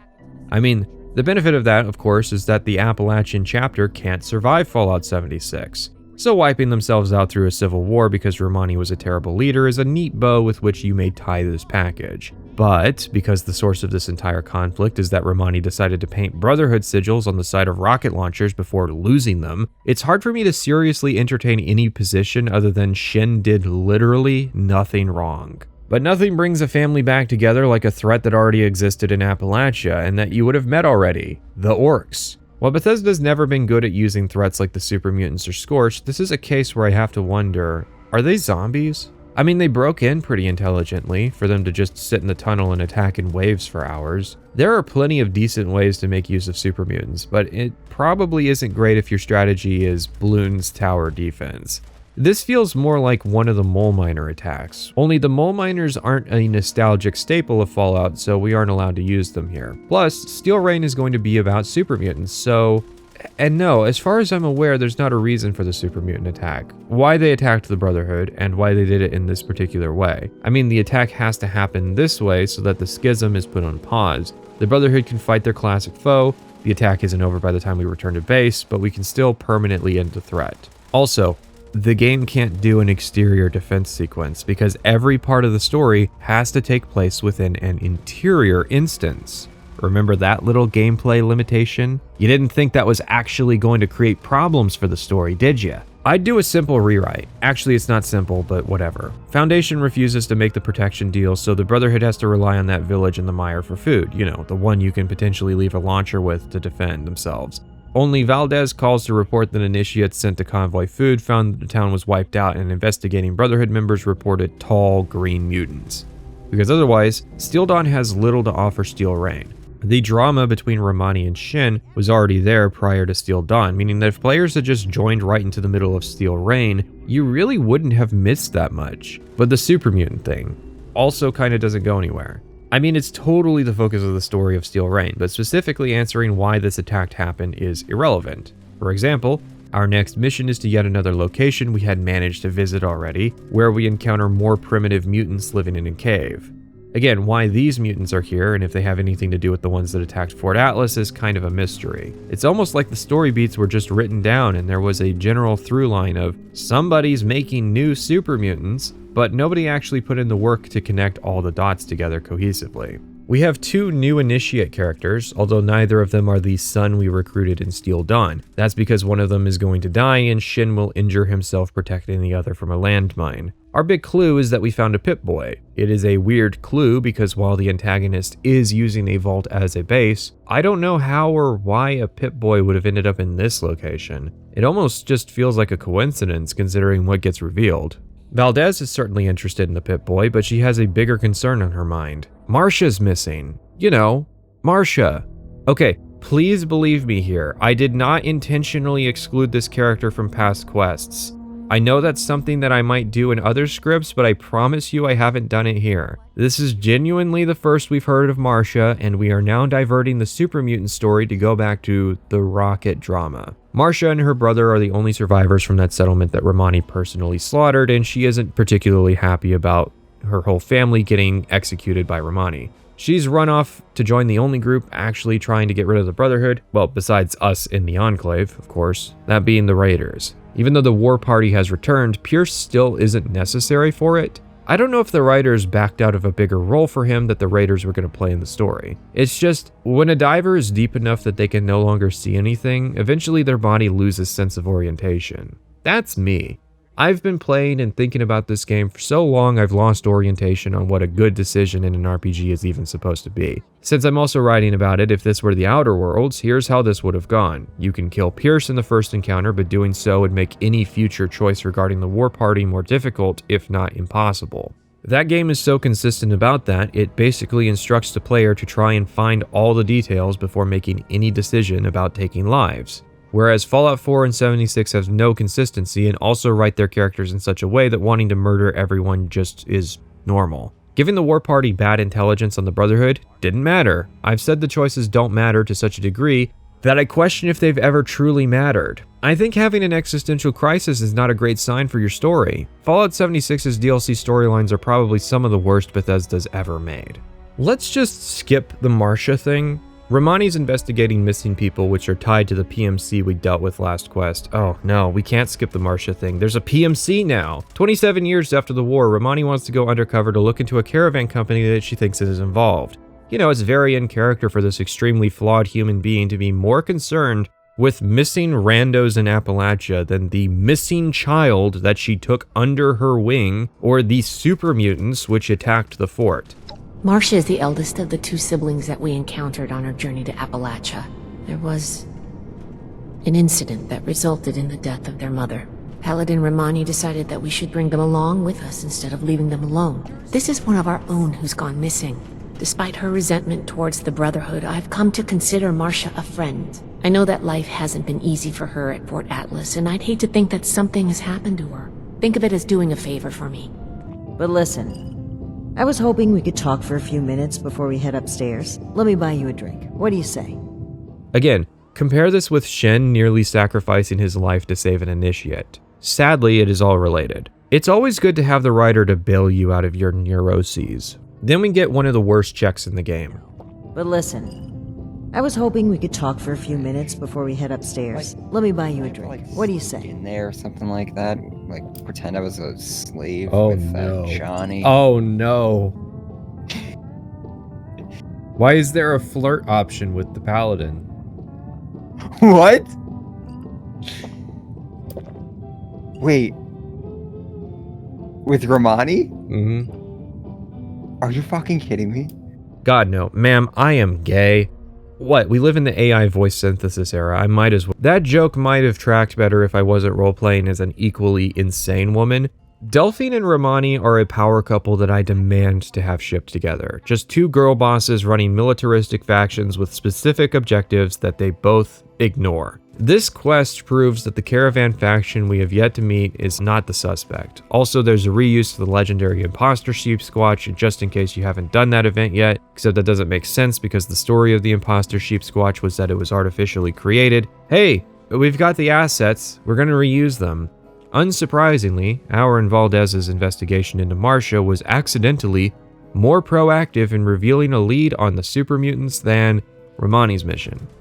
It's not like knowing who Dr. Blackburn is actually useful. So Valdez, being the only competent person in the Appalachian Brotherhood, uses the Pip-Boy to determine it originated from Vault 96. Valdez is so good, she decides she'd rather come with us to the vault this time. After yet another vault dungeon and about 60 audio logs, we have found the missing people and secured Dr. Blackburn. The Blood Eagles who attacked this place ahead of us did most of the hard work. One of them's asking for help, being one of the people we met back during the first quest. Weirdly enough, I don't hate this character and didn't take the opportunity to murder her, which is great because it's basically proof that I don't hate all women in this game, nor do I murder hobo everybody. Hey, don't look at me like that. We'd be dead if you hadn't shown up. If they're not, they soon will be. I try to get these guys here to mount a rescue, they'll ask me themselves. Ass. Get it? Ass. She makes a deal with us, stays good on her end, and isn't too annoyingly written. I cannot say the same for the people we were actually supposed to rescue here.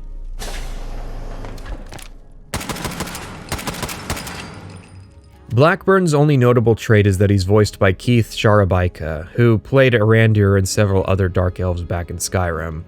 FEV was never intended to be a source of abominations and grotesqueries. It was to be the next step in human evolution. Our refinement into something greater and better. Certainly the fools at Westtech were more obsessed with observing its failures than correcting them. But its true purpose was for good, and now it will fulfill that purpose. Years ago, this temple was raided by an orc war party seeking revenge. They were being plagued by nightmares, just like the people of Dawnstar. My knowledge of this temple comes from personal experience. I was a priest of Vermina. When the orcs invaded the temple, I fled.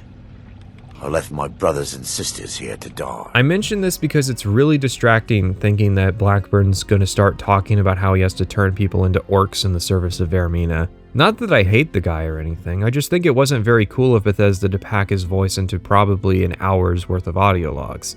Because yeah, it feels like the writers did this to preempt any kind of criticism of the story. You can't point out any issues because it's probably in one of these audio logs I also did not listen to. I mean, I will admit that Steel Rain is at least better of making this a story where each leg serves some function in reaching the conclusion. Quest 1, Super Mutants. 2, Mercenaries. 3, Caravan Kidnappings. All components of the same overarching conspiracy that led to Vault 96. So it's something, I guess. Blackburn may be in custody, but he reveals that there is a backup plan to disperse his FEV strain. He's very self-aware about how awful his experiments were, which is kind of dumb because they literally accomplished nothing. There is no difference between the mutants created in Vault 96 and the mutants that the Enclave created when they released the FEV prior. I mean, the primal mutants are new, sure, but those aren't the ones who attacked Fort Atlas. So everybody moves on over to a Westtech research center. The other doctors are sealed off and threaten to release the FEV if we don't release Blackburn. So we do. He turns himself into a super mutant behemoth, we have a boss fight, and then we find the scientists. Shin and Romani have a disagreement over their fate, and so it comes to blows. I mean, it doesn't have to, but come on. We get to choose. And I'm gonna choose, alright. Teardrops in my country roads. Take me home to the place I belong. West Virginia, Mountain Mama. Take me home, country roads.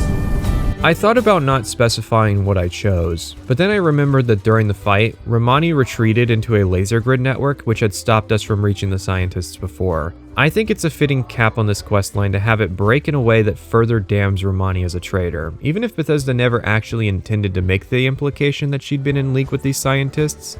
Well, it would be a fitting cap. Except upon our return to Fort Atlas, we're promoted to the rank of Knight Errant. What does that mean? Well, in terms of retail, we've officially been promoted to customer. Yeah, the Brotherhood of Steel storyline ends with our termination from the company. One of the most accomplished initiates in the chapter, and we're told that we're better off leaving and doing our own thing instead. I guess it's unique. Instead of being made the faction leader, the ending of the storyline is us getting fired. It is truly fascinating that more people haven't dedicated themselves to covering these stories. Fallout 76 took a second swing at telling a Brotherhood of Steel story set during an interesting part of their history, spent over a year developing that story, and did almost nothing with that. This could have been 200 years after the founding, given how dedicated these first generation members are already to the cause. Thankfully, Fallout 76 has pretty much entirely run out of steam at this point in its update history. Yeah, Steel Rain is basically the unceremonious conclusion of this accursed product, at least for right now. The only thing that stands between us and the credits is the pit. But the pit was deceptive. We were completely prepared to get utterly destroyed by this DLC, but only found ourselves surprised by how quickly it, and ostensibly the entire game, had completely fizzled out. So to start, daily operations are another form of content where you teleport to one of a handful of locations and complete a set of objectives against standardized enemies from one of a handful of factions. You can only get rewarded once per day, and a number of plans and schematics as well as more general rewards like legendaries and bullion are earned by completing this operation under a set time limit, the easiest way of which to fulfill is to simply run it in a public daily op with 4 players. This is the replacement for the Vault 94 raids released back in 2019, but not as horribly laggy. Expeditions were envisioned as another such replacement, really catering to co-op play through missions set outside Appalachia, the first setting being the pit. So a bunch of people rebuilt the responders at White Springs, and Modus may have something to do with it, but it's not really a point because the pit doesn't really have a story. We're introduced to the new responders, given a handful of daily quests, and told we need to complete these in order to do the expeditions. The logic is that the vertibird used to reach Pittsburgh is powered by ultrasight, which is handed out in limited amounts. After completing these objectives, we're given our batteries and allowed to go on our first expedition. Fun fact, only 2.4% of players have completed both expeditions. There are only 2 expeditions, but they're so bad that even if we're one to complete the first, they could not be bothered to do the daily quests required in order to complete the second. We managed to bypass the achievement as, there being 2 of us here, we were able to do both expeditions in one day. It is funny to think that if I had been reviewing this alone, then I would have arbitrarily been forced to play Fallout 76 for another day. The upside is that these were actually co-op content. These mediocre, boring missions can at least be done with your friends. It's hilarious. The vertibird ride and the scene where we first arrive in the pit really sets a feeling of potential for this DLC, only for you to realize that it's just a daily op themed after a DLC from Fallout 3. Remember Fallout 3? To emphasize, you aren't really visiting a new area of the map. You can't loot as much as usual, the story's very basic and doesn't actually go anywhere since more weren't made. We're supposed to care because dealing with the problems in Pittsburgh, which, Fallout 3 spoilers, we won't, is supposed to help New Virginia in preventing a refugee crisis. I like that moving to Appalachia is treated as absurd, and then we go to the pit and it's like 5 million times worse than anything in West Virginia. It was also great getting to the end of the second expedition and realizing, much sooner than we were expecting, that it was over. We were done with Fallout 76. I feel drained. Like, I am shell-shocked.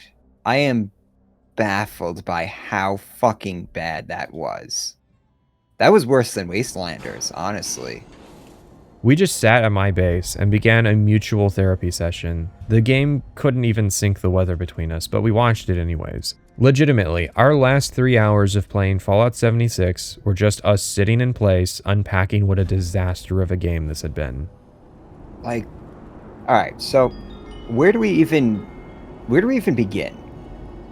I think the appropriate place to start is to like open up with, this game did not have its redemption arc. Anybody who believes that has not actually played.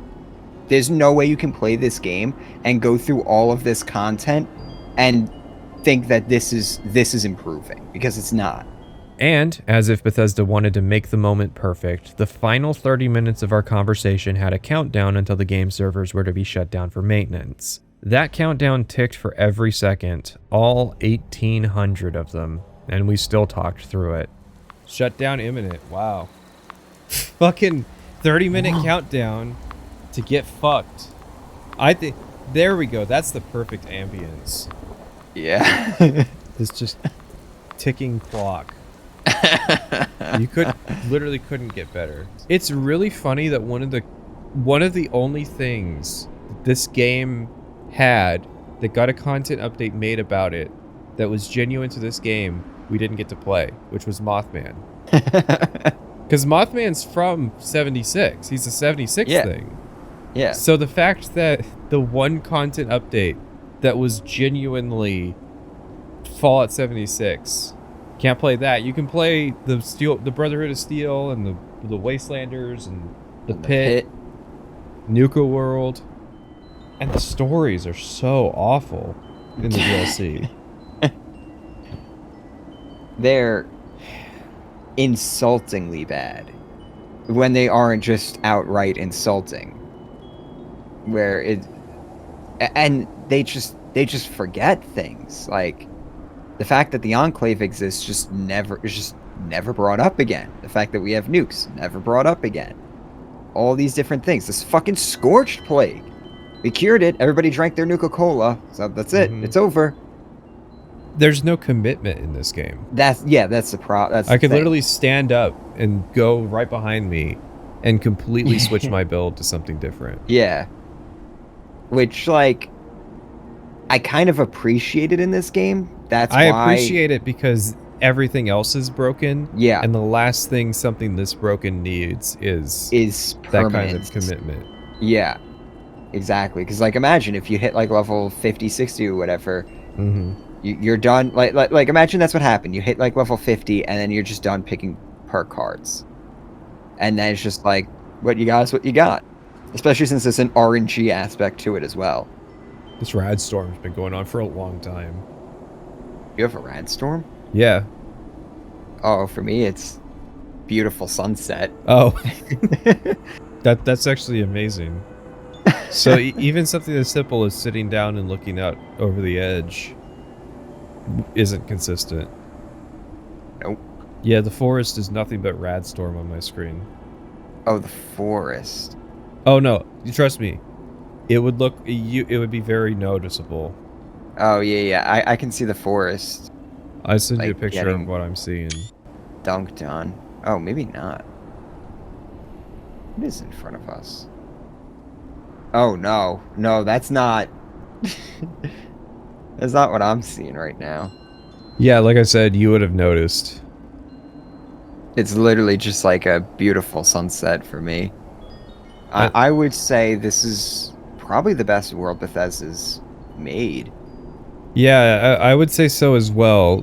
The way it does biome distinction. The dungeon design is really solid, and they ditched a lot of the bad shit that I was talking about in the Skyrim video. Yeah. The problem is that now we don't have a fucking local map, so like they made it more confusing and then took away your local mapping. The map in general, I don't understand why we couldn't have had both the regular style and the stylized map. Yeah. Like this map, it's cool and all, but at the same time, it's not very. Like I guess it was a neat detail that we went to that lake and it wasn't there. Yeah. Oh, hang on. Yeah. Fucking government's on my lawn. Oh, that's interesting. I'm watching, like, the rain weather system just move across the map.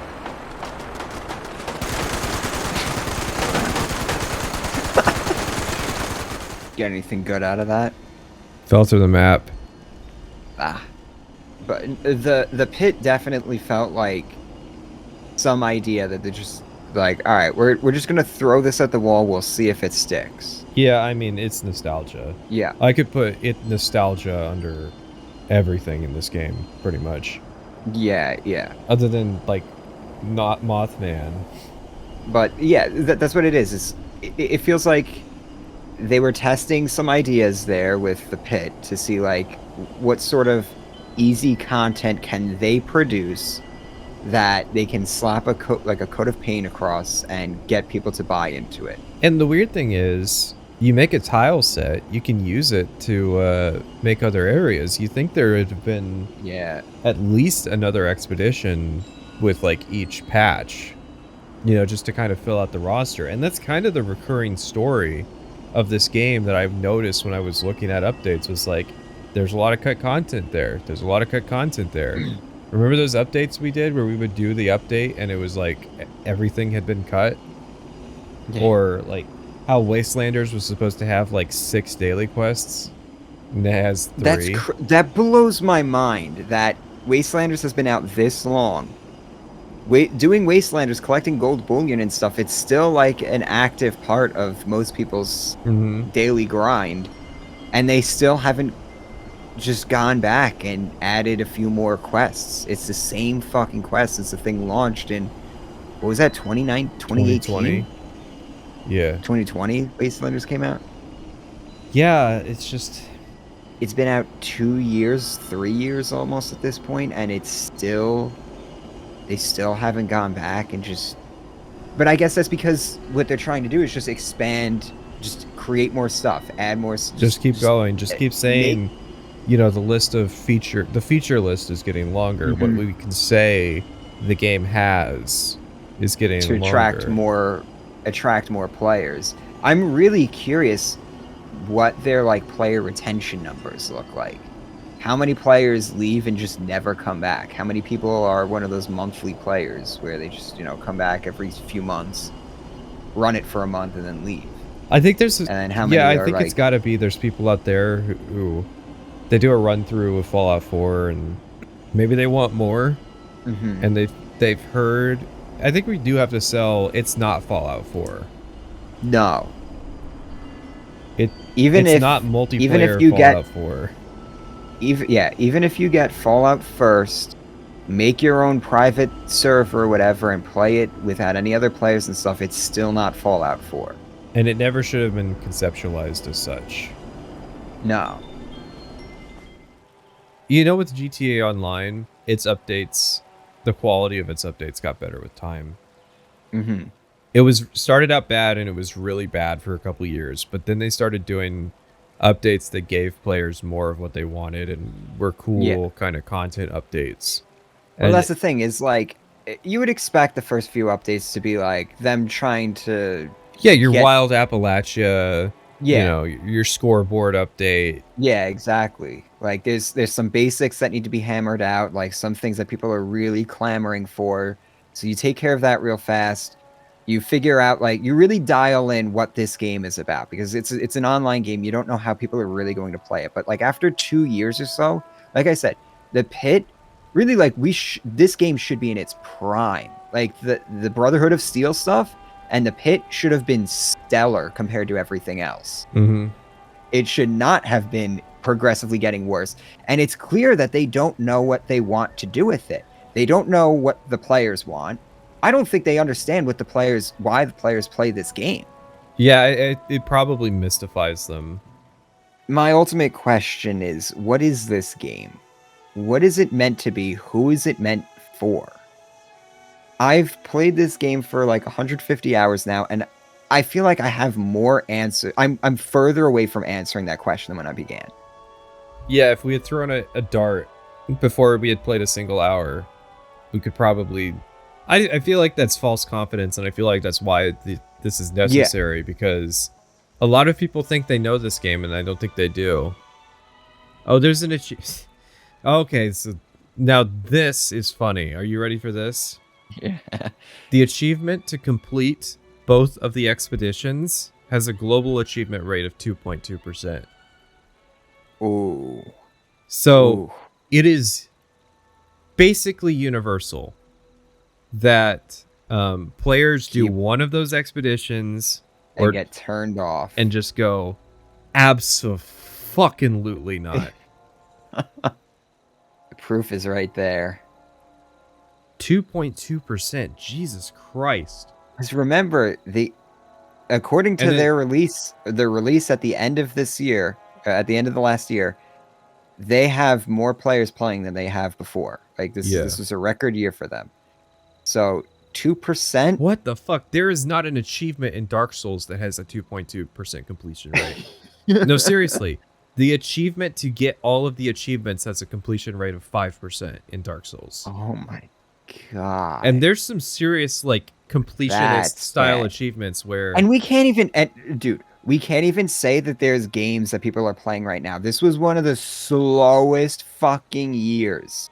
This was the time for people to come back to Fallout 76 and just play through because nothing was releasing this year. Oh my god, look at that. A person. Player walking around. It's just, it's weird that nobody's talking about this either. That the Pitt expedition stuff made no waves whatsoever. I didn't see anybody talk about it. I think because everybody who is in the know knows that after Steel Rain, what could have been done? What can you do? What can you do? The game is treading water. No, the game was saved. Remember? It had its redemption arc. I'd be really curious just how many people are spreading that message. Well, so just go and read the Steam reviews. You know this game has like a 73%, I think? Oof. Yeah, because I remember on the Wikipedia page, it said that there were Steam reviews trying to spread the message that the game had been fixed. And it was like comparisons to No Man's Sky. Yeah. Dude, No Man's Sky is so much better than this. Well, at least that game has a coherent central gameplay loop. Mm-hmm. It has an actual sense of design, a strong vision. Yeah. Somebody had an idea and they executed upon it. And when they went to fix it, they didn't abandon it. They kept that idea core. And look, I hate having to maintain 15 health bars, but it's very clear that that's the way that they want it to be. That's the way they want it to be, and that's what it ended up resonating with an audience. So, but when you have 2% of people completing your fucking DLC, your major DLC for the year. Remember, Expedition, like this was the hyped thing. This is what they've been promising for a while now. Yeah, we'll be able to, because it's a framework so that they can go, and then we're going to have a DC expedition, we're going to have a Boston expedition, and then we can start adding cities that like people want to see, like maybe we'll go to Atlanta or Nashville, Memphis, St. Louis, if you really want to go the distance. But I mean, like, yeah, there's all sorts of options for expeditions to see different American cities showcased in the Fallout universe. And I don't see that happening if this is what it is. Yeah. It seems like why would I want to do that shit though? Cool, it's a new location. There's going to be some kind of ghoulish monster and some kind of dumb raider gang. Yeah. Ooh. That was so fucking boring. That might have been one of the most boring parts of this game. Yeah, because now we have this wonderful narrative of just this continuous descent into just... And this fits exactly what I wanted to do with GTA Online. Like, this has been the perfect kind of test bed for ideas for that video. And I'm shocked that I'm living in a world where GTA Online does better content updates than fucking Bethesda. El Cayo Perico is worth more than all of the DLC that's in this game. And for all the dirty shit that Rockstar's done with that game... Yeah. With setting up a system where griefers are like the economy, basically. It is very pay to win environment and pay to not get annoyed kind of shit. And we made these problems and you're going to pay for the solution. And yet, their content updates have more fucking meat to them in terms of what you do, the story that they're telling, and the mechanics that are involved. I like that Campfire Tales is starting when there's 30 seconds left before we get kicked out.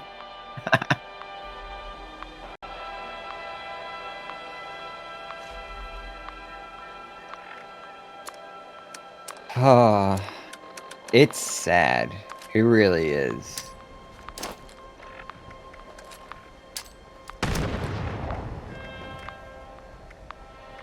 See them cows?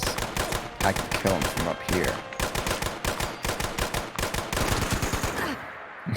here. Disconnected from server. If you've watched this video, then you know what I mean when I say that Fallout 76 did not have a redemption arc. I get if you're one of the gamblers playing, hoping to one day get that 3-star fixer with all 3 effects that you want to drop. But I think the best thing for this game is to have its map and soundtrack ported into Fallout 4, and then to have the game servers taken out back and slapped with a giant magnet. The best PR the DLC could have hoped for was that the launch of 76 was so disastrous. If Fallout 76 had just launched as a mediocre game, its main quest would have had its fair share of defenders. I mean, look at Fallout 3, people are borderline having drive-bys over that game. Then, if the story DLC had launched as is, they would have thoroughly been criticized. But, because the game launch was such a train wreck, few people have played it for any meaningful appreciation. Everybody just wants to talk about Nuka-Cola Rum and that one update that undid some patching, meaning that a hardened core of fans who will defend pretty much anything with Fallout branding on it have gradually twisted the narrative that this game is anything more than what I have presented. It is a failure of genre. It's not multiplayer Fallout, it's not a co-op looter shooter, it's not a survival game, and it's not an MMO. If you want any of those, there are better experiences that I could recommend. 7 out of 10. You stand accused of treason to the Blades. How do you plead? I didn't do it. Every time I sit in this chair, it spawns more enemies. Now, what do you say, Esbern? You sided with the Dragonborn over me. I can't use my stim packs. Goodbye. Oh my god.